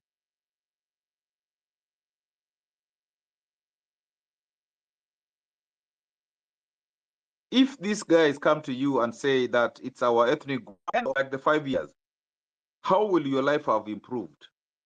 And you believe, therefore, that these formulations translate into the improvement in your life, so that there is like shock therapy. But those are details that we can discuss with other people at some appropriate point. And I like what you have said, that we are there to help you. Like in the 90s, through civil societies, we did a lot of civic education. And we have some knowledge about that. But you have also knowledge about civic education, political education in this era of technology. So those two can be merged, and they are helpful. And I am ready, all those people, Akena Willie, all those people, I'm sure, Akena Omtata, I'm sure, Akena, all those people who, like somebody said, people who know government, people who can say this is what happens and all that, can be helpful. And I like the idea you have proposed of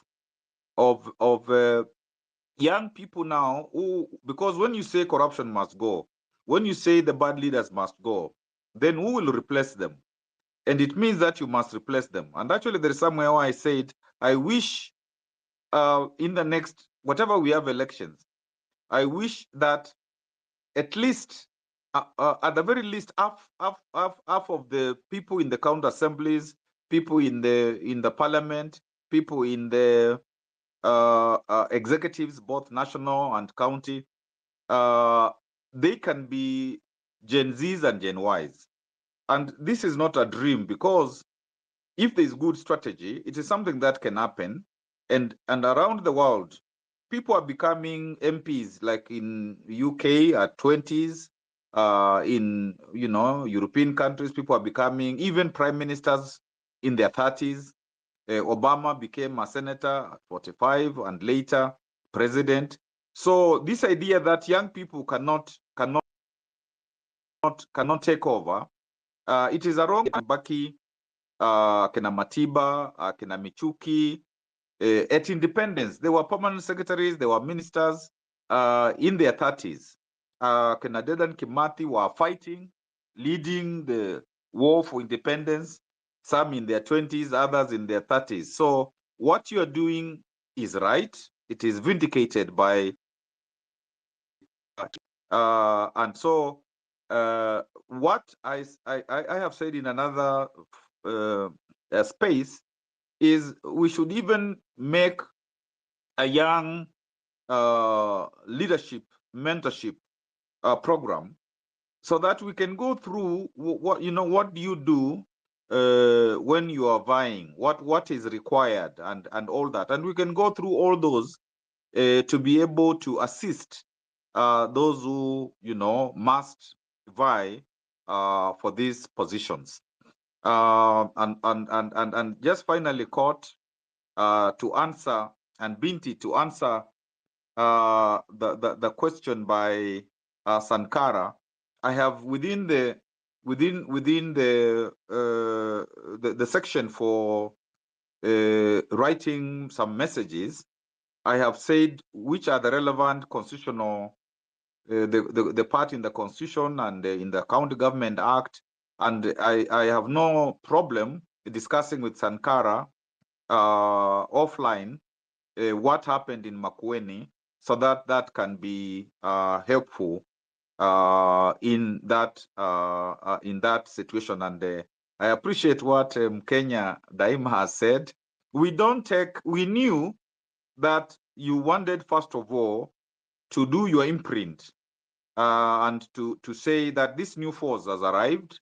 These young people don't want, they want to say, why is it that they are very angry? Like even that, the person who said that it is important to come up with things that people will understand. Like if you tell parents, in all the places, in all our wards and all that, the young people are so many. These young people are not employed. They have not been employed. They keep on even asking money from you and doing stuff like that. So we want now a system where these people will be employed. That will resonate. So looking for those, and I'm sure that is something that will happen. And so we knew that you wanted, first of all, to formulate, and that is completely in order. And even as people come to advise you, let them do that on your terms, so that what you have started continues to its fruition. Thank you very much. I am, ready, and with others whom you will identify, we are ready at any moment to have a sit down and to share as you want us to share.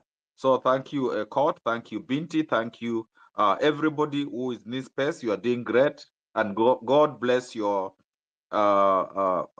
initiative, and God make you midwife a better Kenya for everybody. Asanteni. Thank you. Thank you very much, Professor, for even coming up here and speaking to us. We will take all your sentiments into account. Sankara, I don't know if you're still here. I can't see you, but I hope that you had your reply that Professor Kibuda is very ready to speak to you in your DMs and speak to you about your queries. So thank you very much. We appreciate your time as well. If you'd like to just stay here in case you get other questions, because it seems to be a very hot topic today, please go ahead and stay up here. For now, I'd like to go to Dennis Shege. I know you've been here for a while. We couldn't get you before. Can you hear me now? I can hear you loud and clear. Good evening.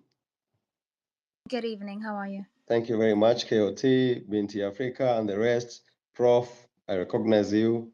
I'm glad to be here to share with you my sentiments on civic education mashinani, because I come from Nakuru County, and we also started hosting our Twitter spaces every Friday to discuss matters in Nakuru County on accountability, respect for the Constitution, and all, and basically good governance.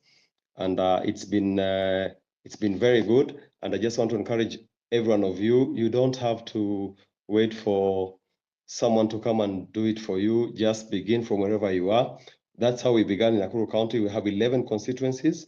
So we scouted for one member from every constituency who we coordinate and transmit information through WhatsApp and other communication media platforms. And that's how we reach out to them, and they join our spaces. We record them, and we have also started translating some of the topics and discussions we have to different dialect in Nakuru County.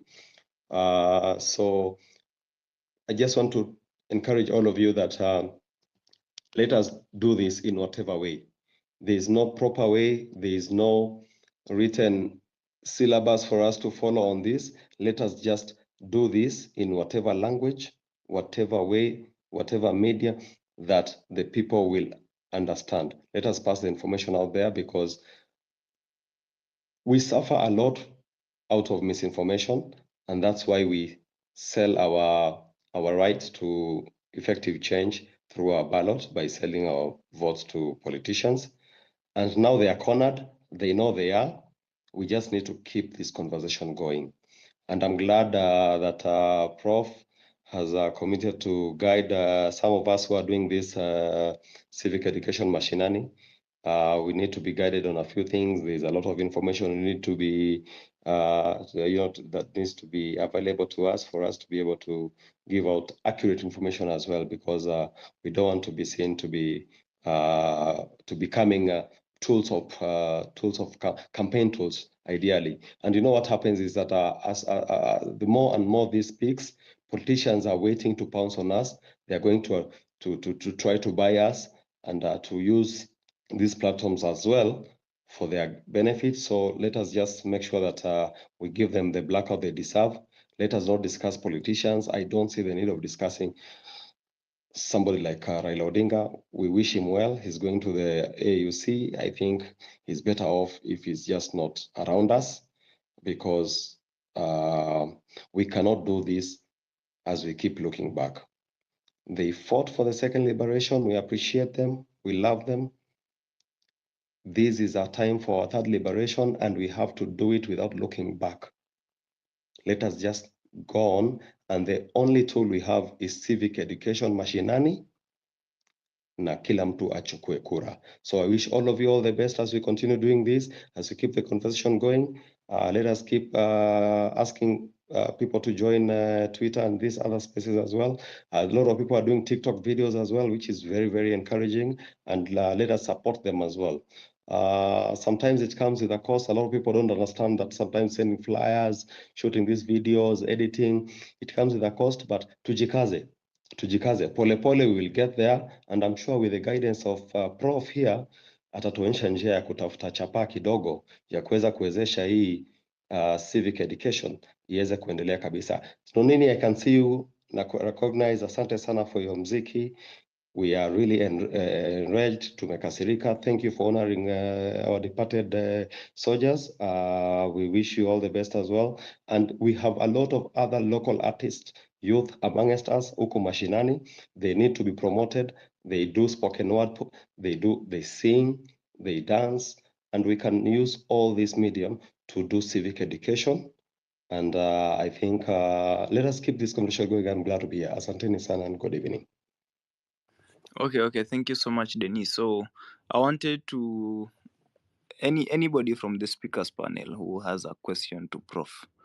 I think do we have anybody with a question? Okay, I have a question. Yeah. Oh, okay. Go on. Sam? Yeah, thank you, Keochi, for the opportunity. Now, Professor was a very active member when we were coming up with the new constitution that we have now, the Constitution 2010. The aspiration behind a country having a new constitution was to revamp our governance. Then we revamp our economic situation because the economy at that time was dwindling. And then we had to come up with a model that was working for everybody in our country. Then my question is, when coming up with the 47 counties, what was the consideration? Was it economic? Was it cultural? Was it political? And what was the purpose of the committee of experts? That they were to consider several factors so that we can have counties, for example, that were economically viable. I mean, how did we end up with 47 counties that are very expensive to run? How did we end up having so many constituencies that we cannot even run with a very small population? Kenya, we are not that many. How did we end up with this overpopulation? Is there a way that we can restructure that? Because honestly speaking, it's not working. Thank you. And maybe that is a question, maybe I can have my contribution later on towards other things, but that is a question to Prof. Okay. Prof, would you like to answer the question, or you want to take a few, then you'll answer them at once? Maybe a few, and then I will ask afterwards to be released. Even my tablet is at 8. Oh, then let us have maybe one or two questions. Any person from the audience, or I mean from the speakers panel, with a question? Just raise up your hand. Or Botros, I can see your mic is open. Yes, Prof. Thank you for that overview. My question is very simple. Like, I think the evolution has refused to work. I don't know it has refused or it is us, the people who has make it to be stagnant because it has failed. So can anything be done now that it has failed? Thank you. Okay. Any last question? Just a minute, Binti. Any last question?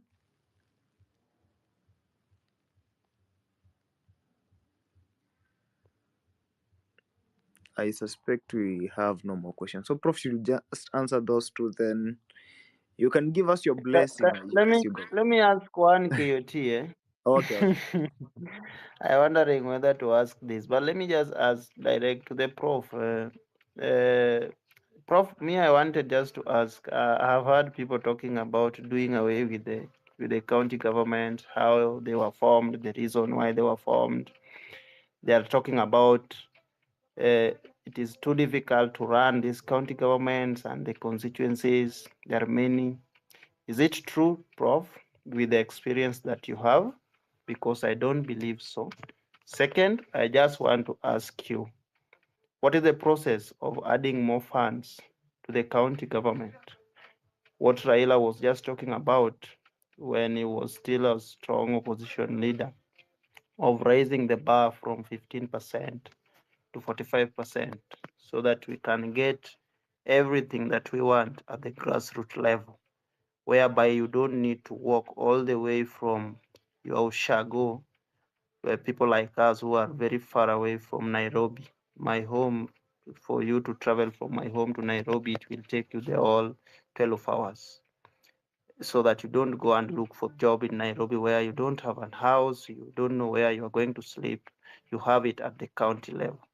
What will it take? Which process do we have to follow for us to increase this kind of funds from 15% to 45%? Thank you, Prof. Just a minute, please. I want to build on my question. I know Prof will want to answer to this, but my question was the original costing of running a county, for example, because you have a county, you have CACs, you have administrators, ward administrators, and all the other administrators. I mean, what was the original costing? If we are talking about the economic sense here, what was the original costing of running a county, and how much money of that? Because we've always said that we want 30% to go for development, but that is not the case. I mean, are we running a structure that practically is not possible to run with the much that we are giving them? I mean, what was the original costing, and where's the missing link here? Because not all counties can go wrong at the same time.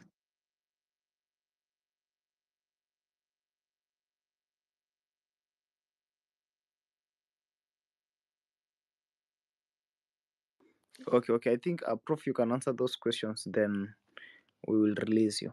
Thank you. Thank you very much. I was waiting to be asked to do so because mtu mpaka kufuata sheria. Actually, one of the major problems in terms of when it was being decided how many counties was there was no costing at all. And part of that was the central government or the national government did not want for a proper costing to be done so that the appropriate funds would be released to the counties. And so up to now, there has never been any costing in terms of the Schedule 4 functions, the functions of the counties, to be able to determine how much would it cost for county governments to implement those functions. So that is still a pending issue, and the Council of Governors has many times kept on saying, why can't we do that, costing, so that we know for national level how much is needed, for county level what is needed, and so that also the national government does not encroach on the functions of the county. For example, more money still remains with the national government for health, and yet health is a county function, same as agriculture. So there is that problem. There's that is the direct answer, that costing was never done. Initially, of course, according to the Bomas Constitution, there were supposed to be 14 regions, and then at the lower level there were districts. That is, and even it went up to locations in the Bomas, the original draft. But of course, the regions were done away with, and the districts are what was now transferred, what became the counties. And actually, in the Bomas Constitution, the districts were even more than 47. But ultimately, the 47 came from what were the districts of in the country of 1992, because there is the Districts and Provinces Act. That is what had established districts by 1992. And so when when ultimately there was now the decision about how many counties, it was said that it should be the counties of 1992, and there were 46 plus Nairobi, therefore 47. Of course, it has been said, and even within the debate by Gen Zs and millennials, it has been said that these are too many. And actually, when you have bureaucracies in all of those, when you have, the assemblies in all of those, when, you therefore spend 70% of the money which goes there and which they raise, that 70% goes to recurrent expenditure. And even the 30%, many of them don't get 30%. It's less than 30% in terms of development. And that is why you will find that in most counties, they have very small projects. It takes quite a while to get, bigger development projects of impact. And actually, that is why many of the projects that happen, both at county level and even the national level, when you ask citizens, to what extent has it impacted on you? You find that citizens are not getting development that translates into significant impact within their lives. Like if it is, for example, health, how are they getting good health? If it's agriculture, how are they being helped to really do the agriculture, market whatever they produce, do value addition, so that there is development, quote, quote, which is happening, but it is not impacting on the people. So should the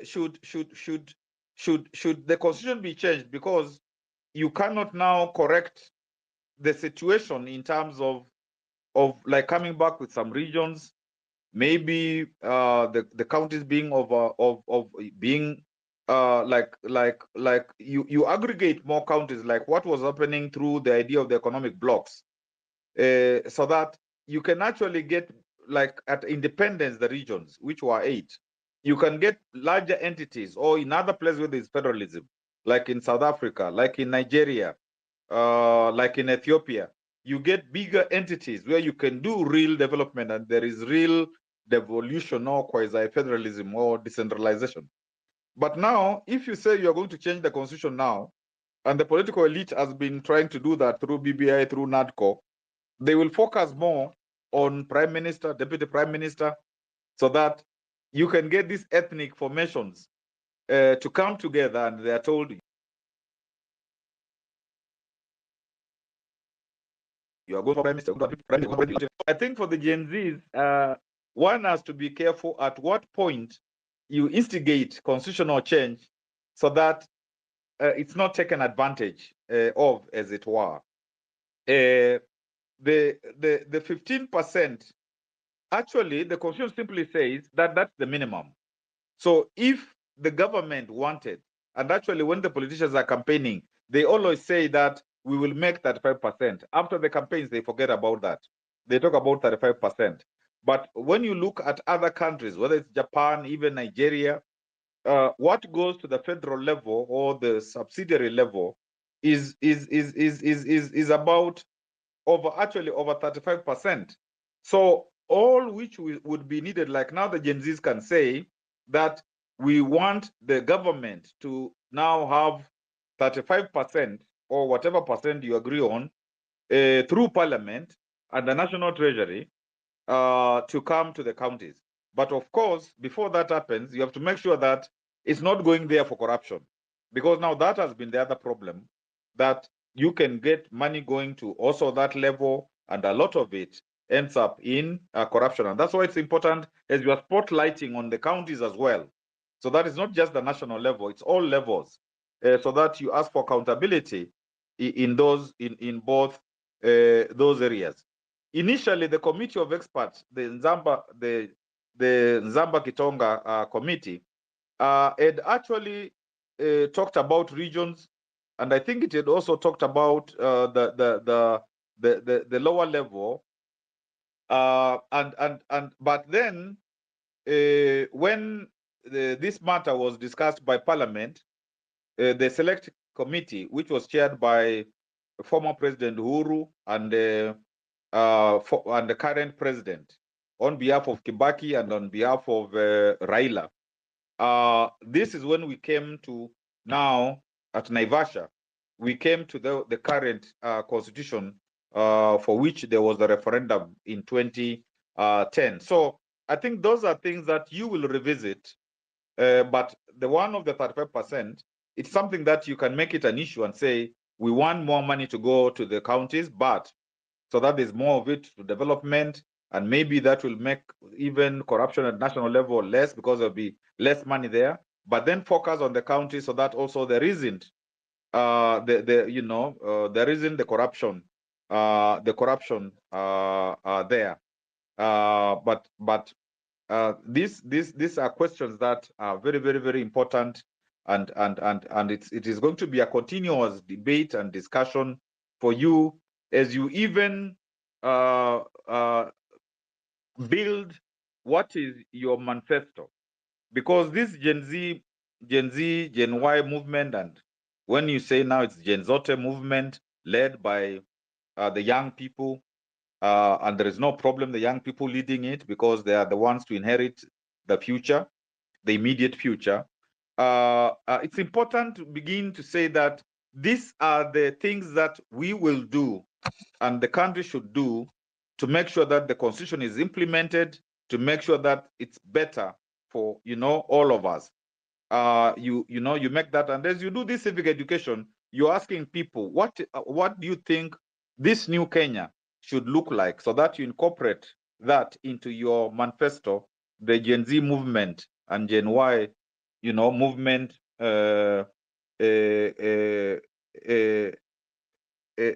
manifesto, so that eventually when each of you now wants to go into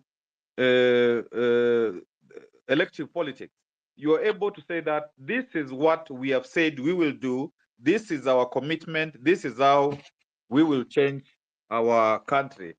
But these are issues to to discuss for the advisorial role and so on, to discuss and then you guys farm them up.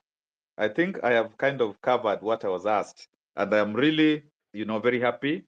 And the court, Binti, all of you, please continue. And that idea of the X spaces in every county, even to go to the ward and to come together with the WhatsApps, talking in the even vernacular radios for those who can, which reach a lot of that population. And the things that you're saying in terms of those flyers, going into the train, going everywhere, so that it's like ants going everywhere. And when they come up your clothes and the clothes of the political elite, then the political elite knows that the young people are now mean business. Yield, and thank you very much. Thank you very much, Professor, for your sentiment. I hope that everybody's questions have been answered so far. You're more than welcome to come anytime to these spaces. I know they said that you're at 8%, so please charge your device, and you're more than welcome to come back. I'd like to go to Dominic Mule because I can see your hand is up right now. So Dominic Mule, good evening, and then we go to Dr. Majus quickly. Then we go to the rest, and then I'll go to Agnes. I'm coming for you afterwards. It was my time, Hello. and then I just asked a question. Hello, Sorry, who's that? it's Dominic. Hello, can you hear me? I can hear you. I think somebody else spoke, but I'm not sure who it was. So Dominic, hi. I mean that was me. I was like I was speaking, and then I only asked a question to Prof, and then I wanted to make a contribution, but it's fine if we'll get time. I'll come back to you after Dominic, if that's okay. Thank you, Sam. I'll come back to you afterwards. But Dominic, go ahead for now. So as Prof left, he's Yeah. back. So I just wanted to ask one question to Prof. Based from your experience as governor for 10 years, do you see any significance in county assemblies in terms of policy? My question will just be straight to the point. I think Dominic, the prof has left. Yeah. Yeah, he's back. He's back. I've seen him. Okay. Yeah. Binti, You can you see see him? him? I can't see him. He's not on the speakers panel. Dominic, I don't know who you can see, but I don't think he's here. But He's a listener. He's back. Oh, okay. I can see him. Yeah. Okay, but he can't speak right now. So unless he comes back on the mic, he won't be able to answer your question. Just hold on to it for now. If he wants to climb back up, then he's more than welcome to, of course. But for now, we'll just go to Sam quickly, and then we'll carry on. Sam, what was your sentiment other than your question to Prof? Yeah, thank you so much. One thing that is, I mean, in the whole fight against corruption, we have very serious weak links. And one of those weak links is our judiciary. There's something I've never understood to date. What is it that this judiciary calls sufficient evidence so that someone can be held to account? When I look at Morara, for example, he's going around the country exposing corrupt deals that have been happening over the years. And we have institutions in place that are to take care of any misdeeds from a government. We have the ESCC that has powers to investigate, present the files to the ODPP, and then we go to court, and then someone is held to account. But somewhere in between, something terribly goes wrong, that we have not had a serious conviction from some of these characters. So it's high time we go to these weak links.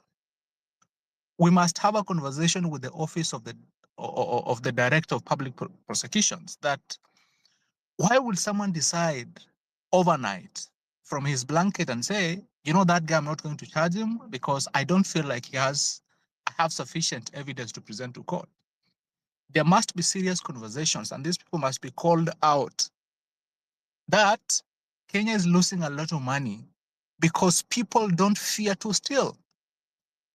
Everybody in this world has the ability. If you give someone power, they can steal, but people fear institutions. World over, people in power must fear that once they have been put to lead a country, for example, they must fear that if they do something wrong, something has to happen to them. That fear is nowhere in our country. It doesn't matter how many people we change. We can have several people leading us, different faces, but if these institutions are not working, they'll do the same thing. So it's high time we have a conversation with our judiciary. It's high time we have a conversation with the Office of the Director of Public Prosecutions. It's high time we have a conversation with ESCC, and they tell us, why don't we have convictions of people who have stolen from us? A country like Kenya was given $2 billion in Eurobond, and everybody has said, we can't trace this money. We can't see it anywhere. I mean, something is seriously wrong. Thank you. Thank you. Thank you very much, Sam. Thank you very much for your sentiment as well. I would like to go to Dr. Majus. I'll come to you just like 2 minutes because you spoke before, then I'll go to a lady. So Dr. Majus, hi, good evening again. It's me, eh? Or you are going to a lady first? No, I'll go to you first very quickly, and then I'll go. Thank you. Thank you. I think there are some two things.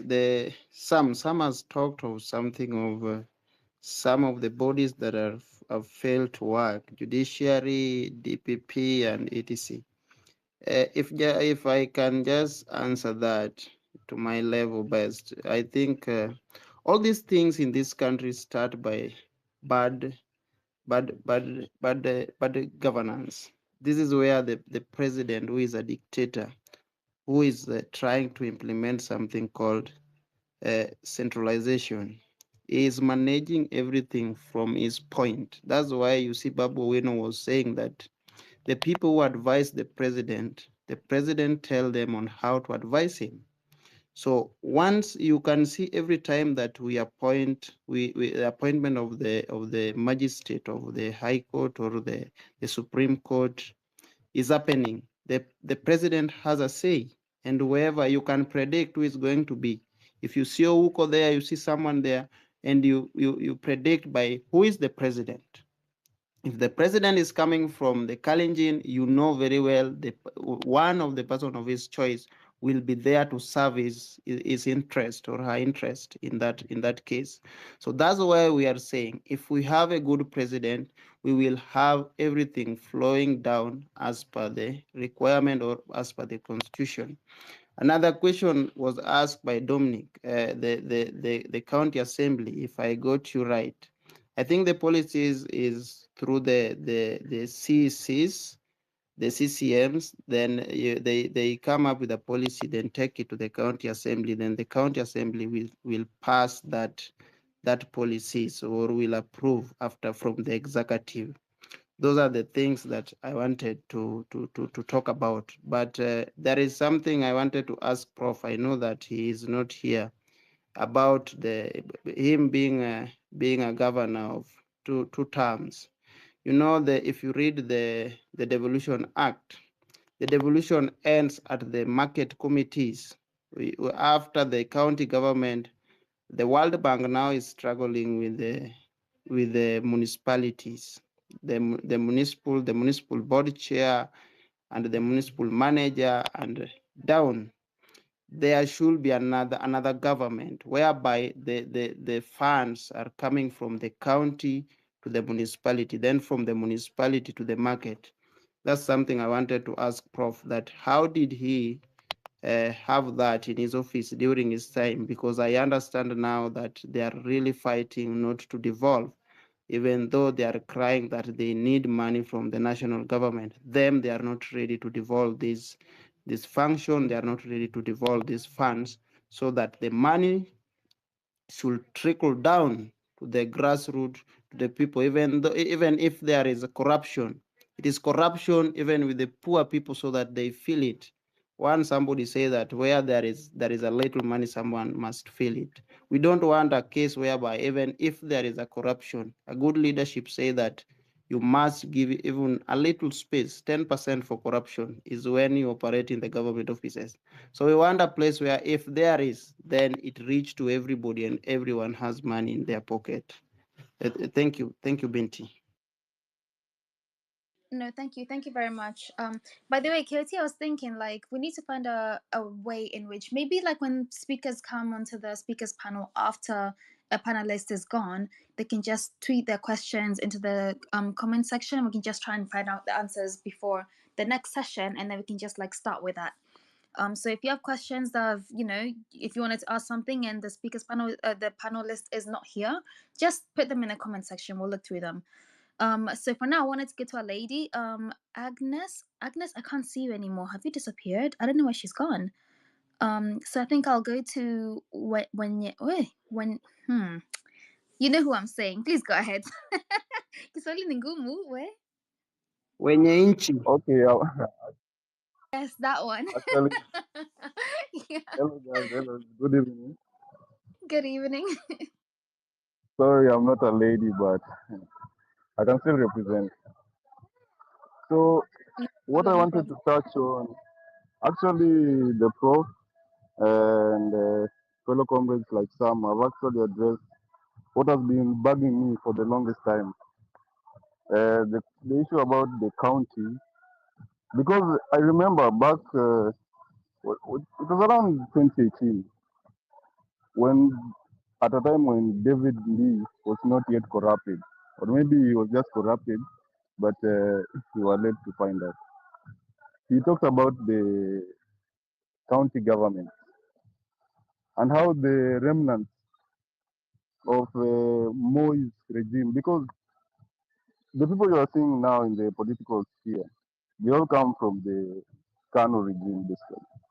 From the Railas to Ruto to Kenyatta, all these people, they came basically from Moi.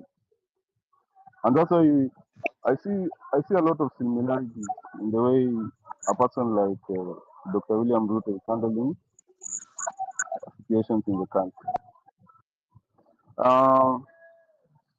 Now, I just want to tackle the issue about because now some and the rest have touched on the counties.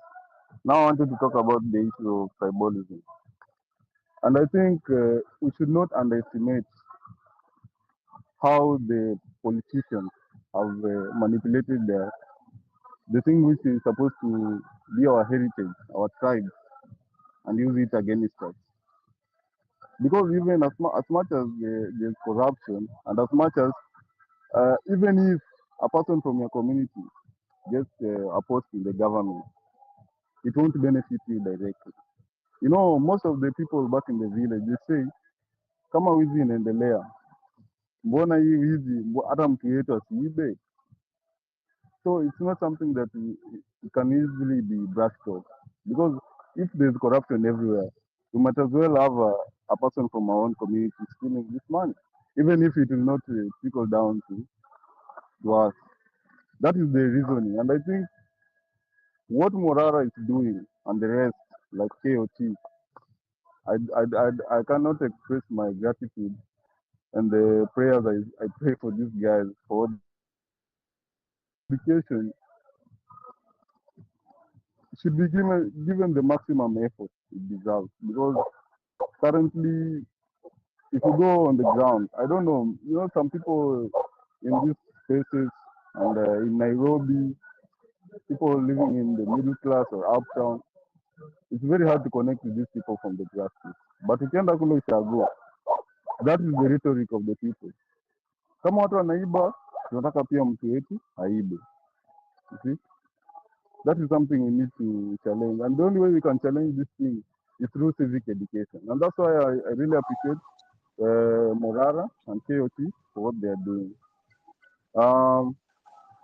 Taking these things to the grassroots so that you understand if this project was launched and it was allocated this much, then how come we are where we are? Because if their roads are in very, very bad condition, as most of the time when Uhuru and his deputy then, William Ruto, were to come to, let's say, Vihiga County, maybe a month prior, the governor would make sure the road to wherever the president is going to launch has been done very well. It has been tarmac.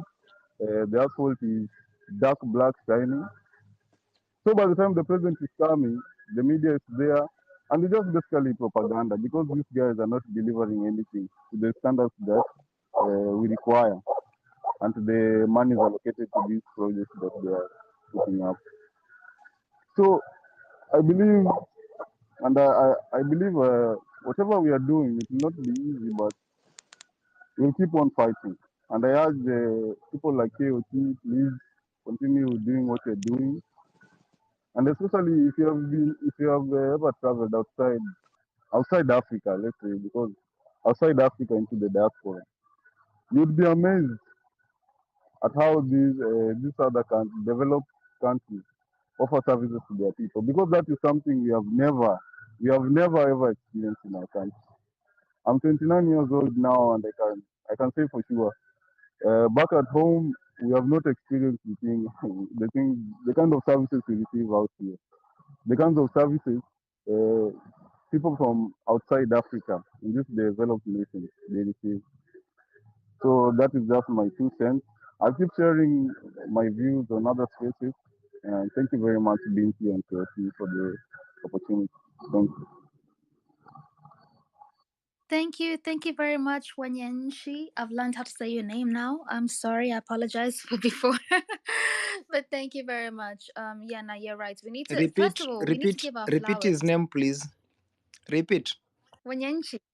Wanyanchi ama nini? Kioti wa usinilete. Wewe mabonga wewe. We're gonna fight. Anyways, yes, I want to say that we should give our flowers to these guys that we see out here actually like on the ground doing things whilst we still can, you know, like it's important to appreciate them. And actually that's motivation, like they're doing a lot of work for us, like on our behalf. So let's appreciate them. They're representing us, they're doing a lot of work. Yeah, that's all I can say. So I was gonna speak to a lady next. I saw Agnes came back but she disappeared again, so I will go to Sparks. Are you a lady or not? Because you've been here for a while, but if you're not, I'll go to Pauline first and I'll come back to you next. So whoever's the lady out of you two, please come to the mic. Can you hear me, guys? Thanks, Binti, KUT, and the rest of the people in here. Can you guys hear me? Yes, you can. Hi, Pauline. Go ahead. Hi, awesome. So, mine is to just I know we've echoed this over and over again. I'm super proud of what our people are doing back home, and KUT, the team, and everyone doing. We need to inject this. I've always said that we always have the power.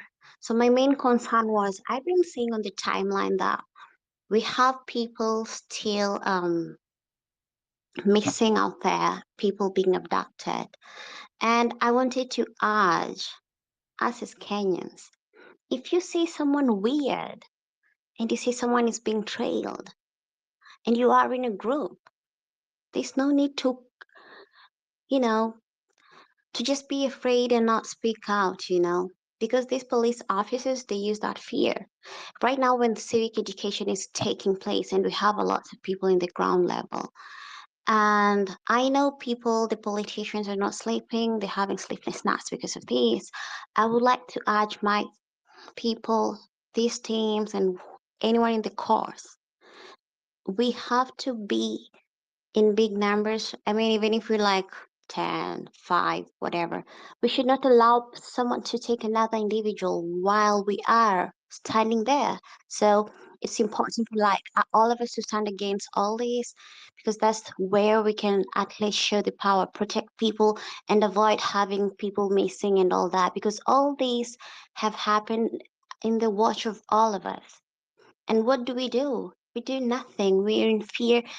It's probably 5 or 2 people amongst us who've been missing. I don't know. I personally know a few individuals who've been missing for a while, and their families are in torture, they're in pain.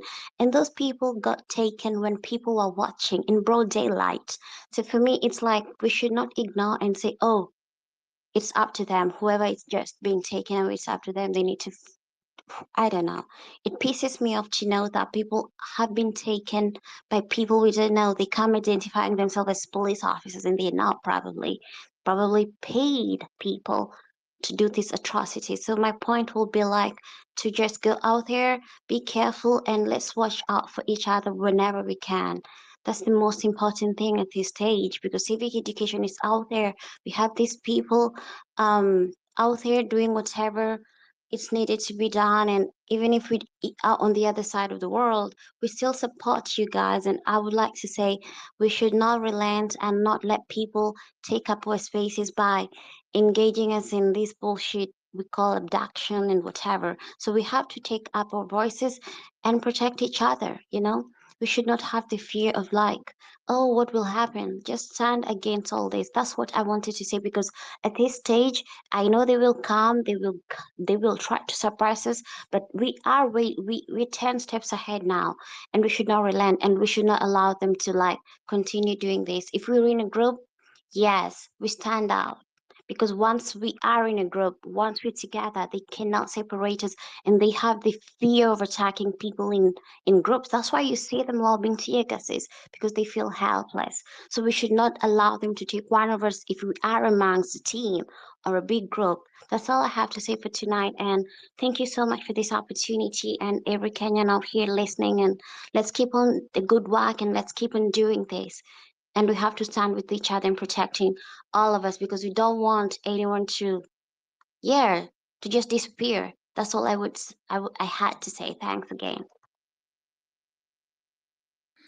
Yeah, thank you very much, Pauline. Let's take care of each other, by the way. Let's just ensure that everybody is safe. We cannot rely on the government right now to keep us safe, so let's just keep each other accountable for our whereabouts, etc. Sparks, hi, I know you've been here for a while. I'm so sorry for the wait. Good evening, how are you?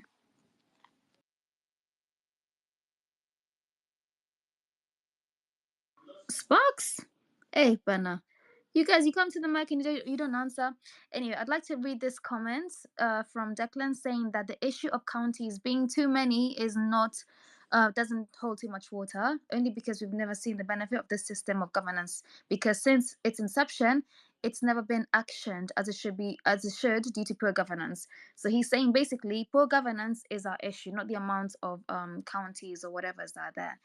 Whether you agree or not, please come to the mic, tell us how you're carrying out this civic education in in your area or in the shags or mashinani, wherever you are.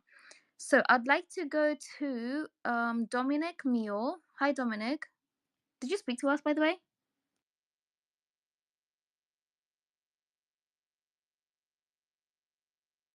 Hello, BT. Yes, Dominic Mule. there is Ricklison. Amebeba mkono mpaka amechoka. Oh, imagine Simone. Rick Nani? There is Ricklison, Dennis, just next to you there. They're there. Okay, I can't see. Oh, Rick Listen. Yes, I can see you now. Okay, Rick Listen, please go ahead. I can't see your hand, but please go ahead. Thank you, Bid Africa. Good evening. Good evening to you too. Okay, thank you, KOT. I thank you for having me here. I've been waiting just to add a voice on this civic education machinani discussion is going on.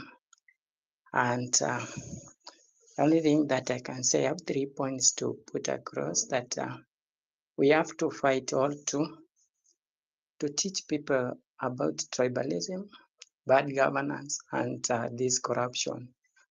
When we fight tribal, we will get good leaders who will fight this corruption, because when we go to mashinani or everywhere else and we teach people about this thing of tribalism, that we should be where without considering the qualities and the way that person is. Like the other day, I've been heard all seeing people singing about now the people who have been put to government, 30 pesos, join alala wapi, and all those things.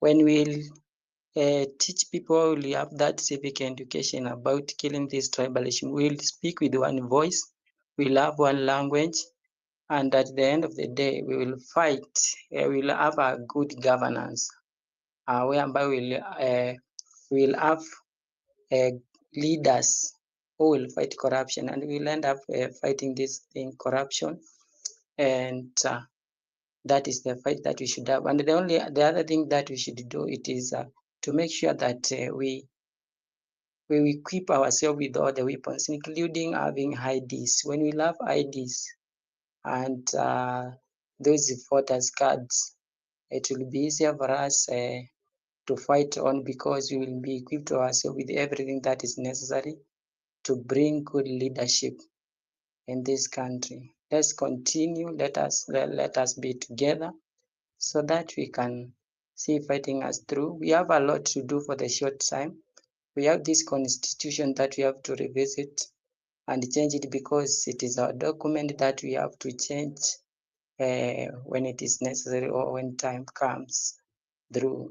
Those are the things I think we have to base on. Civic education must be to everybody, wherever mashinani, even in urban areas. I've seen that we need it. We need to teach people. We need to tell people the truth. We need to teach people who are the good, who should be the good leaders, who should be where. And it is not only in mashinani, but everywhere, even here in urban areas and wherever we live, so that we can be one language, so that we can be only one tribe, that is Kenya, to fight this rotten bad governance which is moving around. Let us also, we will be supporting. I'm very happy for KOT Song and all the other platform groups that brought this revolution in this country. We'll be supporting wherever we are with everything, including our resources, no matter how little they are. When we come together, 1, 2, 3, and the likes, we will support ourselves with everything that is needed, and we'll fight, and at the end of the day, we'll emerge to have a good country that we will be happy for. We cannot just sit down when we have this chance, and this lifetime chance, to change this country. Because like when people, I think people went to the people who ended the constitution by that time, who came up with it, some of them maybe they had personal interests, maybe some looking for changes when they were forming things like counties and the like. So we have to fight together. We have to come together because we have seen recently that politics and political affiliates, they have tried to change or to come up with the resolution of the things that are affecting this country, but in vain, because majority, maybe all of them, they were fighting personal gains, agendas, all serving their masters. But in this group, whereby it is Sauti ya Mwananchi, we are fighting for Mwananchi. We are trying to change this country for the benefit of Mwananchi without being coerced or without being serving any master. And I think when we got that way, we will come up with a solution and the lasting solution of this country. Thank you again, KOT and Vid Africa, for having me, and all the listeners for listening and to me, and good night. Thank you. Good night to you too. Thank you very much, Rick Leeson. Thank you for your sentiments. I think it's about time that we just put our leaders into place and we just make sure that we're accountable. I want to go to Dennis Shagger for like 1 minute, just because he's been here before. Then I'll go to Dominic Mule afterwards. Hi, Dennis. Kwaje. Good evening. Thank you for having me back again. Very quickly, something has been mentioned a few times about our counties, and that falls under devolution. And as we celebrate Constitution of Kenya 2010 at 14 years this week, one of the issues that we discussed even in Nakuru County during our space yesterday was about the hits and misses of this new constitution on devolution. And a lot of people were asking, is it really viable? Do we really need all the 47 counties? Are we able I mean, is it affordable? Does it make sense for us to have all these counties? That comes down with a number of Senate seats as well, and all these. We have 1,400, I think, and 50 MCAs in this country, and all these people are paid by the taxpayers' money, and I think one of the things that we need to also concentrate on as we do this civic education machinani is the role of the MCAs, because this is where everything begins. If we have rogue MCAs, if you have MCAs who don't understand their roles, if you have people who can go to bed with the executive, if we have MCAs who are bought by the governors or the executive, this county executive committee members, then that means that's where the problem begins. When you look at the auditor's report on county governments, most of the mistakes you see them do, basically not mistakes, where they loot, areas where they loot mostly, these are areas where MCAs can actually put control and measures over them and be, a voice of accountability on behalf of the people through the county governments. And I think we need to also check the MCAs, and as we say, drain the swamp. We will begin from the ward level up to the top executive seat. Thank you very much. Good evening. Thank you very much, Dennis. Thank you for your short sentiment. Dominic, let me just come to you quickly, because I know you've been trying to get on, and then I'll come to Felix as well. I know you've been struggling, but you're here now. So tuongeleshe to civic education, mashinani, ama wherever you are. Please talk to us. Hello, Binti Africa. Thank you for the chance. So as I touch on civic education mashinani, let me just share a bit of who I am and what we have done. So my name is Dominic Mule. I'm the national youth leader of the Free Kenya movement. And the Free Kenya movement is a movement we formed back in 2022 of independent candidates. And what we realized back then was that the political party system in Kenya is a very weaponized system. And why am I saying this? It is ethnical, ethnical, and regional. And this is where I'm going to correlate it with civic education. Political parties are the biggest tools of mass misinformation and brainwashing in Kenya. You go to Eastern Province, specifically Lower Eastern, you will find that the people there just know about Wiper. You go to Nyanza region, you find that the people there just know about ODM. You try to speak against ODM in any way, and the people will technically fight you. So, as we also talk about civic education, it's very important we tie it to the political parties. And we, in a way, it's a way of just trying to show the people the way to the truth, and trying to, bring them together to reason with us. So this is going to be very hard because we need to find a way for it to work, because it's going to be very hard. So it's also a way of me challenging everyone in this space. So which do you think are the best ways for us to do this, actually what I would call mass decampaigning of political parties? Because if we are going to reach our goal, if we are going to, achieve our target, then we need to accept that we need to do a very big and massive decampaigning of political parties. And remember, we are decampaigning these political parties at the same regions where they have done a huge brainwashing over the years. So it's a challenge to you guys.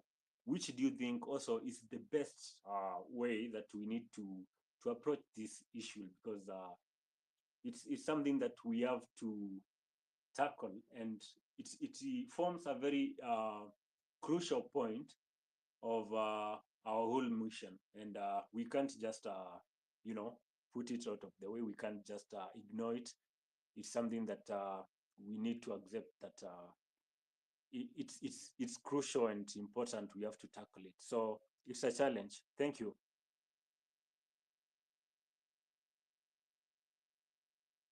Thank you. Thank you very much, Dominic. Thank you. Yes. We just, like I said, civic education is very important. I don't know who's got their mic open. Dennis, please mute your mic. I can hear some feedback. Yeah. It's very important, and we need to just tackle it from all areas. So for now, I will go to Felix. Felix, Sasa, I know you've been trying to get on the mic for a very long time. Poor Sana. Thank you. Thank you for the opportunity. So, I'm Felix. Civic education, mashinani. So, there is a challenge when it comes to civic education anywhere else in the world. It's not only in Kenya, but at least for those I've seen being done, there is a challenge. So, for me personally, and this is my own opinion, and I stand with it, the way to make civic education work, it's as simple as the day the revolution started. The day everyone else was like, no politician supposed to speak in church. The posters, the t-shirts, and everything else which went up. And during that weekend, there was no politician who was given a chance to speak on the pulpit. All nightclubs or any joint where people went to drink or to do something, when it came to 000 hours, that's 12 a.m. midnight, they could stop the music, stop everything, and have a chant. Ruto must go. So, same as civic education. If we really, as Kenyans and as youth, decide we have to do it, we have to go the same way. Let's go to a village. Let's go to a baraza. Let's go to church. Let's go everywhere and take our information. Let's take that message from the village going up. The same way the message spread and went along until today, at least to some degree or to some extent, politicians have not been granted a free will to go to church and make their politics through the pulpit.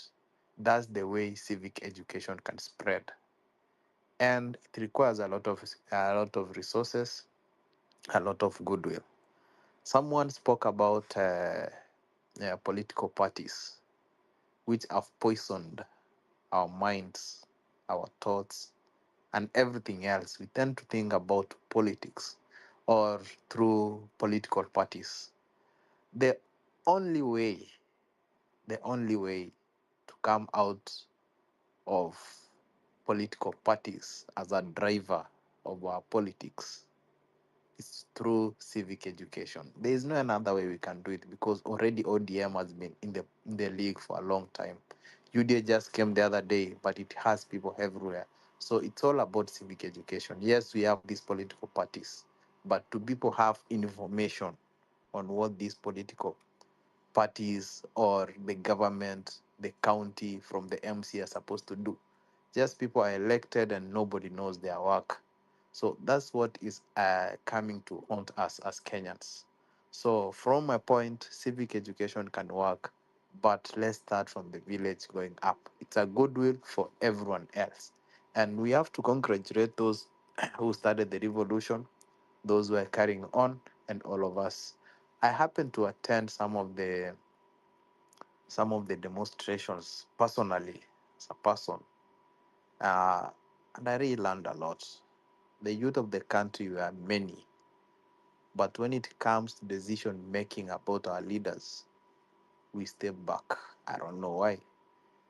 I've voted 3 times, and I can just confirm in my polling station, you cannot count 100 of us, my age mates, who voted. Most of them stayed home, and now we are here lamenting and complaining. The whole thing is we have to come out with our tools, with our resources, and do everything we can. If we don't come out and stay home, the trend will be the same now, tomorrow, and even days to come. And finally, someone mentioned service provision in developed country vis-a-vis our country. I've traveled a bit, not so much, to a few countries. The only difference we have is leadership goodwill. And you cannot compare a country which is developing with a country which has systems. Kenya lacks goodwill to implement the systems to work, while the rest of the countries which are already developed, they're using the systems to work for them. So for us as a country, it's now we're building systems. And the corruption has gone into our systems to suppress the systems from developing.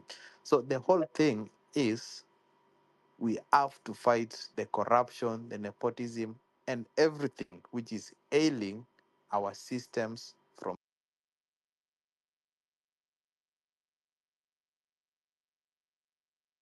I'm very sorry. I'm sorry. That was my fault. Sorry.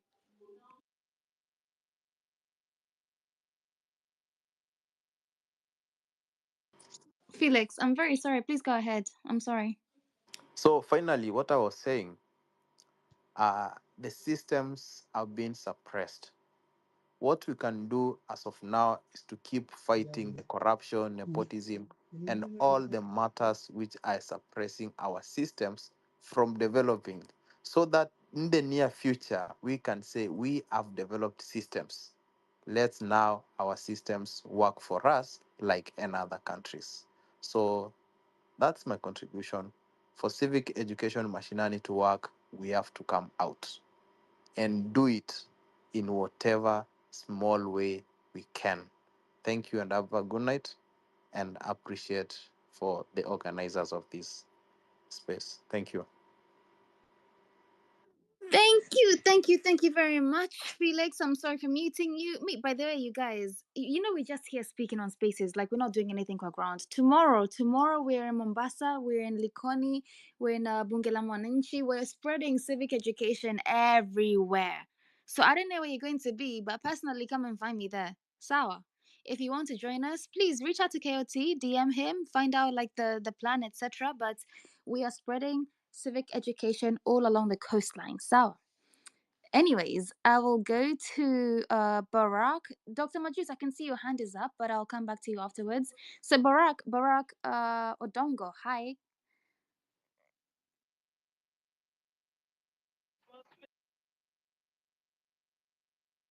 Okay, Barack is not available. Dr. Majus, please go ahead then. Thank you, Binti. I just wanted to respond to Dominic. Dominic asked a very critical question on how to deal with the party's issues during civic education at the ground level. Dominic, I hope you're still there, if you can hear me. I think what I can tell Dominic, wherever you're outside there, it is true, dealing with political parties at the ground level, more so at the remote areas, is not an easy job.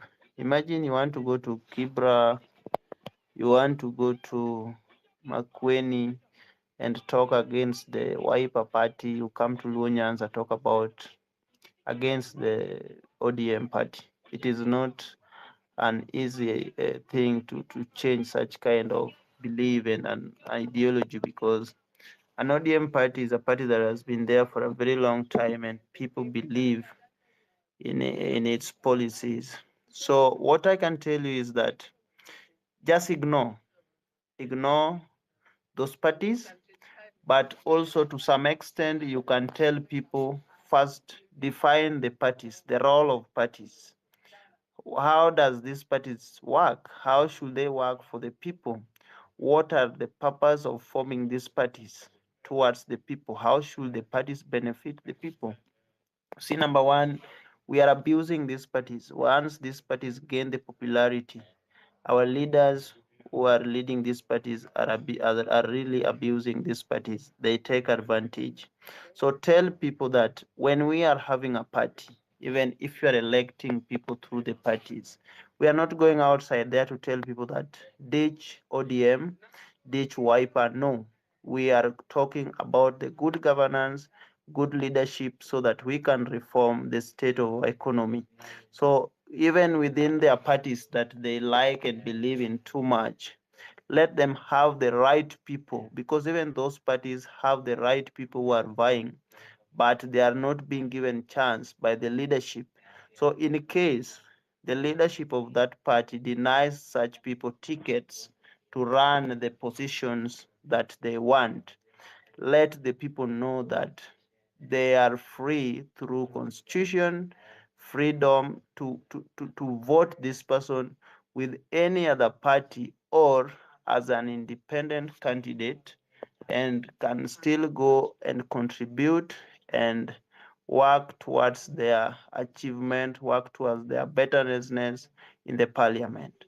So tell people the role of these parties and how our leaders are misusing the parties that we have agreed to join and support, and tell them that they are free to leave these parties anytime that they want. It doesn't matter, or it is not a must that they stay in these parties for them to have the right leaders. But if they can choose the right leaders within the parties, I don't think there is a problem with that. A right leader is a right leader, which I think that Raila Odinga once disagrees with his father.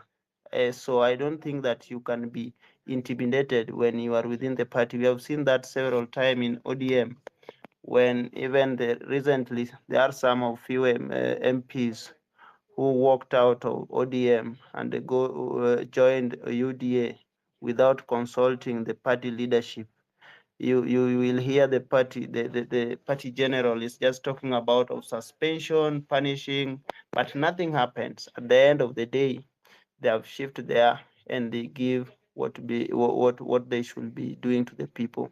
That's what they do. So just tell people the role of the party, what the party should be doing, and tell them the importance of those party, and even how they can start their party and make their parties sound well and be meaningful to them.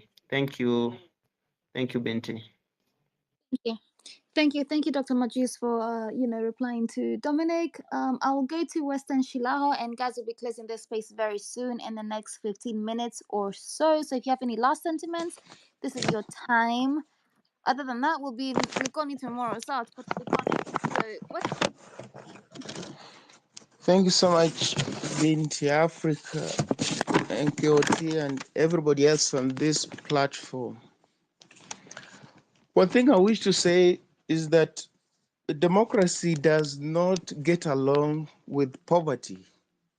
It doesn't. Because even in Africa, when you see some of the most stable countries, there's a correlation between the stability in those countries and the state of the economies of those countries. Botswana, Cape Verde, Mauritius, Seychelles, and you can go on and on. And countries that are struggling economically also struggle politically. They also struggle as far as stability is concerned. And they usually have contested elections. So much so that civic education is something like band-aid to a bigger problem. And Plato mentioned this. He was disdainful of the masses. He believed the masses were not informed enough to make, in quotes, the right decisions as far as democratic choices are concerned. But the critique is that his take was elitist. You are divorcing the masses from democracy because you think they're not ill-informed, they're not schooled enough. Then what are you doing? You're restricting this business of democracy in the so-called informed people, which why he came up with the highly controversial concept of philosopher king. You must pass exams and stuff like that to be suitable to rule and to make decisions. We're saying, no, it can't be. We can't do that. The masses have every right to choose who has to represent them. But what should be done? They should be informed. But in our context, not only Kenya, the misinformation and disinformation that goes on and makes people make the kind of decisions they make is deliberate. Because when you disempower people economically, you actually impair their capacity to make choices politically. You render them vulnerable to propaganda, to prejudice, and all sorts of machinery by the political elite. Secondly, why I think civic education is band-aid. People hardly forget the things that they are taught in school. So when the school system is so robust that it churns out people who are critical, by nature they're critical because of the schooling system they went through, then you don't have to carry out civic education as far as those people are concerned. You don't. And that's why I'll give you this example of UK. It may be different from us because it's a different society. But I use it to illustrate what I'm talking about. Not too long ago, Boris Johnson, who was the leader of the Conservative Party, he stormed home with massive support, near absolute majority. A couple of years later, he had become discredited, been forced to resign. The people who succeeded him could not steer that ship of the Conservative until they lost elections. And Labour, which a couple of years ago was struggling, is now in the driving seat. What explains that? That the voter in the UK may be predisposed to the Conservative Party or the Labour Party, but it's not a cult. They change when their material conditions change. On things that they hold dear, such as education, they change. So there's nothing inherent about their being Labour Party members when things that pose a threat to their livelihoods emanate, and they hold the government of the day as far as that is concerned. Now they will change. We hardly Yes, have that kind of a voter in Kenya. So we can do civic education as of now, but there are fundamental things that have to be put in place, and which why this idea that the architecture of the Kenyan state has to be overhauled politically, socially, and economically cannot be overemphasized well enough. It can't. It cannot. Because the greatest threat to Kenya is the political elite in place. And they're not going to allow these things. They won't. I can tell you for free that going into next elections, 2027, that is if this government makes it up there, they believe they will. What is uppermost in their mind is how to wrong foot the protesters, led by the Gen Zs. That is their sleeping and waking nightmare. How are we going to wrong foot them? I can tell you for free. So you make all about IBC must be in place and whatever, but William Ruto is completely aware and alert that actually he could lose this election, that he survived by a whisker during the demonstration that happened. And he's not going into the next elections sleepwalking. I can tell you for free. He's not going into the next election sleepwalking. And those institutions we're talking about, IBC, what, ESCC, he knows those institutions pretty well. He knows them and how to manipulate them to have the desired outcome. He couldn't have asked for more than to have the so-called opposition on board. We may say, no, they don't carry the numbers, but you see, in an election, if it is too close to call, then there's room for manipulation and skullduggery.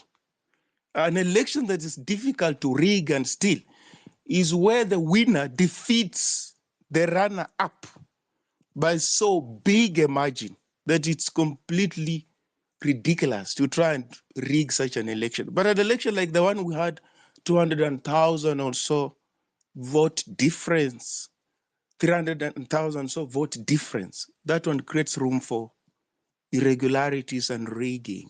So we have got work cut out on our hands, and we should not underestimate it. Much as we carry out civic education, they like it when this calm takes place.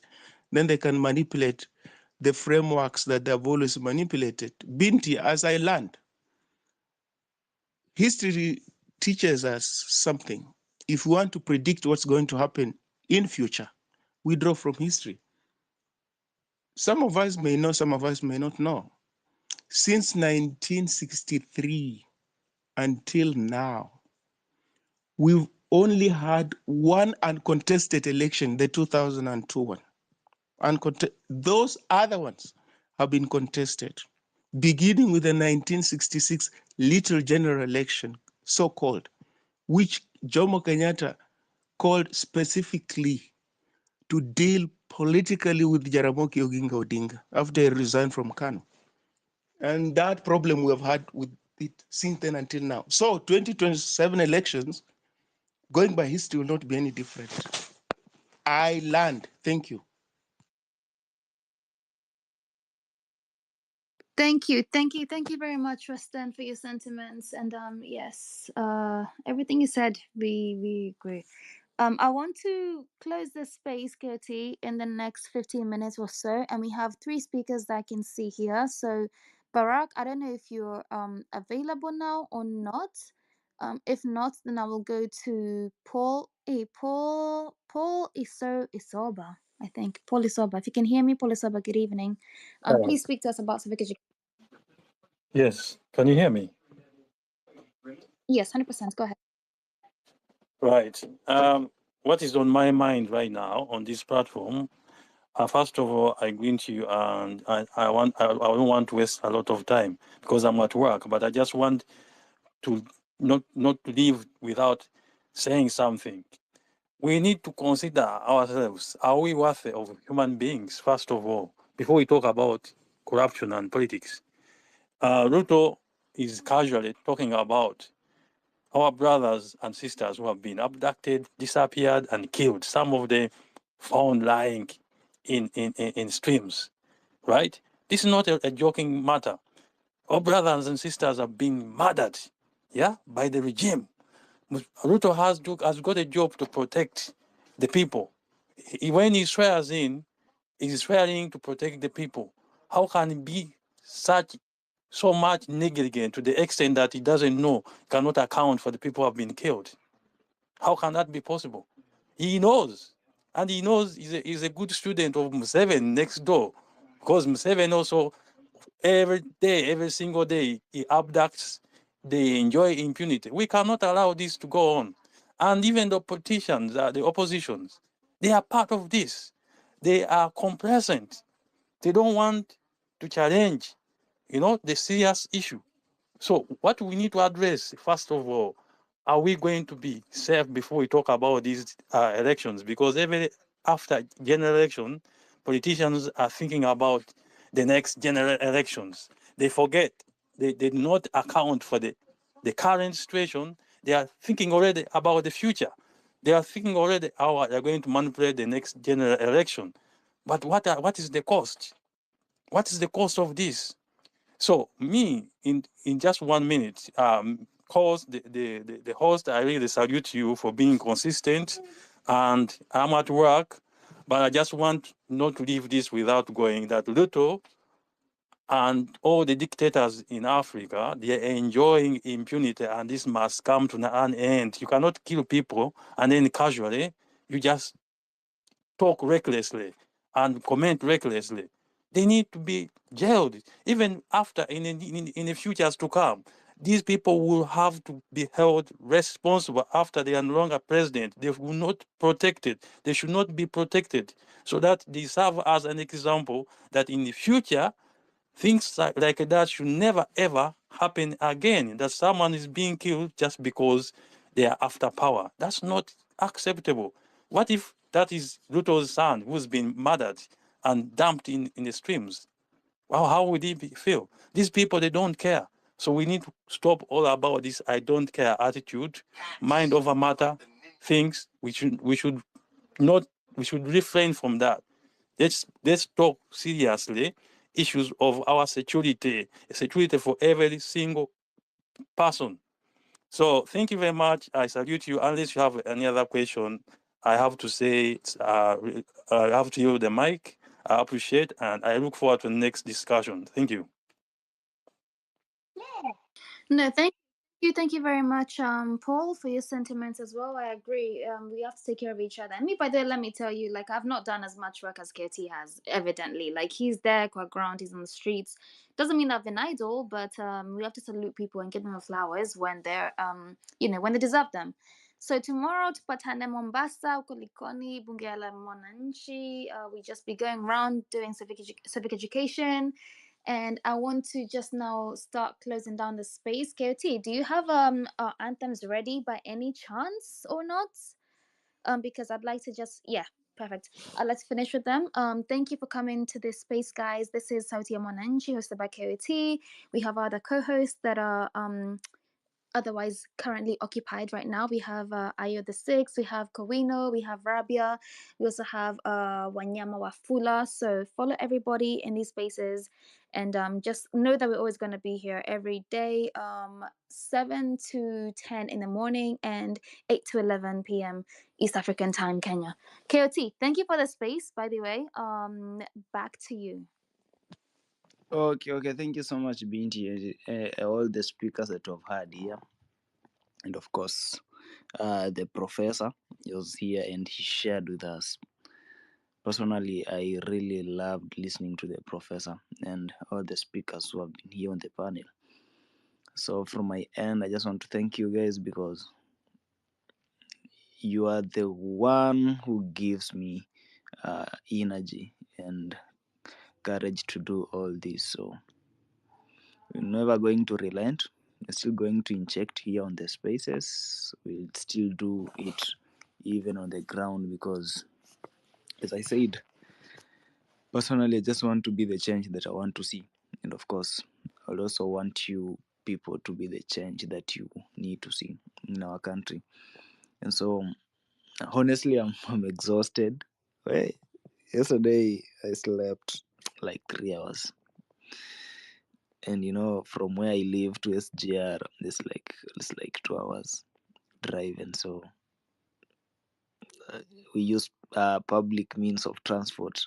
So I was up at 4:30 and I slept at 2. So you can imagine, yeah.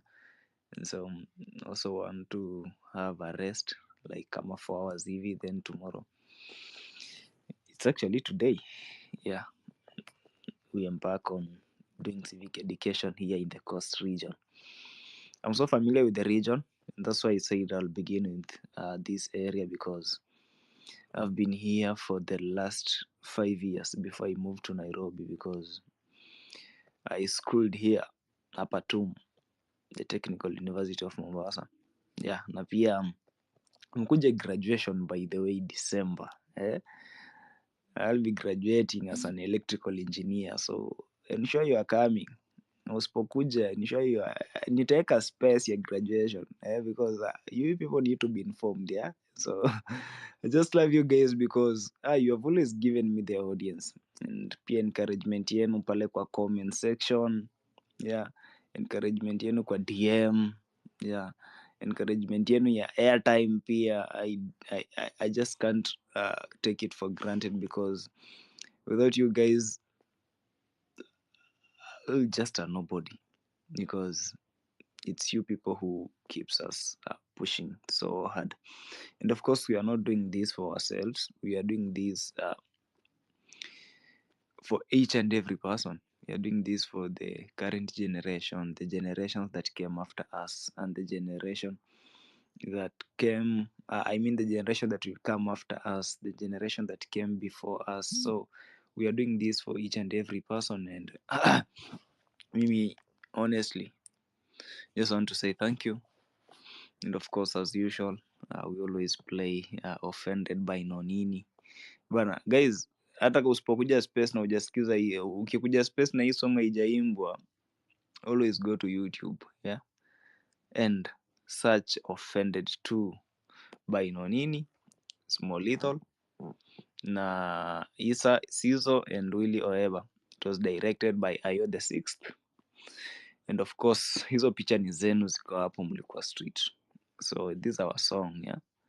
Let us always listen to it, because it reminds us a lot of things. It reminds us that day when Rex was shot in the street. I remember that day very well. Yeah, I was there at Moi Avenue hiyo jioni. Yeah, na nakumbuka we had lit their bonfire. Nakumbuka vizuri. Just between that roundabout hapo Archives, kuna ile njia ya kuingia Harambee House, just within hapo. Yeah. And so when I saw that clip amepigwa risasi, I can remember the area very well. I was there. I remember. Okay, siko hapo akipigwa risasi, but that day I was on the street na najua hiyo place vizuri. So this song gives us a lot of memories, yeah. Hiyo siku ya parliament personally, honestly, I could have died that day, because mimi sikupigwa risasi, lakini place nilikuwa, I was a cheeky person where nilikuwa nikiona hii nini hiyo watakano nikikuja, so nilikuwa na time. The moment haijaanza kumwaga maji, I'll now go against it ndio tupitane.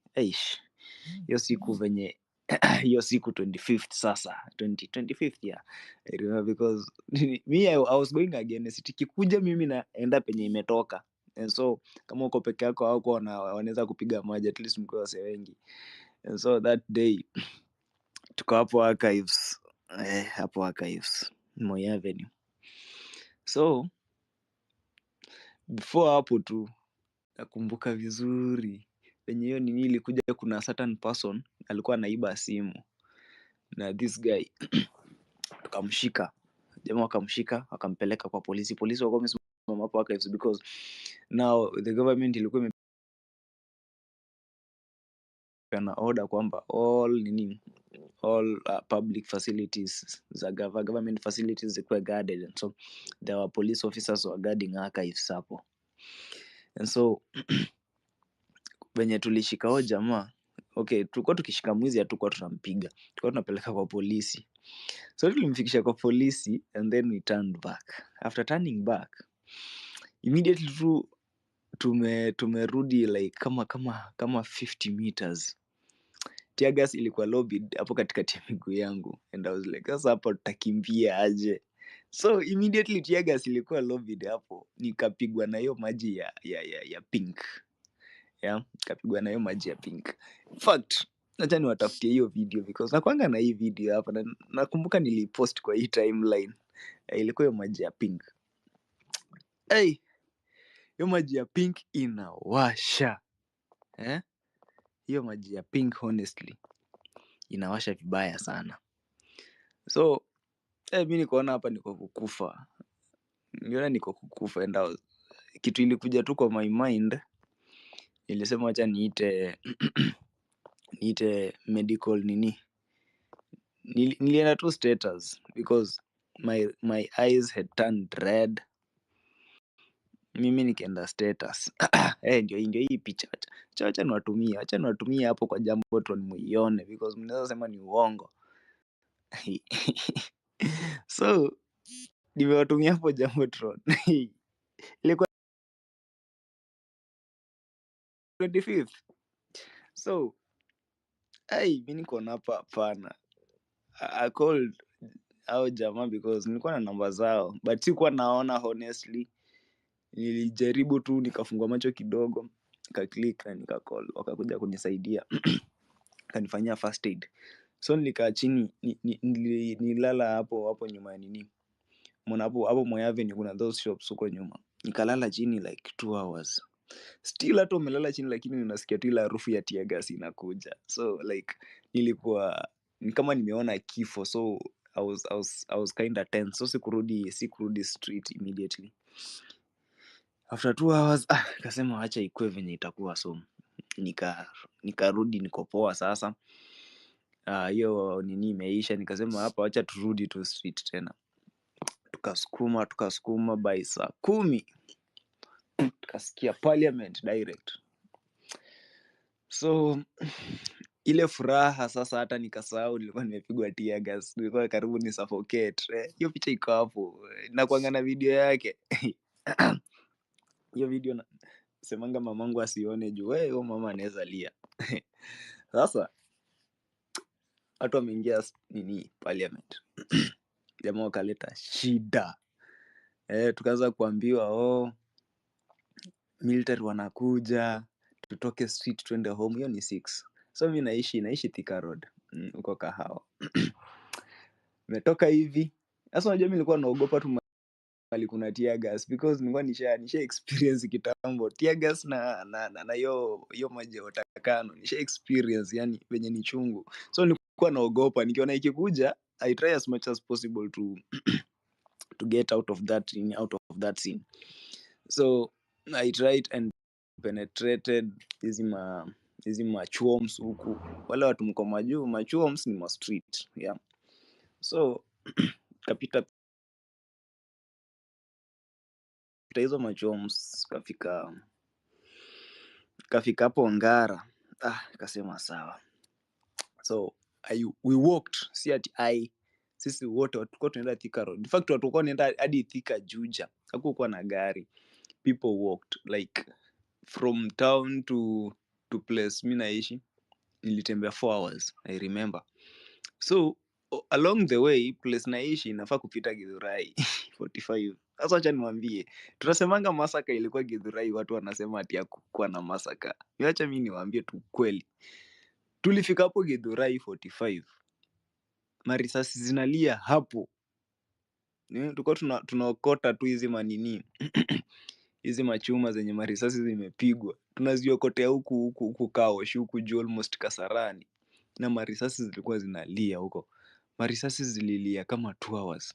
So hakuna venye mtu ungepita Githurai. We had to divert. Tukaenda tukapitia bypass, ndio tukapita KU na huko nyuma walking on our foot. na wafit anyway.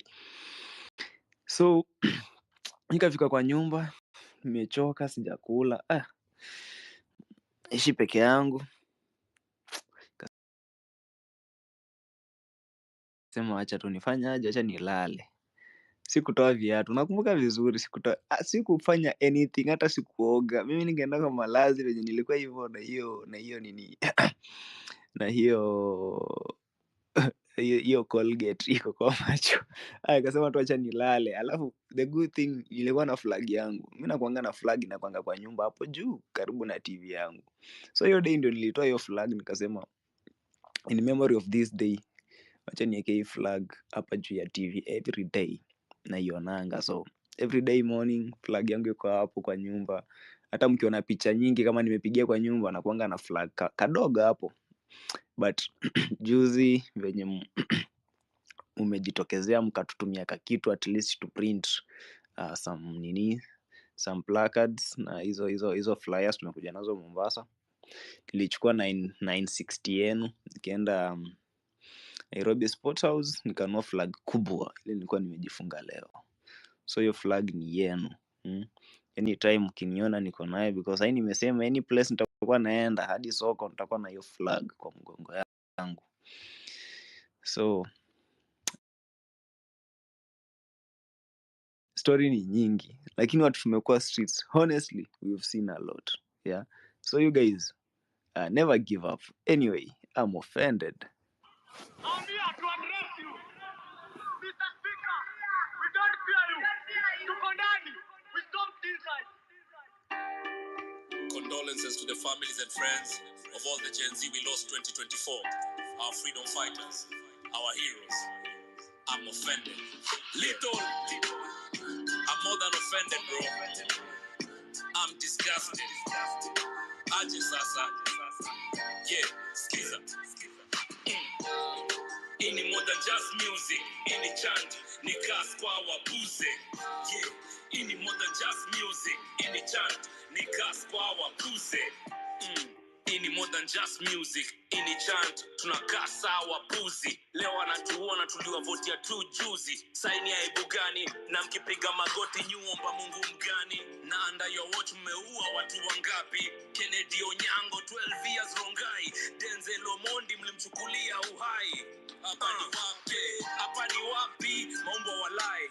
Austin Makoha, Christian Gitonga, Joshua Ombati na Wilson Sitati. Bado tunawapenda, kuna siku watu wa hati. Waresh wetu, heroines wetu, Caroline Shiramba na Valentine Jerry. Hatuja surrender, bado mapambano daily. Mbithi Scott, Clinton Mavali. Usiku kucha tuko macho hatulale. Kelvin Madanga, Emmanuel Tata, Lema Yenka Saine, Matthew Njoroge, Kelvin Mawasi na Kennedy Njeru. Tawakumbuka diaspora mpaka Ujeru. Eric Iratu, Ibrahim Wanjiru, Kennedy Maina na Erickson Kialo, Eric Kayoni na David Chege, Beasley Kogi, Mike Hunga. Chenye mlifanya mikono tunawaunga. Fegi tuliwasha hadi filter wanakula. Tiaga swali tupa kama shisha tulivuta. Rex Masai muweke picha kwa manguo. Mfundishe history makambo mpaka na machuo. How kids, women and many haven't mentioned were killed in 2024 fighting for the nation. Yeah, ini more than just music. Ini chant, ni gas kwa wabuze. Yeah, ini more than just music. Ini chant, ni gas kwa wabuze. Tumetoka kusikia hiyo story ya mlima. Mara mumeshika na murembe mzima. Wasomi viongozi wamegeuka wakabila. Inchi yetu literally wametupa ndani ya pipa. Opposition walidandia vipi? A movement ya vijana wakajigawia viti. Wananchi ndo walishikwa wakalala ndani ya jela. Wengine wakapigwa marisasi wakagenya. Damn, president bila emotions. Na kila Sunday namuona kwa devotions. Na huyo Mungu ndo atakupiga viboko. Wazazi wetu wakikulia mikopo. Wajui state of our roads wanatumia machopa. A 1 million million wanabaia maboxa. Imagine budget paka ofisi ya dokas. Ndo mtueleze hiyo ndio kuokoka. Amnataka kuza airport kwa Dan bana. Na hiyo deal tunaielewa kwa undani sana. Na hiyo kitu umepea Joe, hiyo ni hatari sana. Na umekimya tukiwao, hapana bana. Wengi ni taxi mewakost makaria. Wanabiashara wakienda loss wakalia. Nyi mnadhani tunafaa kuimport kadamia. Ndani ya cage kimawazo kama tuale na ngamia. Ini modern jazz music, ini chant, ni kas kwa wapuze. Yeah, ini modern jazz music, ini chant, ni kas kwa wapuze. Kwani wewe ni leader wa nani? Nyumbani kwako wewe hautujali. Badala ya ajira nyumbani, mayouth wanatumwa kwa inchi za mbali. Tunahitaji manpower home. Tubadilishe kila mitaa hapa home. Hata mimi nadai better education, proper medication, walimu na pesa, mavipi jeshi.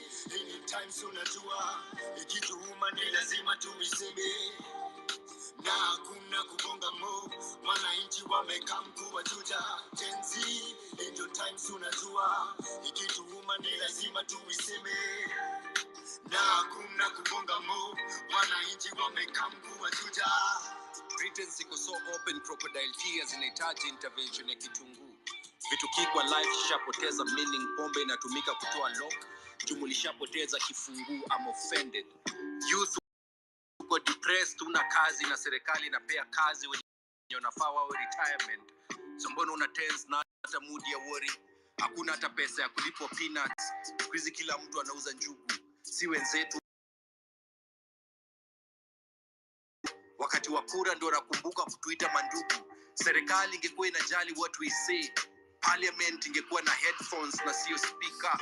Mchana unalala bunge na usiku wanataka night allowance. Hatred ni more, love ni rare. Wakristo ndio wako na chuki sana. Ironically, some of their favorite verses iko in the book of Romans. Truth iko na arrogance.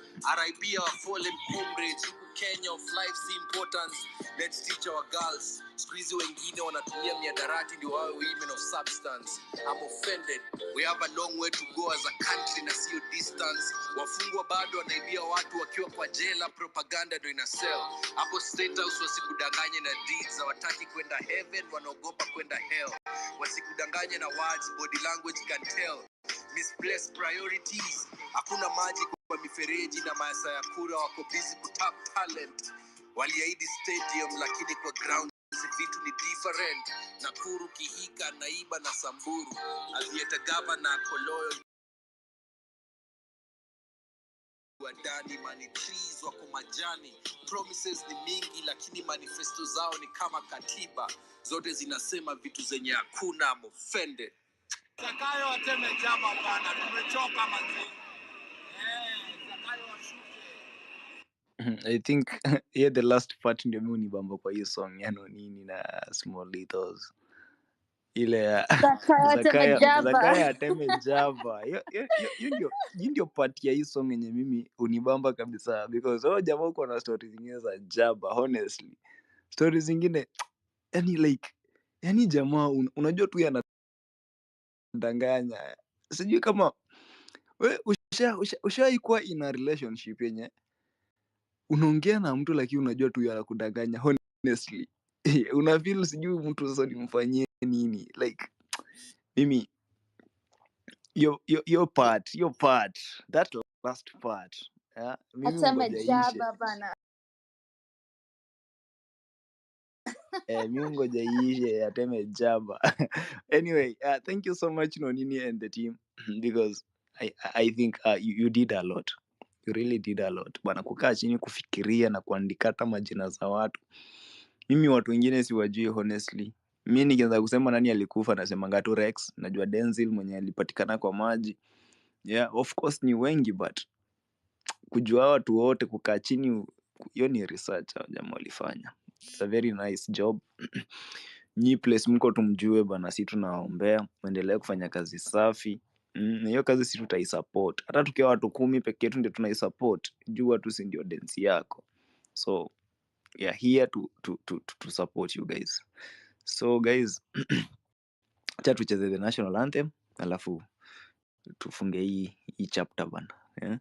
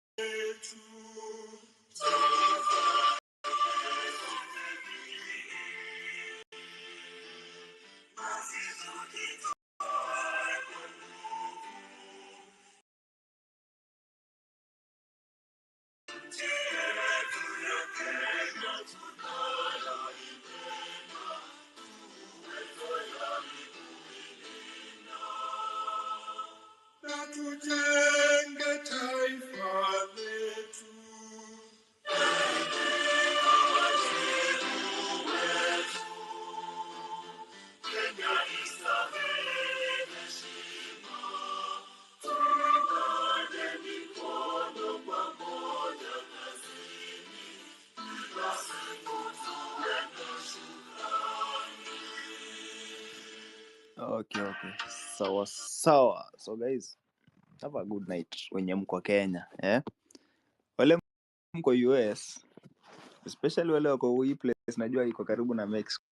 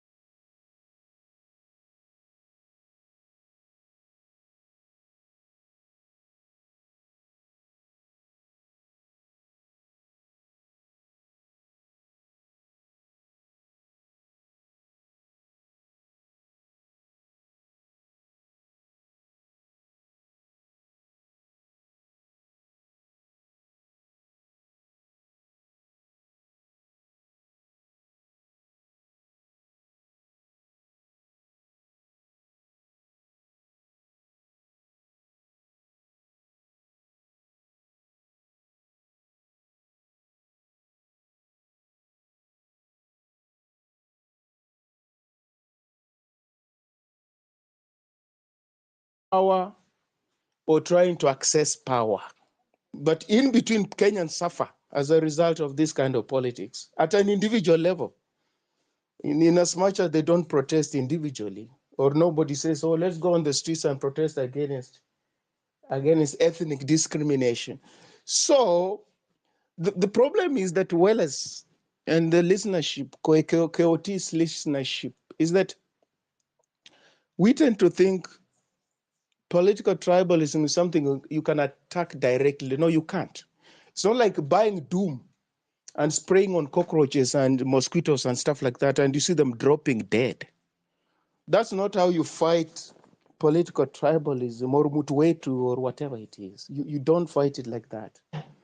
Ethnicity is fought by targeting something else. And when you target that thing, it falls off because it's a symptom of something. In and of itself, it doesn't sustain itself. It has to get oxygen, as it were, from something else. Something else must sustain it. So you must deny it that oxygen. What is it? You have to focus on governance. Because when you focus on governance, what happens is that you're going to create opportunities for everybody, irrespective of their ethnic origin, their religion, their gender, what have you, those fault lines. There are jobs for everybody. The economy is booming. So mobilizing along ethnic lines becomes completely redundant and useless. You don't get anywhere with that kind of politics. When you uphold the rule of law, people see that you are applying the rule of law even-handedly. There are no sacred cows. If you break the law, you're punished, irrespective of your station in life. The president's allies, people who are perceived to be close to the president leaves them to go to jail when they break the law. Well, you are not going to successfully mobilize along ethnic lines because people will see this country works for all of us. So my ethnicity, it has no political or economic currency. It is the content of my character, how I apply myself. This rule of law, I must operate within the rule of law. It's as simple as that. If you're a politician, it's about Serazako, what you stand for. It's about your history. People can refuse to vote for you because of your history. You held an office at some point and you stole money. They will not vote for you because their values. They want people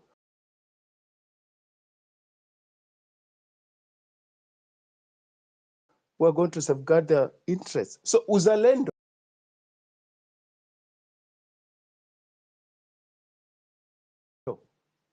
patriotism, is not something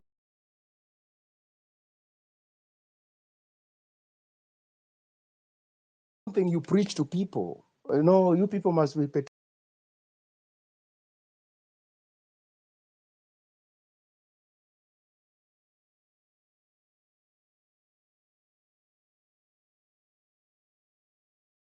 No, it comes naturally as a result of certain things that the government does. If the government cares about its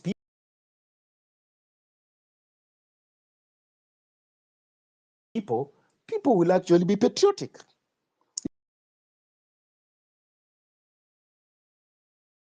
If you don't care about your people, Kenyans are suffering abroad.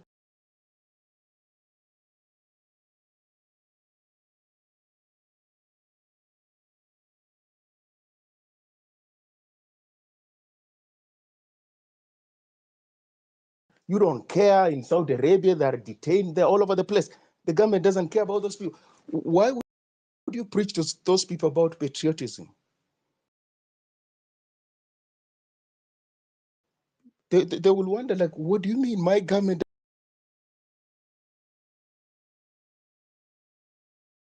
doesn't care about me? It leaves me to my own